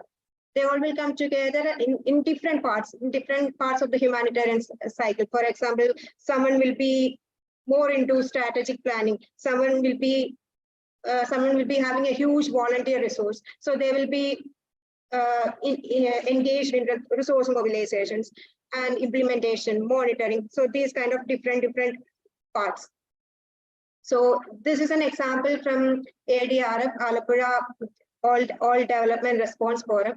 They basically provides training to the communities to how to better face all these disasters. As we all know, the more prepared we are, we will be more resilient towards such stresses and shocks. And another thing is Gram Sabhas, disaster ready Gram Sabhas. So they directly go to the people who are working at the community level, and they will be conducting different types of Gram Sabhas where they will talk with people and learn from them what are their resources, what all resources that they possess, and they will form all these need assessment and all as to a stage in which the community itself can take care of them. That's the whole point. So there are also examples of disaster clinics where community members, for example, ASHA worker from the community will be a part of the project, and these things like life jackets, emergency kits, etc., will be made ready. So when I talk about emergency kits and life jackets, people usually think what is new in it, what is new about it. So I just want to know how many of you know how to make emergency kits. Hello, incredible people, I am asking you. I know it's really boring to listen to, like you are listening from the morning. I know it's really difficult. I've been there, I know it, but still, how many of you know how to make emergency kits? So you all are from disaster, you're not drawn to disasters or what? No, it's not a problem because so many of the people, like I'm from Alapura, I'm from Pandanad, and Pandanad was one of the mostly affected, devastated areas during Kerala Plus 2018, and still many of the people really don't know. We don't have emergency kits in our house, so that's not a huge deal or nothing. But I just wanted to know how many people know about emergency kits. Yeah, that's okay. That's okay. I didn't know about it. That's okay. That's completely fine. So that's the importance. We'll go to the people. We will educate them on having the importance of having emergency kits during disasters. So when flood happened in 2018, my family was rescued on the day first itself, but I remember we were rescued. That time when we were rescued, we had water around this feet. And we didn't have anything in our hut. We didn't have food also. So that this time I was thinking, okay, if I knew or any of the family members knew the importance of about these emergency kits and all, we should have faced it better, right? So that's the importance of emergency kits. And as I mentioned earlier, disaster ready Gram Sabhas, all these things will be collectively contributing to more disaster prepared communities. So coming to the conclusion, the major findings, the coordinated actions of the interagency groups, IAGs, and the disaster preparedness, response, and rescue made the communities feel more resilient and prepared. The community members expressed that their confidence got boosted after the IAG intervention, such as the disaster clinics, disaster ready Gram Sabhas, etc. So the aspect of gender were properly taken care of in terms of meaningful participation and engagement in the IAG interagency groups interventions. Youth were identified as one of the major resources of the IAGs. I really like this point. I work as one of the youth empowerment volunteers. So I really want to express my happiness that many of these IAGs, they have volunteers who are from your age group, our age group, from 18 to 30. So there is one particular case when these representatives and the volunteers of this Alberta Development Response Forum, they've been to the coastal area. So you and me, we are really privileged. We got the space, right? We got the space, safe space to talk to each other, to learn from the professors and all, but not every young people in this state have much fortune to sit in the AC-filled classrooms and listening to all these lectures. They don't have that, they are not that much privileged. So one of these youth groups from the coastal areas, what happened was these people were addicted to drugs and they were into antisocial things as well. So these people, they went to their places, so they can't afford education. And for them, going to work is much more reliable than having education and waiting for campus placements and getting into jobs. So what happened was these people were into antisocial movements and all, and these volunteer force, they sit with them, they started talking with them, they started making connections, human connections with them, and they wholly, like all these people, they started exploring new livelihoods, and now they are into a different world. They also work with the ADRF as volunteers. So youth were identified as one of the major resources of these groups. So the complementary roles of social capital and human capital reflected in the strengthening of other livelihood capitals, such as physical capital, financial capital,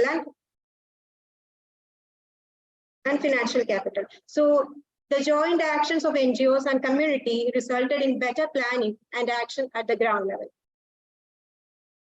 Yeah, thank you for listening.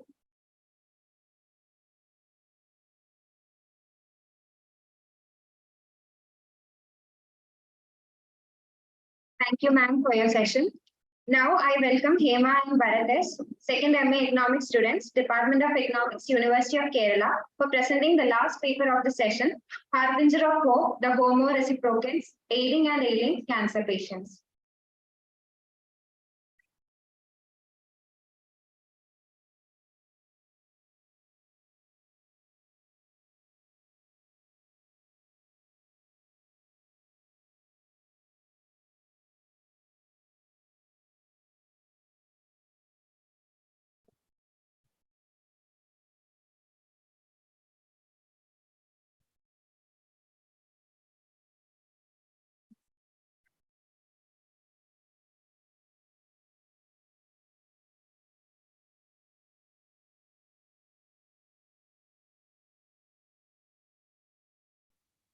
Good afternoon, everyone. Myself, Hema. So today I am going to discuss on the topic Harbingers of Hope, the Homo Reciprocans Aiding the Ailing Cancer Patient. So first of all, we can look into the introduction portion. So you all know about cancer, right? So cancer is a chronic disease that can even cause death. So it is also considered as the second deadliest disease globally. And in international studies, it is estimated that about 10 million people die due to cancer every year. And also that is nearly 1 in 6 of the people die each year. And 1/3 of this death is mainly due to tobacco use, alcohol consumption, reduction in the fruit and vegetable intake, then also due to high body mass, etc. So in case of India, when we consider India, it is said that about 6 lakh people are, 16 lakh people are, it is estimated that 16 lakh people, new cancer cases are diagnosed in 2019, and also 8 lakh people died due to cancer. So that is all about the data regarding cancer. Next, we can discuss about the suffering people faces. So in addition to physical tortures, cancer patient also faces financial and emotional burdens. What is financial burden? In case of cancer, financial burdens means the cost of treatment, the cost of medicine, accommodation cost, etc. So these costs are too much for a middle class family to handle. So at this point, the need for the humanitarian group is significant.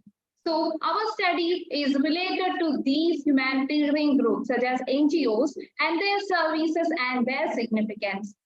So here we try to study about the suffering of the cancer patients, especially due to financial burden. And also we try to understand the role of NGOs and their impact in the life of ailing cancer patients. So for that, we collected both primary as well as secondary data. So secondary data is taken from World Cancer Report and report by ICMR, that is Indian Council of Medical Research, and from FICCI report 2022 and other articles. Whereas the primary data is collected from 6 NGOs situated near Medical College Road, Trivandrum. So first of all, we can understand about the financial and economic burdens due to cancer. So usually cancer induces financial toxicity. What is financial toxicity? It is a term related to, especially related to cancer. Financial toxicity means the distress or the financial burden a patient or the household has to take due to the treatment cost. Okay, so the major determinant of this financial toxicity is household income, age of time diagnosis, and recurrent cancer. And last one is treatment modality. Modality means the mode of the treatment. So evidence suggests that a large portion of the people suffer due to both treatment-related financial and other associated expenditure. So we all know that if the financial burden increases, then not only the patient is suffering, the whole household will lose the stability, its financial stability. So there will be a disruption in the stability of household. So high burden of the cancer incidence in India is resulting in high economic burden on account of productivity loss and premature mortality. So it is an economical burden. So not only individual is facing the after effect of cancer, both the economy as a whole is facing it, because due to cancer, there will be a loss in productivity. It is estimated that 0.4% of national GDP is lost due to cancer. So financial burden of cancer treatment make it unaffordable for more than 80% of population. So normally it is estimated that the cost of a single hospitalization for cancer care is 3 times for any other non-communicable diseases. So it is very large amount. For treatment, we have to spend a lot of amount. Okay. So it is estimated that for a public hospital and a single cost of hospitalization is 22,000, about 22,000, and also in private for private hospital it is about 93,000. In 2014, the cost of private treatment is increasing at 5% per year. Presently, the cost for a single hospitalization for a cancer might have increased to more than 2 lakhs per person per year. Along with hospitalization fees, a particular household has to bear additional fees such as I earlier mentioned, that accommodation fees, then other survival costs, etc. So it is very difficult for a household to bear such a huge amount. So next we can discuss about NGOs, need for NGOs. So a cancer treatment remains unaffordable for majority of quintile 1 and 2 population, as their annual per capita expenditure is lower than even the public cost of single hospitalization. So their expenditure is very low compared to the cost we have to pay for the treatment. So it is very difficult, as I already mentioned, that it is difficult for a poor household to bear such a cost. For rural section, the cost of the single hospitalization in a public hospitals is higher than average household expenditure for 80% of the population. single cost of hospitalization at private hospital is around 4 times compared to hospitalization at public hospital. So they cannot go to private hospital because it is 4 times. How much they want to spend? The people don't have a money. So it is very difficult for them to handle such a situation. So we should pray nobody got infected with the cancer. Okay. As 80% of population are facing financial burden, there is an urgent need for helping these people. So here comes the importance of NGO. NGO should give a hand to support these people by providing financial support, emotional strength, strengthening their emotional capacity, etc.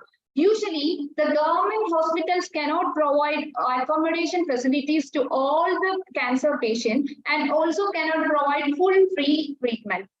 So the government is not capable for providing all the facilities for these cancer patients free of the cost.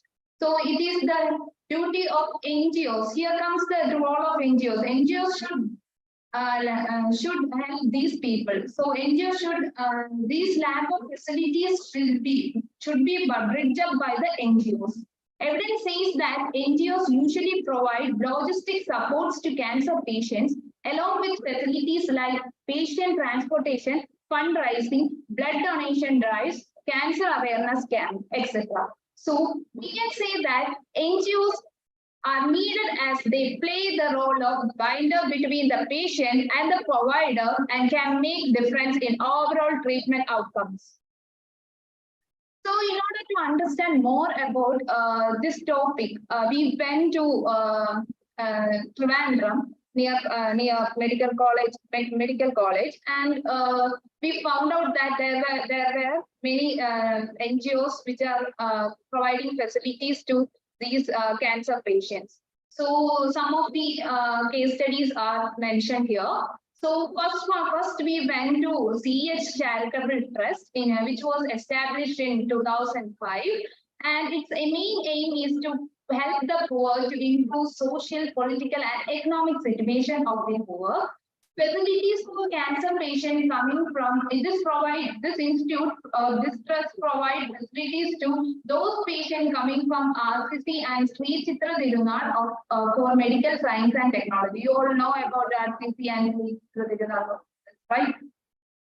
So usually they provide facilities like funding that is especially for buying medicines, then accommodation, they provide accommodation facilities which consist of cabins, separate rooms and general wards. Separate room, the patient have to spend 150 rupees per day.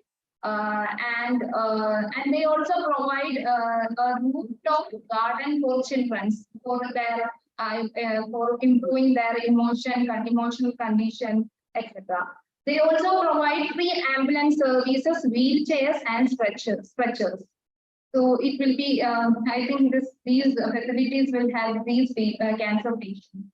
They said that monthly expense for them is 8 lakh along with income tax and corporation tax. So their source of raising fund is from donation through KMCC, that is Kerala Muslim Cultural Center, and from Relief Tower. Relief Tower is a shop from which they get revenue, and funds from recovered person. These were their source of getting funds. So then they usually pay a tax amount of 74,593 per month. And also they provide services to most of the people. They do not consider age, their income. The first approaching person will get the service. That is their criteria of providing service. When we talk to the patient, Nabina and Leela from Kollam and Adu said that they were satisfied with the working of CH Charitable Trust, and they got proper care, and the rooftop garden was so good. They feel so good, and every facility was good to them. They were fully satisfied with their service. Okay, then when we ask about did they face any COVID, any difficulties during COVID, they said that they faced difficulties but were able to cope with that.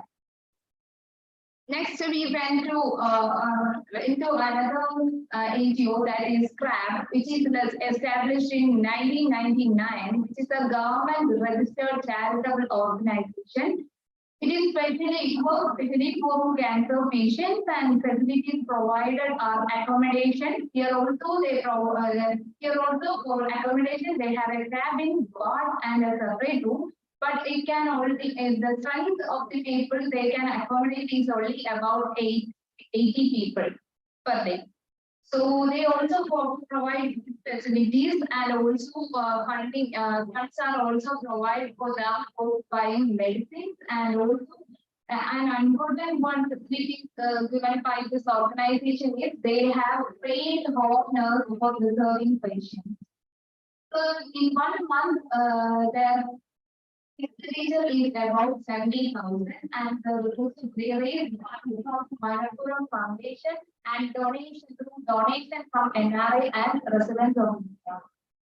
So one of the speciality of CRAB is that they only provide facilities to F category people, cancer patients. So no, they also faced no difficulties during COVID. They were able to provide sufficient services to the people during COVID times. So next one is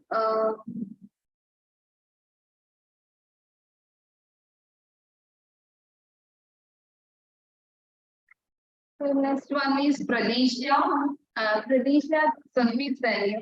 So this is run by 104 trustees, and we provide facilities like accommodation for both patients and bystanders. When we consider the six NGOs, the Pradesha is the only one which provides services to bystanders or accommodation for bystanders. It has 9 groups, and it can have a patient strength of 40 patients. And it also provides facilities of blood donation, and it called blood donations. It called blood through, or it sent messages through WhatsApp for finding people for donating blood, and also use their political party polls to find people for gathering blood. Okay. Then here the rent expense is about 65,000, and extra 20,000 is also included. Is cost. So here 1 year there will be 200. They said that for 1 year they have accommodated 200 patients. No, here also no criteria, no age limit is no age limit, and no income is not considered. So they are also planning to provide in next year. They are also planning to provide food for these people, these cancer patients. So here the resource source is through donation and trusteeship support. So these trustees will help them during when they need fund for providing services. So during COVID timing, these trustees support them, so they were able to provide services to the patient. So for the rest of the NGOs, for discussing rest of the NGOs and the findings and suggestion and conclusion, I request Bharat to discuss the.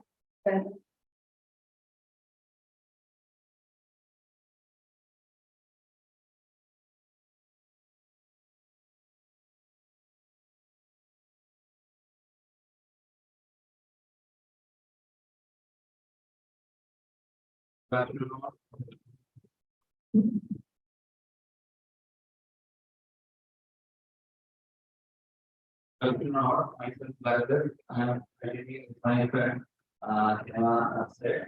First, we are going to the next NGO, which is the So it was established in 2007. It is mainly giving support to the children which is below 18 years old. The branch of Solace was started in Trivandrum in 2019. From that day, they supported about 857 patients. Most of the patients which they reached blood cancer, were affected by blood cancer. They are from RCC, Sri Chitra or SAT. They have 11 branches. 11. They have branches in 11 districts. The total expenditure for the medical support is 9 lakh for the, and for the social support they have spent 1,30,000 rupees.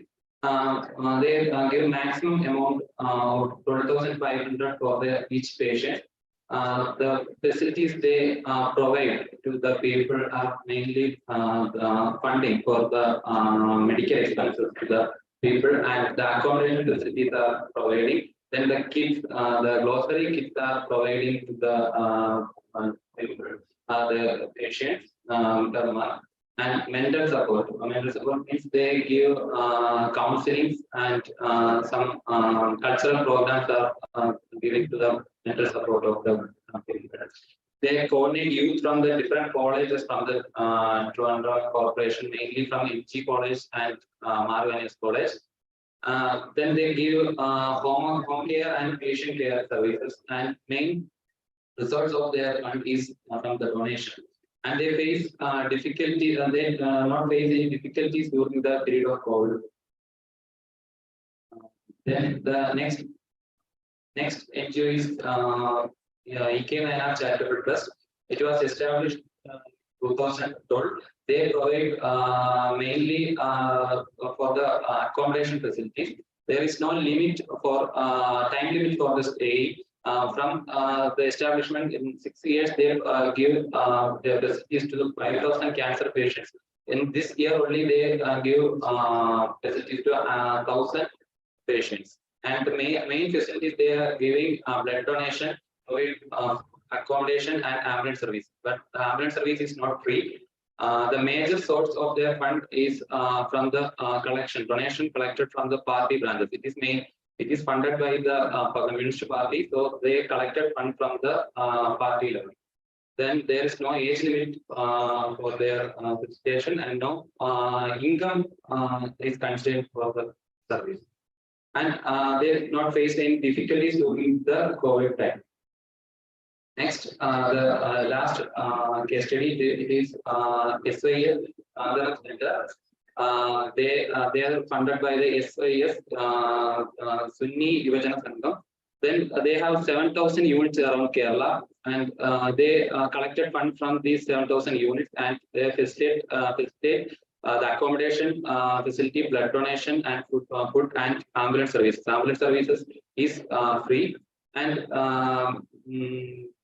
resources mainly from the donation. Donation boxes are distributed to the commercial places, and they collect from that. And they faced some challenges during the COVID-19 to raising fund, and they are really reduced the number of rooms which they provided. Then we moving to the findings part. The major findings are these NGOs are mainly give their services to the patients of RCC. About 90% of organizations just give the facilitation like accommodation, food, or the blood donation. Solace is the only organization which give the fund for the treatment. Solace give the extra services like the patient care and the social services like providing kits, the grocery kits. Then the accommodation services are needed to so many peoples, but they are some peoples are forced to stay in outside lodges, and they pay large sum of money for the accommodation. And most NGOs provide ambulance services, but they are not free. In the case of EK9R, they are not free. Most of these NGOs were forced to stop their ambulance service due to the price hike of COVID. These organizations spend extra fund conducting programs for securing emotional stability for the cancer patients and their household members. Most of these organizations are self-financed and is associated with some political or religious group. Among the patients we were able to meet said that they are satisfied with the services of these NGOs. And only one among these group were with the help of corporate fund. It is CRAB, it is funded by Manappuram Foundation. Then our suggestions are more accommodation services should be provided because the accommodation services is not sufficient. More funds should be provided for the treatment. These NGOs are providing mainly for the accommodation facilities, so funds should be provided for the treatment also. Improve the promotion activities for the fundraising. The promotion activities are less for the fundraising of most of the NGOs. There should be diagnosis camps should be conducted by the NGOs because the diagnosis camp means in India the most cancer are become severe because of the late diagnosis. So the early diagnosis should reduce the cancer severity. The awareness camps should be focused on the general understanding of the disease and the preventing the late diagnosis and aware about the causes of cancer.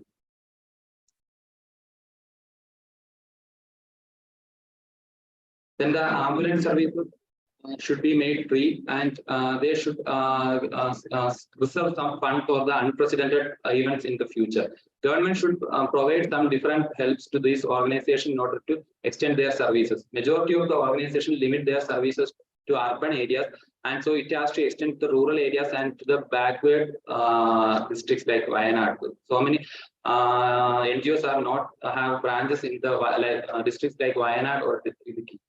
After care centers should be set up as patients may not have a safe or hygiene home to return. The limitations of our study, we are limited to study. We have a limited study area, and so the generalization was not possible. Only 6.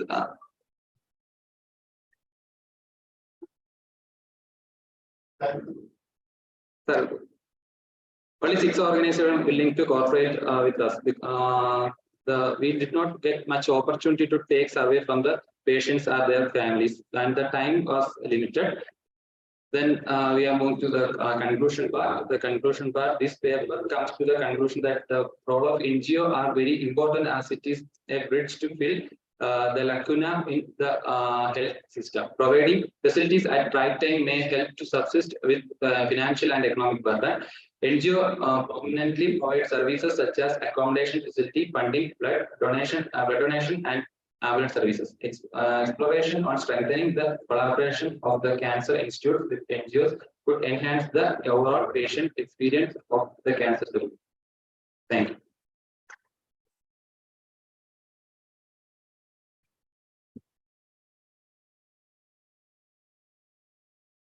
Thank you both for your presentation. With this, we have come to the end of presentation. Now the session is open for discussion. All are invited to raise queries.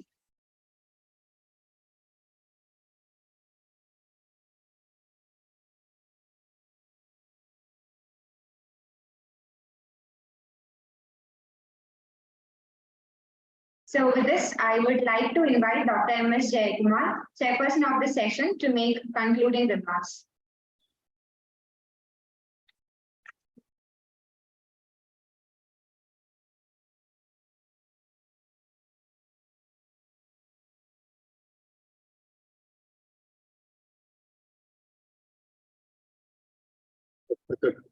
Dr. Christopher, the organizing secretary of this event, and all the presenters, gracious audience.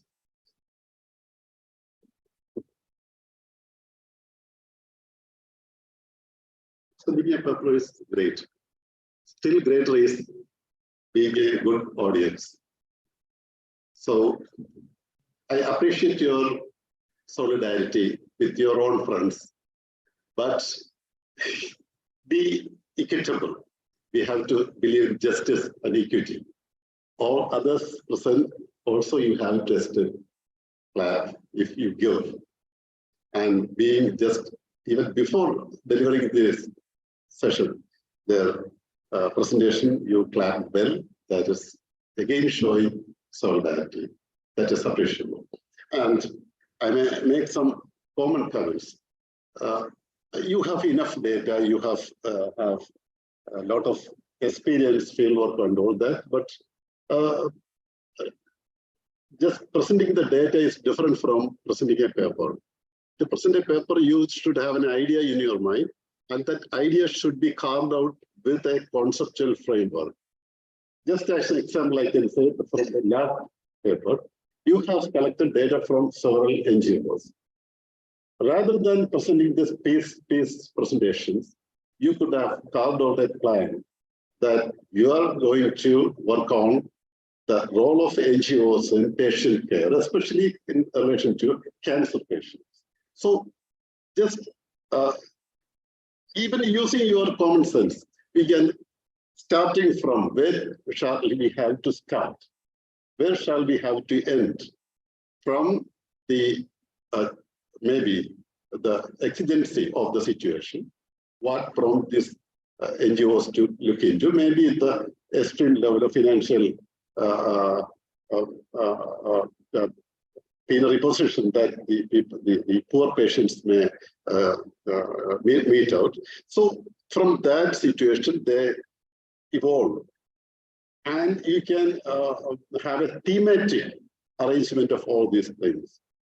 The NGO involvement may be for their mental health, mental well-being, their financial support, their support for medicines, their coordination with other hospitals, and so on. And you can see the difference between different NGOs.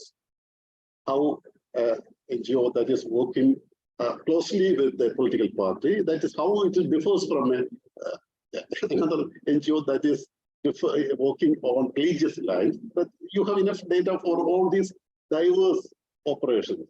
So it's like the difference between book review and systematic review of literature. Review of literature gives a concerted line of thought for us. Book review is piece. In this book, he has done. In this book, she has done this. So that doesn't integrate well and make a line of thought. A coherent thought process is not there. You can do all this.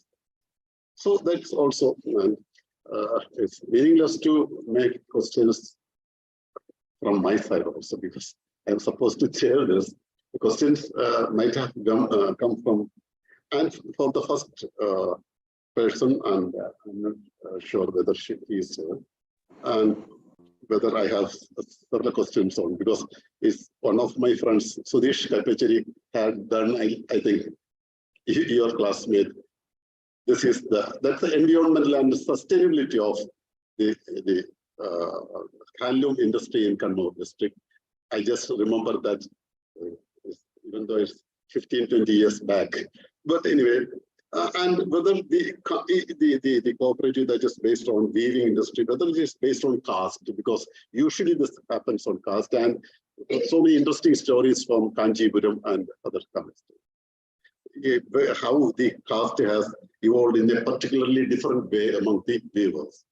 And if it happens, it may be more disintegrative than sometimes than the integrative. The cooperatives usually integrates people together. And Shafiq Rahimi, can you say something on the major sectors of employment that is one too? Major sectors of employment, which are the major employment sectors that is provided by the NGO? Because usually, as you say, the NGOs are working on the humanitarian out of that particular exigency. But how and which type of jobs they provide?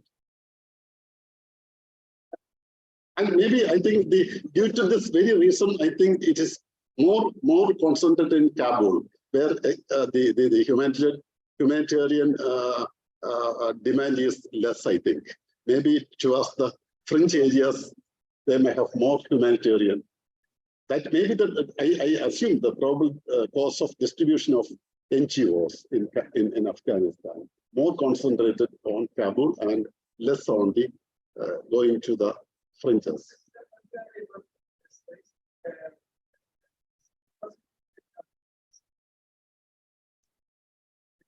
Okay, okay. Basically, they have friendship base and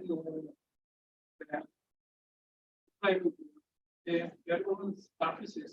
Okay. Permanent. Also, I just mean whether they are concentrating on weaving industry or any such industry where massive employment can be given to the poor people. So that's the question I just want to. And Umalashmi is a very dedicated social worker, but the presentation was not much listened, I think, because and the first comment again I give it to Umalashmi also, because she has looked into a very good aspect, but it's not maybe you are a practitioner. That may be the reason, because it's a very sincere effort, but it is also not presented in an academic. So try your level best with the available data to perceive, to present in a more rigid way, rather than the loose presentation of loose data. That then it will become, because since it is closely related to the social capital, you have enough, you told that social capital is everywhere. And this is more important that we have to think about, because economic development is happening everywhere, but social development or social capital is disintegrating many times. For say, Kerala has to talk more about the social capital. See, some months back, there was an incident in Kerala that a child had to have a costly treatment, maybe 2 crore rupee for a surgery. But within 1 or 2 days, we collected 16 crores, much massive amount within a very short time. This is the simple example of the effect of the ability of capability of social capital that can even overcome the deficiency of financial capital. So this is more important. If this capital is there, other capital can be created.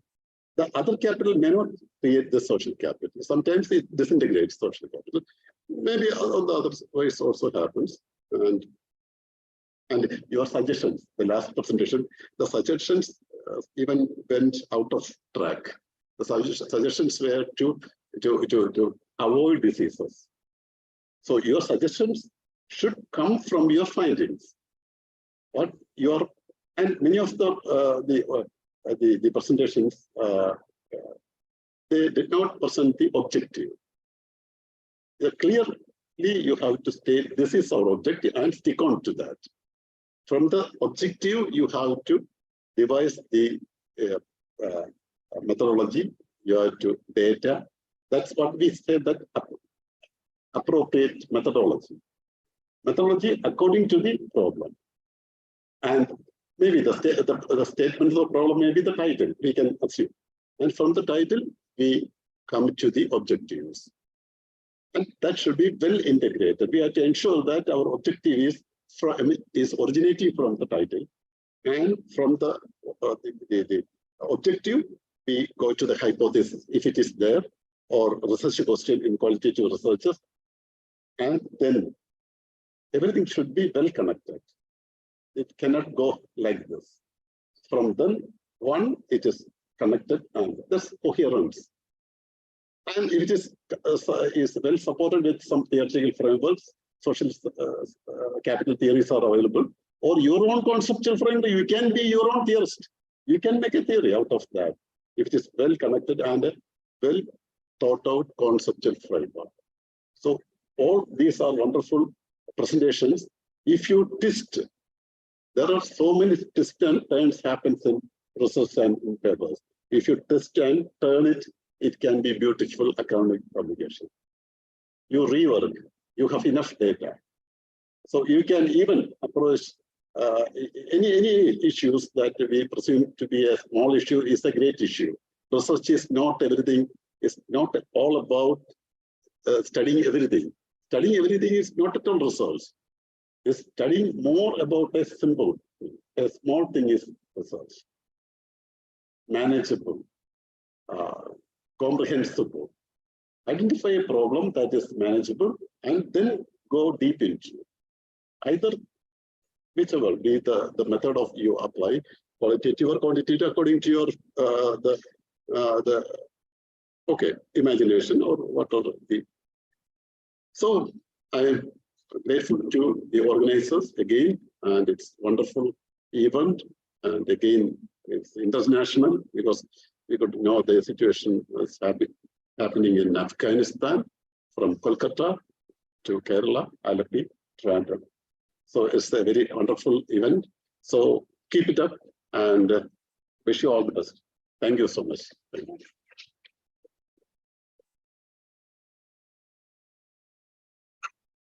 Thank you so much, sir. At last, I would like to call Adira P. Nayak, first year MA student, Department of Economics, University of Kerala, to propose vote of thanks.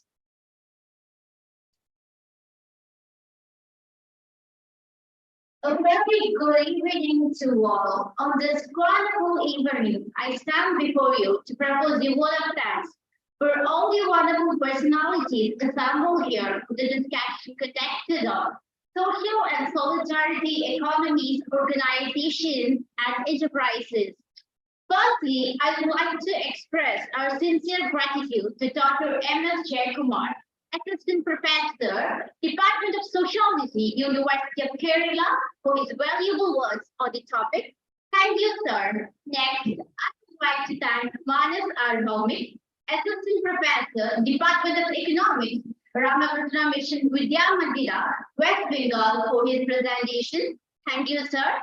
Now I would like to thank Shafiq Remy, PhD Scholar, Department of Economics, University of Kerala, for his presentation. Next, I would like to thank Uma Lakshmi, our Youth Combat Champion, Combat for Young People in Humanitarian Action, Thiruvananthapuram. Now I would like to thank C.G. Hema and Bharat S., Second MA Economics, Department of Economics, University of Kerala. Thank you, dear speakers, for your great efforts and significant words that help to enhance our knowledge and ideas on the topic. And now, very importantly, this program would not have been possible without the support and encouragement of our dear HOD, Shija SR and Dr. Krishbal PT, who has been very indulgent in the successful conducting of the event. I'm most happy to thank each and every one of you for being an active participant and making this event fruitful indeed. Thank you, and thank you once again.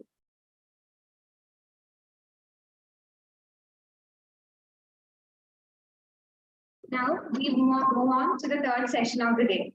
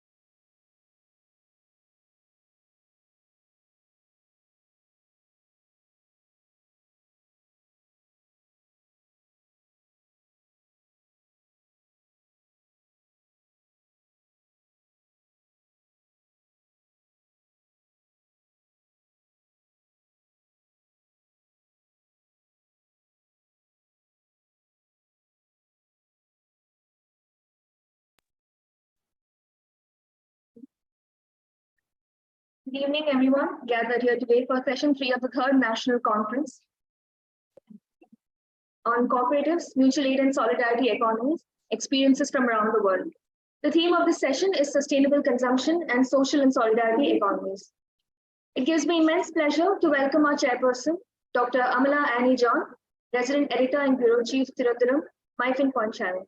Previously, she was the Assistant Executive Editor and Founder Member of The News, and prior to that, the Coordinating Editor, New Delhi Vision.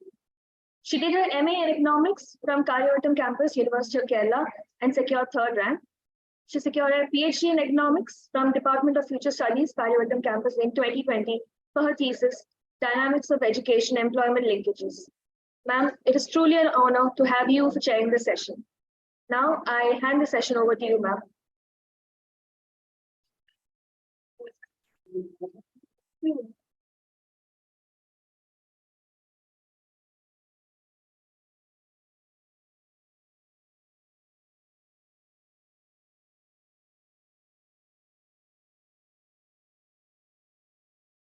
Actually, I'm afraid to touch this mic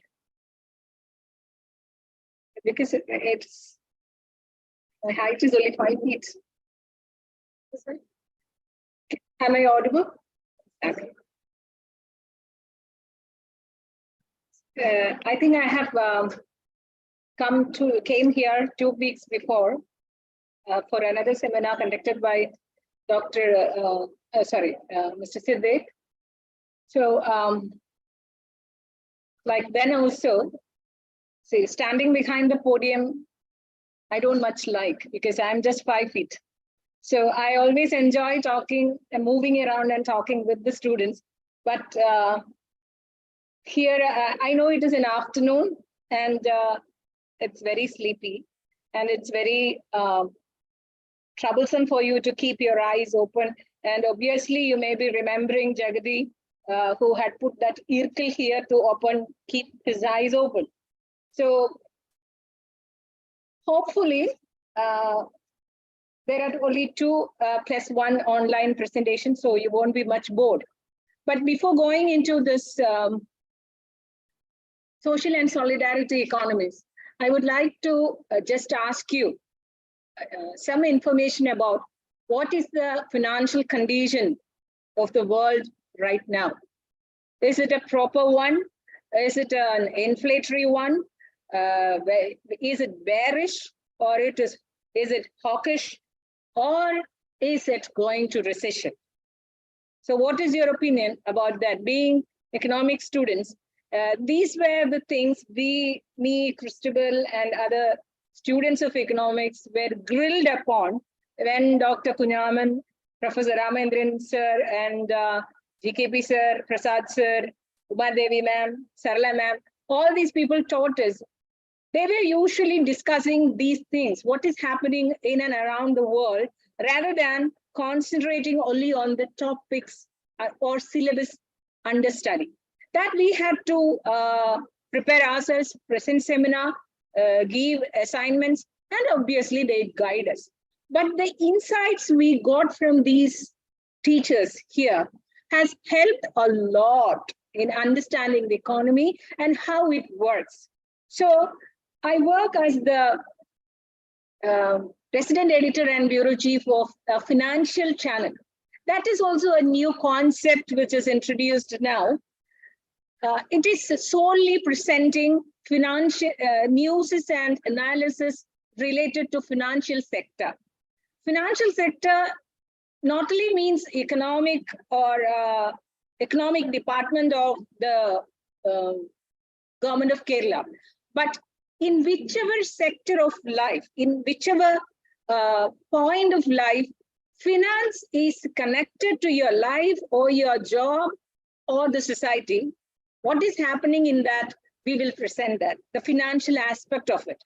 So while reading on it, I have come to the knowledge that England, or sorry about saying England, it's United Kingdom is already in recession. And then what happens to the biggest economy, China and US? They are also in recession. Or the third quarter of this year has shown much reduction in the growth rate. So the final quarter also will be like that. And the next year prediction, 2022 first quarter will be, the prediction for US is 5.5% less employment. That means unemployment is on the rise. So unemployment is on the rise. Inflation is on the rise. And this is the spending season, Christmas season. So spending is on the, expenditure is on the rise. So what eventually these factors together will result into? The world is going into recession. So will India be affected? India won't be much affected by it as of now. Why? Because we have opened up our economy after the pandemic relatively later.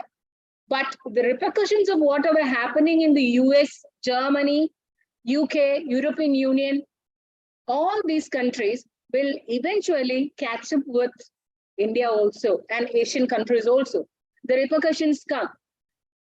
If you're interested, if you are a researcher, you can just go through the data and find out that whenever there was a world recession, it was seen that US economy was on recession. US economy was having high inflation. It was having unemployment. Gradually, it converts itself to, or it spreads to European Union and then worldwide.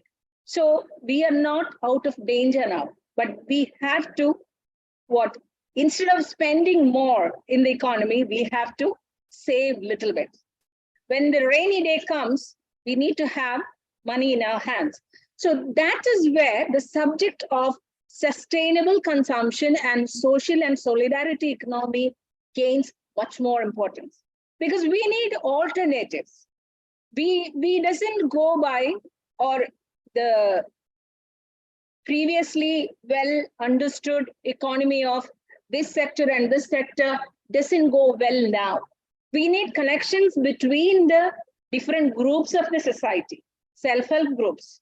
Then you know what is social and solidarity economy. Instead of consumers, producers, and suppliers like that, the separate watertight compartments, we need cooperation between self-help groups. Then I forgot the names. Then traditional forms of cooperatives, different kinds of cooperatives. And while mentioning cooperatives, I need to mention something more. Because in Kerala, sorry about that, I'll take 2 more minutes. In Kerala, cooperative movement itself was a very, very, very deep-rooted thing to establish or to help the rural people. What is happening in the cooperative movement side in the past 4 or 5 years? There is a vested interest to destroy the well-knit cooperative groups which is registered in Kerala. That we all know. But there is also something which is happening without our knowledge. There are certain societies which get registered in, which works in Kerala, but get registered with the central certain laws. We don't know about them. We don't know who chair them. We don't know how much money they amass. So they are gradually spreading in Kerala very fast, on whom the Kerala government doesn't have any control. So that is the scariest part. They are working in Kerala economy and the government doesn't have a control over them. So when these eventually something happens to them, and when these people disappear, taking the money from the rural area of Kerala, who is going to answer? Where is the people's money going? What will happen to the rural economy? So we should be very cautious and conscious about what is happening in the rural areas of Kerala. And that is where this society and solidarity economy gains more importance. You depend upon each other. This group depend upon them and them and them. We survive together. Instead of surviving in different watertight compartments, we cooperate together, and we survive together. This is what we need in the coming years. You will realize the need of that, yeah, in the very soon future, maybe next year or the year next to that. So let us see what happens in the economy. And today we have three presenters. One, Dr. Sujata, who is a postdoctoral fellow in the Department of Commerce, University of Kerala. And then Ashwin and Amal, who is the students of Department of Economics, University of Kerala here only. And then Meghapi Kumar will join us over Zoom. She's from Bishopmu College, Mavelkara. So I invite all these four scholars for a cordial presentation of their research findings. And right now, I invite Dr. Sujata to present her paper. Thank you very much for listening very patiently and without sleeping. Thank you.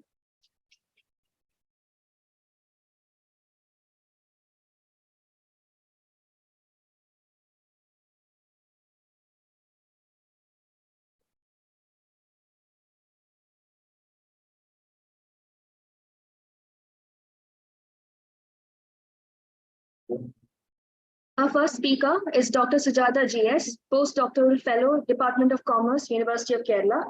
She'll be presenting the paper titled Role of Cooperative Credit in the Agricultural Growth of Kerala. Welcome, ma'am.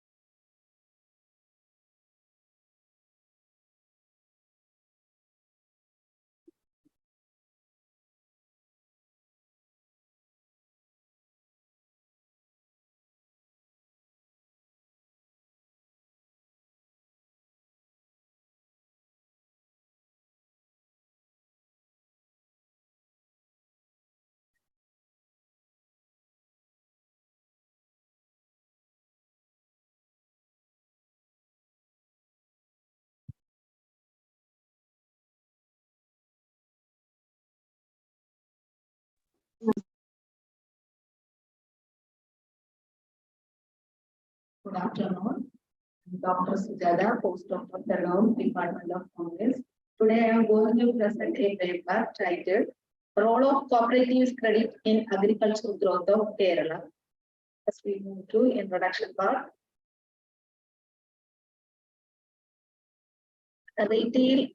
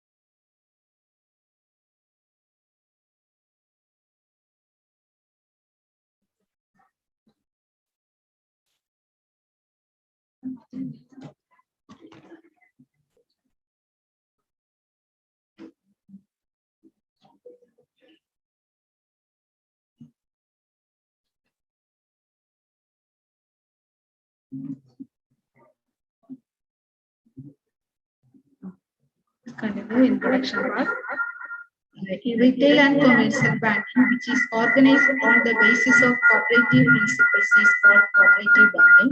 One of the important cooperative principles is one man, one vote, which is followed by the customers who are the owners of cooperative banks.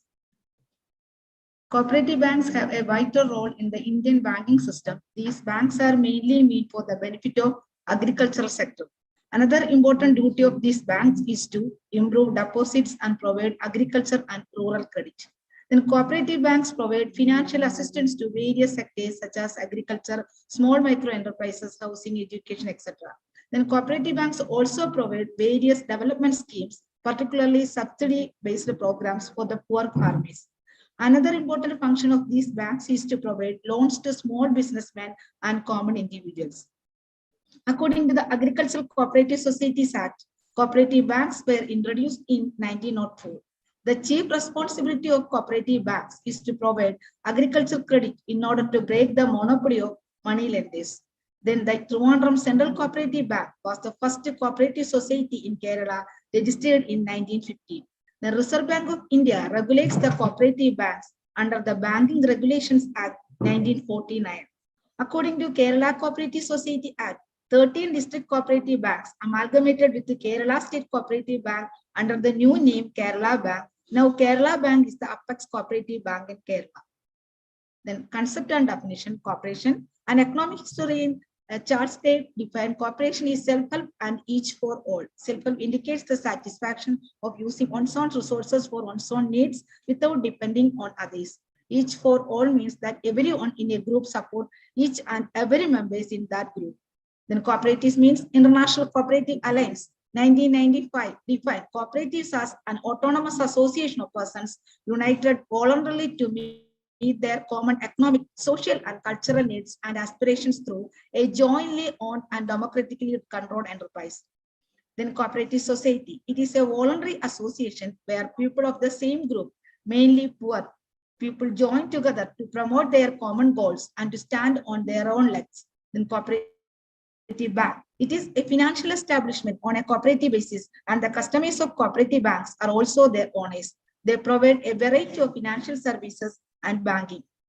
Then classification of cooperative banks. The cooperative banking structure in India is mainly classified as urban cooperative banks and rural cooperative credit institutions. Only primary cooperative banks are commonly referred to as urban cooperative banks. On the basis of nature of lending operations, rural cooperative credit institutions are further classified as short-term and long-term. The short-term is meant to provide crop and other working capital loans to farmers and rural artisans. Then cooperative credit institutions have a three-tier federal structure. They are State Cooperative Bank, which is at the highest level, and it acts as a link between RBI and central cooperative banks and primary agricultural credit societies. Then Reserve Bank of India provides credit to lower level cooperatives through State Cooperative Bank. The State Cooperative Bank exercises general control and supervision over Central Cooperative Bank and PSCs. Central Cooperative Banks, which is at the middle level, and this bank also known as District Cooperative Banks. It serves as a link between the State Cooperative Bank and the PSCs. The main aim of Central Cooperative Bank is to lend money to affiliated village primary societies. The Primary Agricultural Credit Society, which is at the lowest level, and these societies form the basic unit of the cooperative credit system in India on the basis of the principle of one man, one vote. These voluntary societies have posed a challenge to the exploitative practices of the village money lenders. The farmers and other small-time borrowers come in direct contact with these societies. The objectives of the study: the numerous studies found that the cooperative bank has a vital role in agricultural credit and rural development. The present paper also attempts to understand the role of cooperative banks in providing credit facilities to farmers in Kerala for their various agricultural purposes. This paper tries to analyze the various credit schemes provided by the cooperative banks to farmers in order to fulfill their farming activities. These credit schemes include agricultural gold loan scheme, agricultural short-term loan, agricultural long-term loan, and Kisan credit card scheme. The important objectives of this study are as follows. The first objective is to understand the role of cooperative banks in providing agricultural credits. Then second objective is to analyze the various schemes of cooperative banks agricultural credit. Then methodology of the study. The present study is analytical in nature based on secondary data. The secondary data were collected from the reports of RBI, State Level Bankers Committee, and other electronic sources. In order to study the role of cooperative banks, agriculture credit in Kerala, and analyze these banks' various schemes of agriculture credit, the credit disbursement of cooperative banks provided by the Central Banks Committee was used.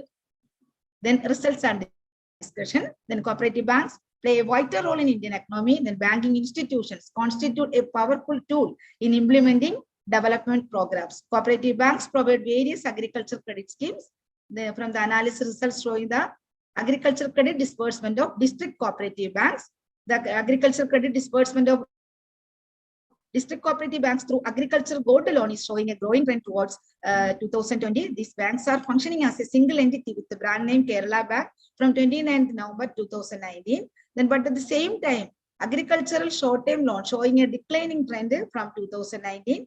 The growing trend of agricultural credit is essential for the development of an economy. Then district cooperative banks are mostly concentrated on providing agricultural credit through agricultural short-term loan and Kisan credit card schemes.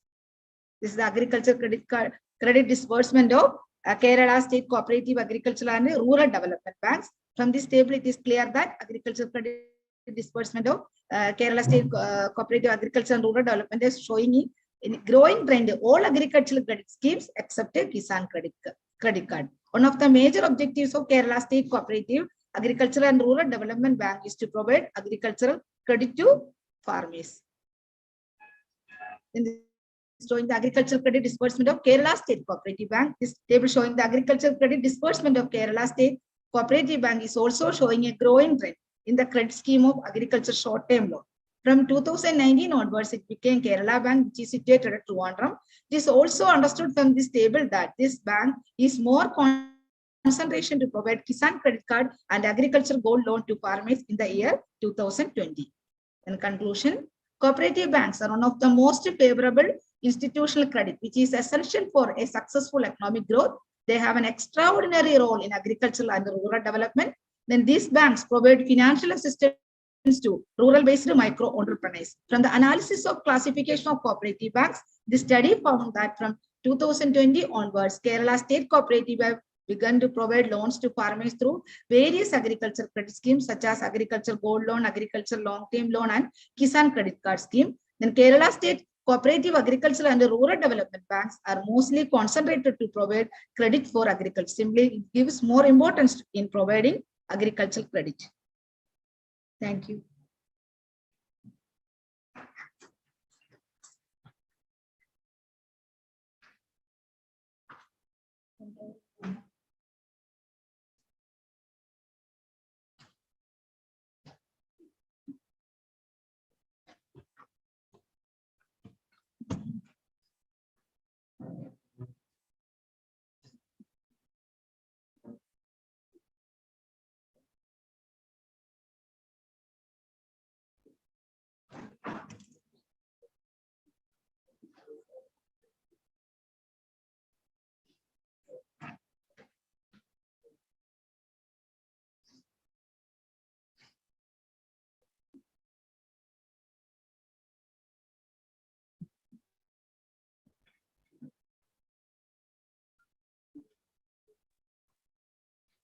Thank you, ma'am, for your presentation. Next, we have Ms. Megha P. Kumar presenting her paper on human economy relation in our society. She is currently pursuing MA Economics at Bishop Moore College, Mavelikara. She is also enrolled in a certificate course at IGNOU in Social Work and Criminal Justice System. We welcome you.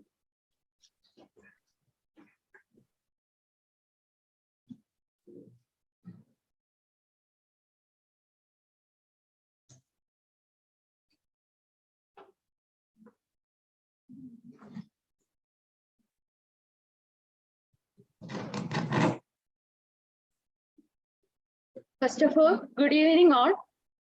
Yeah, I am Megha P. Kumar. Now I am studying MA Economics, Vishamur College, Maveligara, under Kerala University. I am living from Alapura. First of all, thanks for this great opportunity. For the organizing committee head, Christabella ma'am, is one of my dearest miss. And thanks ma'am for this opportunity and sharing speaker Amala Joma and the Dr. Sujata ma'am. Really thank you for the cooperation and the other support for our committee members, coordinators, Dia, Gayatri, and all. Devika, especially for your cooperation. First of all, thanks. And today I am taking the section human economy. My topic is closely to human economy in our society. That's we see. First I say small introduction for you. We are living in our society, we are commonly seeing economy and human there are a lot of connections. We know everything we are seeing the economy is an important thing. Please wait, my slide is open, then I'm starting the detail section.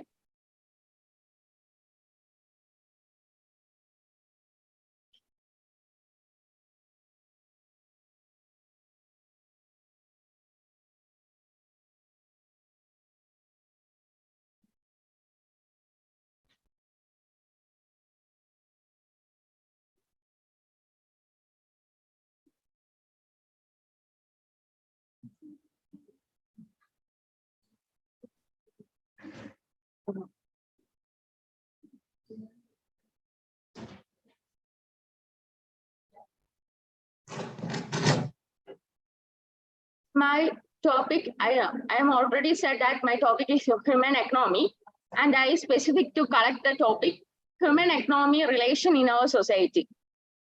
And I am going to the objective of my research. Mainly, I understand the influence of human economy in our society.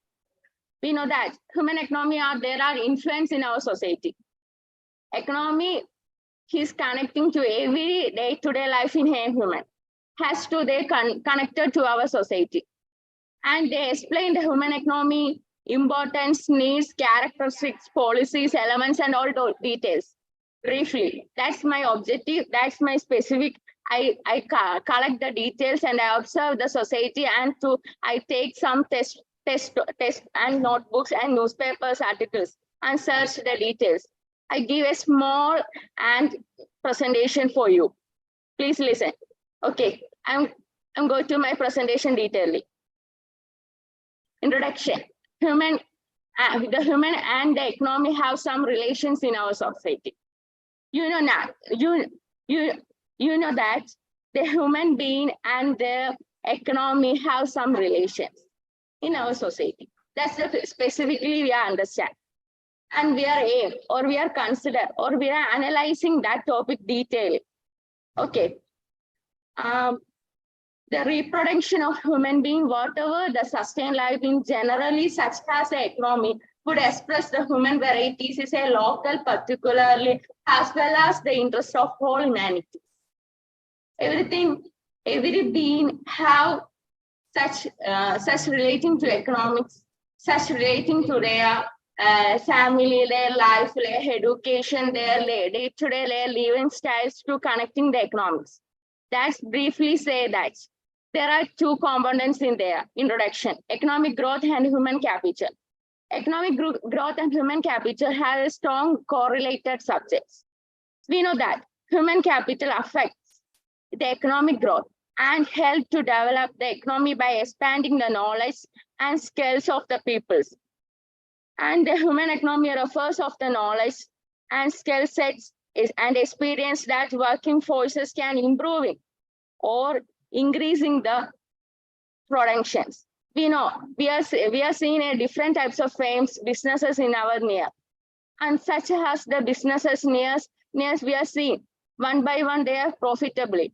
A business person who is only seen as a profitably, and every human have to connecting the businesses, consumptions, and all others. And this importance of human economy. The study of economics help to the people to understand the world around them and it enables to the people to understanding the business marketing and the governments.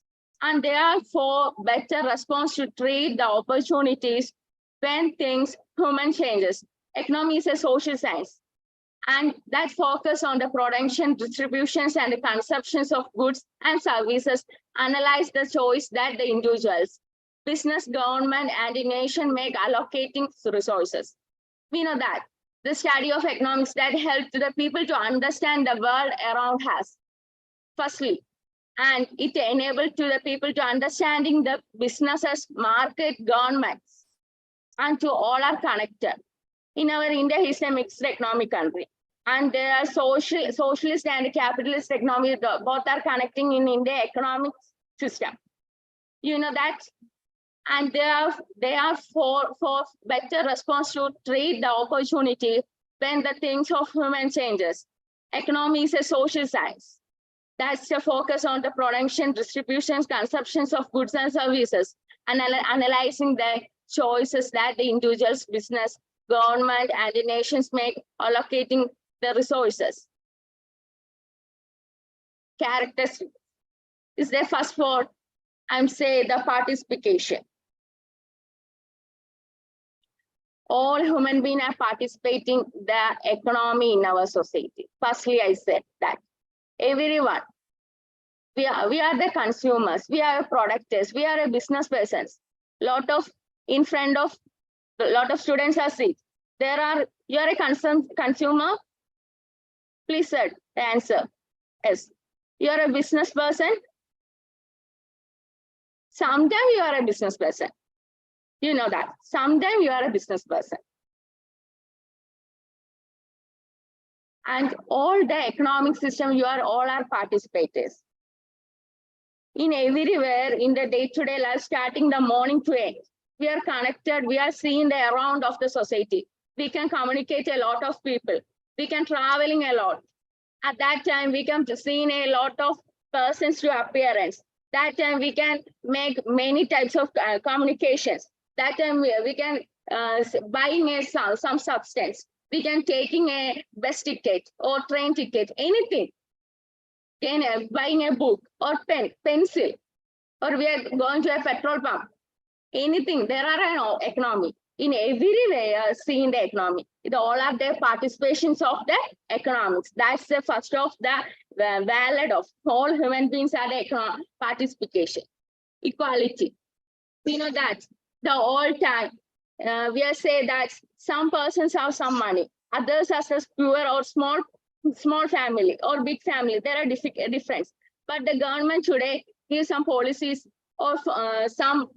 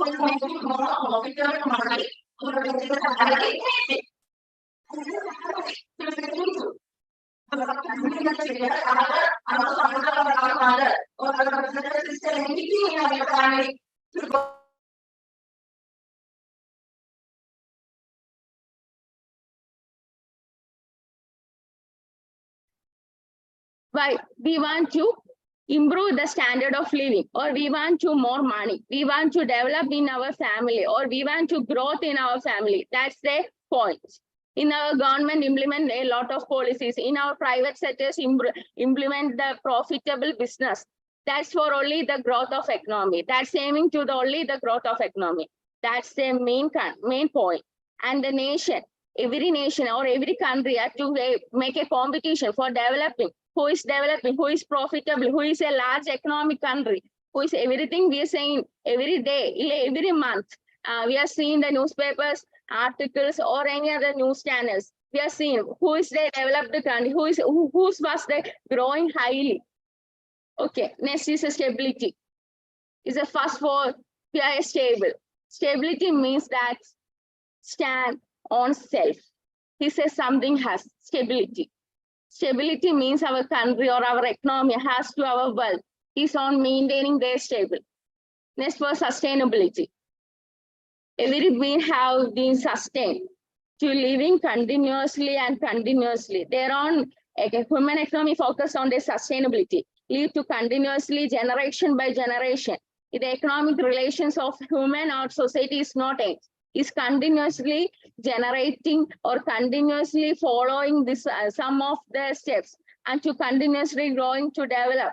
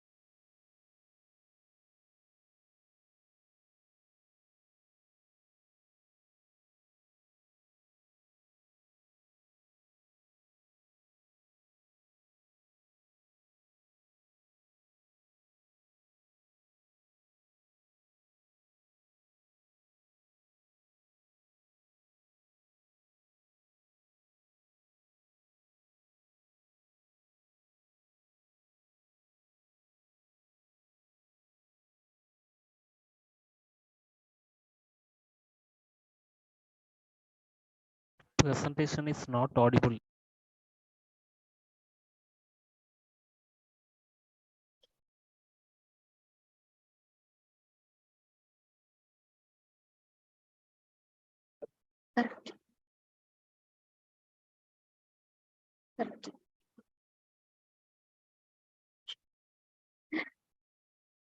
Improve the healthcare. The another point, improve the healthcare. We want better health. The all time, we know that the hospital facilities or the treatment is limited. Now we seen a lot of hospitals, treatment facilities, government and private sectors. We know that improving healthcare day by day. That's the view of the life expectancy of a people to making better, or the people to able to continue to live and to continue to going work, to continue to going trades or businesses and making more profitable. That's relating to our human economy. Then another for reducing poverty. It's one of the largest problem is a poverty. We know that we are living in Kerala. In our society, a lot of space, we know that some persons are seeing the poverty level. And that's one of our main ultimate aim. Every person who is going to work, for what? They want to eat some food. They want to, mainly they want to eat some food. They want to continue to live in the society. That's the ultimate aim. And reducing poverty is the ultimate aim of every person. Every person in anywhere. Okay, increasing employment opportunities. We are educated persons. We are on PG, PhD, or any other engineers, doctors, any other scholars. But we are not get a job. What is our condition? When you are invest your time, your effort in your life for your education, for getting higher education, that we see unemployment condition. That time we seen very, very dark like that. And at that time we faces a lot of issues, financial crisis, family issues, anything. And that we are give some increasing the employment opportunity, that to increasing the job opportunity, that to making more better, more level to changing the better and level 2 changing the living of standard of living. Okay. Next for the increasing the standard of living. Another one, increasing the standard of living. We are seeing the whole time in our house, I got a scooter. Now in my house, I got a scooter and a car. Will be changes to increasing the standard of living. We want to know about what's the society, what's to live, how to changing there. In everyone, the living of standard as seen. We are educated, we are continue to studying, we are want to get a job, we are going to travel, we want to eating food, and we are dressing style will be changed, and everything. We are comfortable to live. That's for increasing the standard of living. And another one, policies. Some policies are implementing to human economy. The government is create some policies for better health, skills, education, and everything. I'm not a certain policies in this slide. Okay. Health. Ayushman Bharat Yojana. Is the government policies?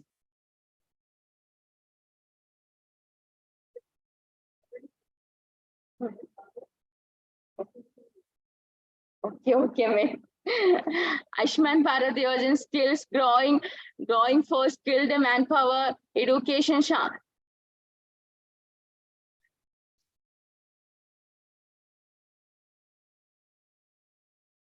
Consumer spending related in human economy. It is the estimating that the consumer are responsible for more than 2/3 of the economic growth in the US economy. Has the consumer become employed or experienced wages increases, they treat to increasing their purchases for clothes, cars, technologies, and the home goods and such that. All that they're spending to creating a positively rapid effect to leading to improve the employment and to various industries such as the retail to auto manufacturing technologies and the home builders to name a few, and the spending also to lead to high GDP growth throughout the economy. Business investment and relating in human economy, both are connected. The increasing the GDP growth from the consumer spending led to improving in the business condition has to companies become more profitable and they are treated to invest the more money into their business to create future growth. And the business investment can including a new equipments and technologies to purchasing. And the investment businesses make are called capital investment. Human influence, the economics influence the human life. We are seeing the economics also influence the human life. Economic influence the human life. Firstly, the ordinary business of life, wealth, choice, and scarcity. And the study of, firstly, the economics influence the human life. The study of mankind as the ordinary business of life. It examines that the part of all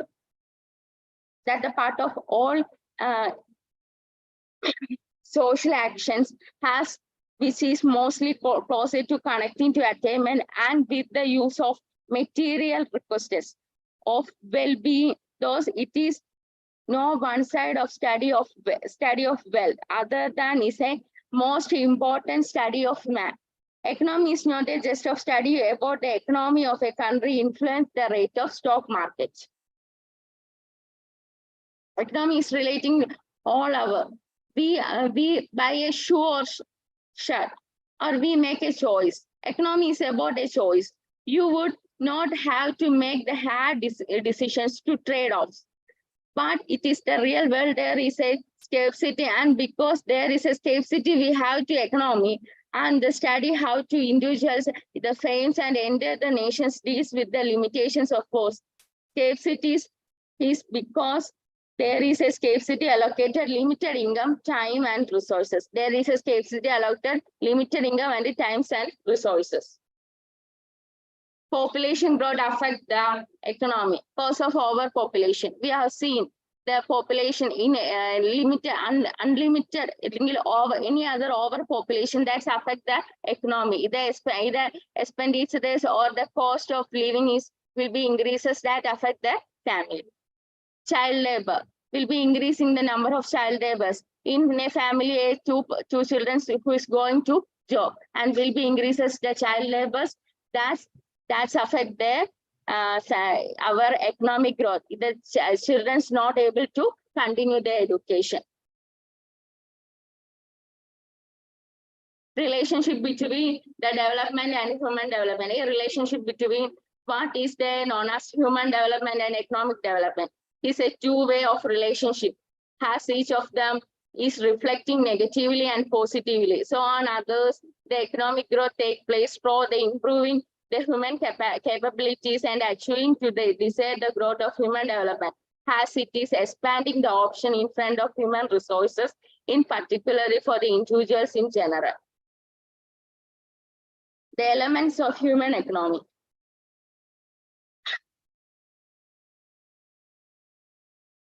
Regulation, manufacturing, distribution, inflation, and trade effect. Elements, the production, supply, and the consumption demand. Whatever being product must be consuming, and what is being consuming being production. That's the element basing of the human economy. Regulations. The production system is control and regulating such as tax action and the standards, etc. of some government policies. That may be the control of the production system is known as regulation. And manufacturing, the transformation of the materials into intermediates or finished goods. And distribution, activities that linked with the elements of the production system, making goods and services available to the consumers. That is known as distribution. And another one, inflation, refers to ongoing changes in the general level of prices on the economy and the production with the hyperinflation. That is, the inflation is higher than 50%, that the people are afforded to buying anything and their basic needs for maybe unfulfilled.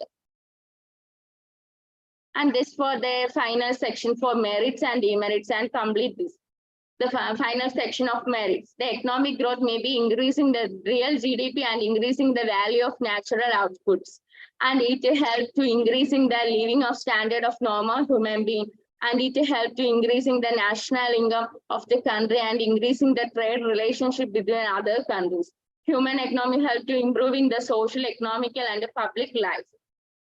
And we are seeing every positive side, there are negative side. We are seeing the last for demerits. The major advantages of economic growth is inflation effect, but the economic growth will causes aggregated demand to increases.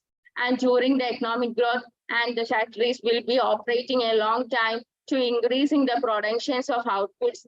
This will lead to increasing the emissions of carbon, which is causes for air pollution. The human economy is the part of our society. It is our analyzing and restudies. I get the details for view of human economy relations in our society. And the first, the end we be seeing the human economy, while subject is not, there is no end, is covered with all world and not the all relate to each. I have to better experience the observation, studies, and research about this topic and human economy relation in our society. And the study of human economy have no ends, as that is my finding.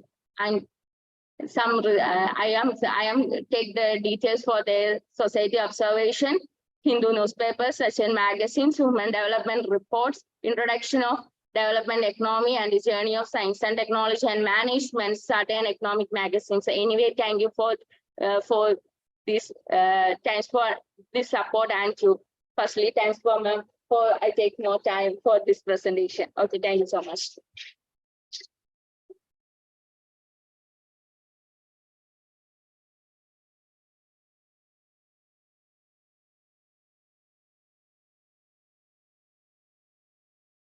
Thank you, Ms. Megha, for your presentation. Finally, we have a presentation titled Would Cooperatives Turn into Monopoly? An Explanation by Ashwin AP and Amaldeep, students of Second MA Economics, Department of Economics, University of Kerala. Ashwin has completed his BA in economics from St. Dominic's College, Kaliyapalli, and Amal Dilip has completed his BA in economics from NSS College, Kottayam.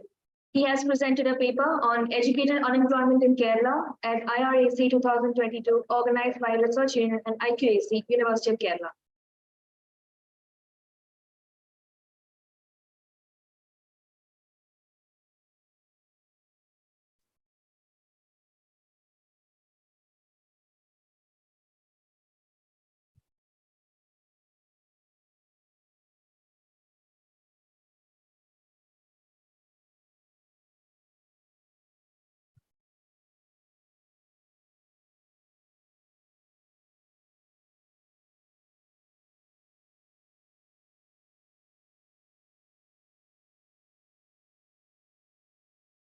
Good evening, one and all. I'm Amal. The going presentation is going to be on the topic, would a cooperative turn into a monopoly? And this paper is collectively done by me and my classmate, Ashwin AP. Let's start with an introduction. In the introduction part, I would like to discuss some portions about how a cooperative is basically helping especially the rural households and the socially and backward community in the society. So a cooperative societies provide a democratic and value-based enterprise platform for providing access to services and livelihood for the economically weaker sections of the society across the world. Cooperative societies are ideally suited organizations not only for developing village industries, but also for promoting group effort by the villagers for overall socio-political upliftment. With constant innovations, launching new products, creative marketing campaigns, challenging traditional societal trends to come up with better products, many cooperatives had evolved as major players in the market. As cooperatives become big players, it is essential for them to have a makeover in their overall structure to compete in the market. There is a common tendency for cooperatives to divert from its basic cooperative characteristics. Though cooperatives are usually considered as an anti-monopoly strategy, there is a possibility of displaying some monopoly characteristics. So through this study, we are going to examine whether a cooperative which is meant to support the backward communities will eventually turn up showing the characteristics of a monopoly and which eventually become exploiting in nature of its members. So we would like to explain this situation with the help of two cases, one which has happened in America and the other which is going on in Kerala. So let's now go to the significance of the study, and its significance is that there is a possibility of monopolization of cooperatives. So it is necessary to find out what are the factors that causes this monopolization, and if we could find out some solutions, what are those could be. And milking profits, the case of DFA, this is the first situation where a DFA, which is a cooperative, milking cooperative in USA, turned up into exploiting its members. Dairy Farmers of America is a dairy farmers cooperative in America whose primary objective was better milk transportation and selling milk to major dairy processors. DFA gradually merged with regional cooperatives to become a dominant raw milk buyer and sometimes the only buyer in many local markets. Later, they shifted their focus to investing in shipment and bottling their own milk and processing plants to make their own cheese. As dairy processing became a larger part of their business, DFA managers developed a perverse incentive to pay less to their members in order to maximize processing profits. DFA does not share these profits with farmers, instead pad with managers and executives' pockets. The sad irony is that many of these farmers are owners of DFA. Growing business hierarchies make cooperative managers less accountable to farmer owners. Farmers should be able to have a voice in the direction of their cooperative by electing board members or voting on major business decisions. But the cooperative was not sufficiently transparent in its decision making. The board members were elected by different regions and held too much decision-making power compared to farmer members. As a result, some DFA members felt that they had no other recourse but to sue their own cooperative for the conspiracies, resulting in two multi-million-dollar settlements. The second is the case of Milma in Kerala. Milma is an organization of the milk producers successfully run by producers and functioning for the producers truly on democratic principles. It is a state government cooperative owned by the Ministry of Cooperation, Government of Kerala. The whole system was working under three-tier systems at the lowest level primary cooperatives and above it 3 regional units. It is the market leader in milk in Kerala, having 3,071 Anand model primary milk cooperative societies as per the data on 31st March 2022, with 15.2 lakh local milk producing farmers as members. The procurement of milk by Milma went up to 12.52%. This slide shows the growth of Milma, and it explains the commanding market share of Milma in the milk industry of Kerala. And the farmer members of the board are elected for a 5-year term from among the presidents of the affiliated village level and pattern cooperative societies. Milma has been regularly checked and balanced by various government mechanisms, both at the state and central levels, through various schemes and subsidies to ensure farmer welfare. And this chart shows the organizational hierarchy of Milma and its management, and it's clearly depicted that they have a clear idea about who should report to whom and who are the major authorities playing in its organizational decisions, and who are the major players in its decision making. So the major findings and suggestions can be summarized as the following. There is a need to restore a democratic promise of cooperatives in the case of DFA, so that farmers once again have a say in cooperative decision making. But in the case of Milma, the majority of board members are elected farmers, ensuring the business policies of the cooperative are always governed with the interest of dairy farmers foremost in mind. We need greater scrutiny of cooperative mergers to avoid dangerous concentration of buying powers in cooperatives. Management must also share more information with farmer members to ensure transparency within cooperatives, including executive compensation disclosure. Appropriate public financing opportunities need to be provided for the cooperatives. If enough financial facilities are not provided for the cooperatives, there can be possibilities that the cooperatives must invite some private players for funding their financial needs. Then there can be a mix of or the dilution of the ownership of the cooperatives, which will result in less welfare of the farmer members. Milma is able to hold the price line of milk in the market just because of the commanding share it has in the urban market. But the government control over the price fixation prevents Milma from exercising monopoly pricing powers and ensure farmer welfare. As a conclusion, but in the analysis, the two examples show different situations of two major market playing cooperatives. The first example explored how a cooperative violates basic structure and characteristics when it becomes more profit motive. In the due course, they lose transparency and democratic notions. In the second example, though Milma is able to hold the price line of milk in the market, just because of the commanding share, it fixes the market price of its product by the sanction of the government only. In order to maintain cooperatives in their authentic form and prevent cooperatives from subverting anti-monopoly measures, it is necessary to have transparency, government control, democratic election of members, and proper and clearly stated business hierarchies and reporting systems. Thank you.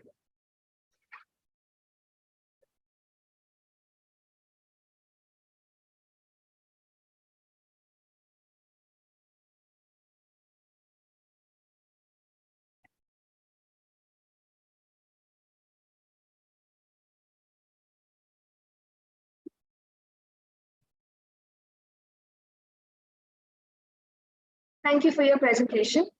Now the floor is open for questions, and both online and offline participants can now pose their questions.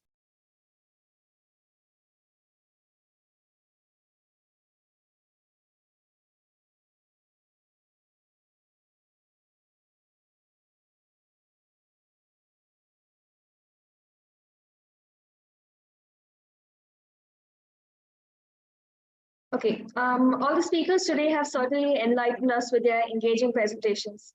I now invite the chairperson of the session, Dr. Amla, to make concluding remarks.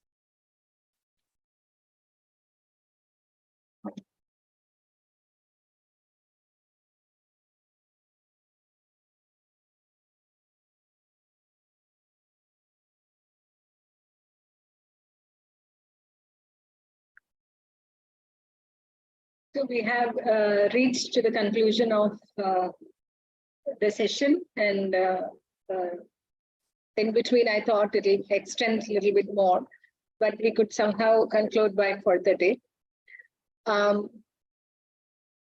Many of you have listened to the previous session and the concluding remarks of Dr. Jayakumar. Apart from that, I think he had very clearly explained like how to approach a problem, how to make a conceptual framework, how to proceed with your research in that framework and find out the objectives, reasons and conclusions. So writing a research paper or approaching a research problem is not simple as we daily presume. It has its own systematic way even to formulate a problem. Sometimes we feel that this is a big problem. So just write down whatever you feel as the problem and ask the basic questions to it. Why, when, what, how. So in the statement of the problem or whatever statement you have written as a problem, if any of these things or these questions give you a basic proper answer, then you have a problem. Otherwise, if it is vague, then it is a hearsay. So can you prove it? Even if it is in a science stream or in arts stream, we have our own ways to prove the objectives taken, convert them into variables, either qualitative or quantitative, and finally prove it. So it has to contain itself into that particular framework. So, but I appreciate each and every one of your spirit. So this particular session, I have found that apart from Dr. Sujata, all others are PG students. So attempting a problem, writing down a paper and forming the presentation and finally presenting it to the audience, it requires courage and spirit. So I congratulate and applaud all of you for that particular spirit. Give them a big applause. But that said, usually we teachers have that habit of saying this. But that said, I personally, and I think the other dignitaries also feel that you need further guidance in proceeding with the problem and finally coming up with a proper paper. So whenever you feel that you are stuck somewhere or is it the right way to go, approach a supervisor, whoever it is available to you, and discuss with them. Each and every one of them will be happy to help you because that is why we are researchers. Your seniors are researchers or your teachers. So what way to proceed? As we discuss alternatives, there are alternative ways to approach a problem to reach a solution. So which is possible? Ashwin and Amal had taken up the case study method. They have taken only 2 case studies, but 2 different kinds of case studies. One was negative and one was showing the positive things. So, but is it enough? 2 case studies is enough for a research paper. That case studies itself is a fine method of research. I myself have used different case studies in my PhD thesis also.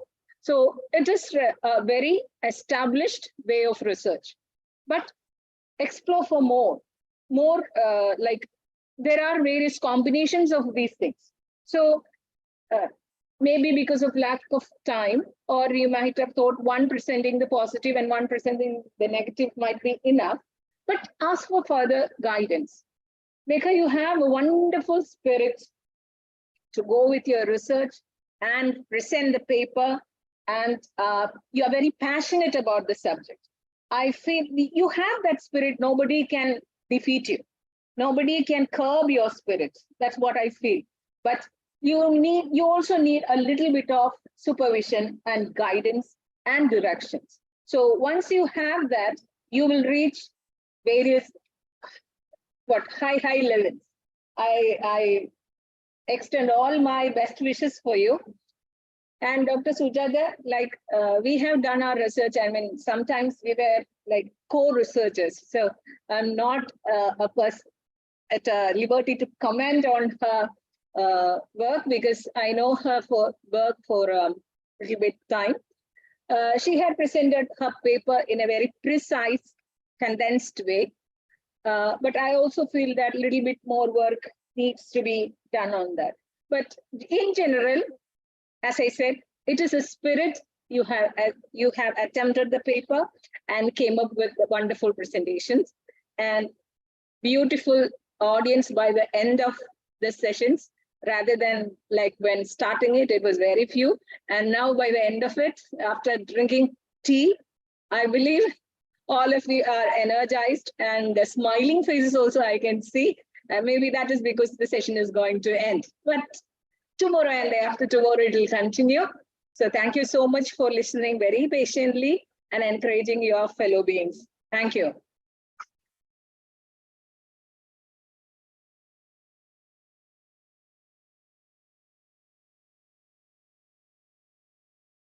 Thank you, ma'am, for your words. I now call upon Anagha, student of First MA Economics, to deliver the vote of thanks.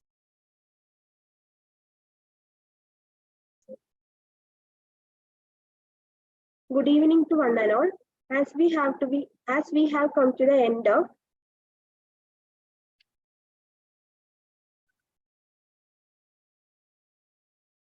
Good evening to one and all. As we have come to the end of first day of third National Conference on Cooperative, Mutual and Solidarity Economics, Experience from around the world, I feel glad to be here and propose the vote of thanks. First, I would like to express our gratitude to Dr. Amala and Annie John, President Editor and Bureau Chief Thiruvananthapuram of my Pinpoint channel for charity section. Thank you, ma'am. Next, I would like to thank Dr. Sujata GS, Postdoctoral Fellow, Department of Commerce, University of Kerala, for presenting her paper. Thank you, ma'am. Now, I would like to thank Ashwin AP, Amal D, Second MA Economics, Department of Economics, University of Kerala, for presentation. Next, I would like to thank Megha P. Kumar, MA Economics, Bishop Moore College, Mavelikara. Now, I express my sincere gratitude to Dr. Christabel PJ, without whom this program was impossible. Thank you, ma'am. Now, I express my sincere gratitude to Dr. Shija SR, Head of the Department, Dr. Manju S. Nayak, Dr. Anida V, Dr. Prasad AK, Sri Siddiq R, faculties of the Department of Economics, University of Kerala, for being supporting pillars of this program. Finally, I would like to thank all the faculties, research scholars, students, and all those who have gathered here to make this program successful. Wishing a great evening ahead. Thank you.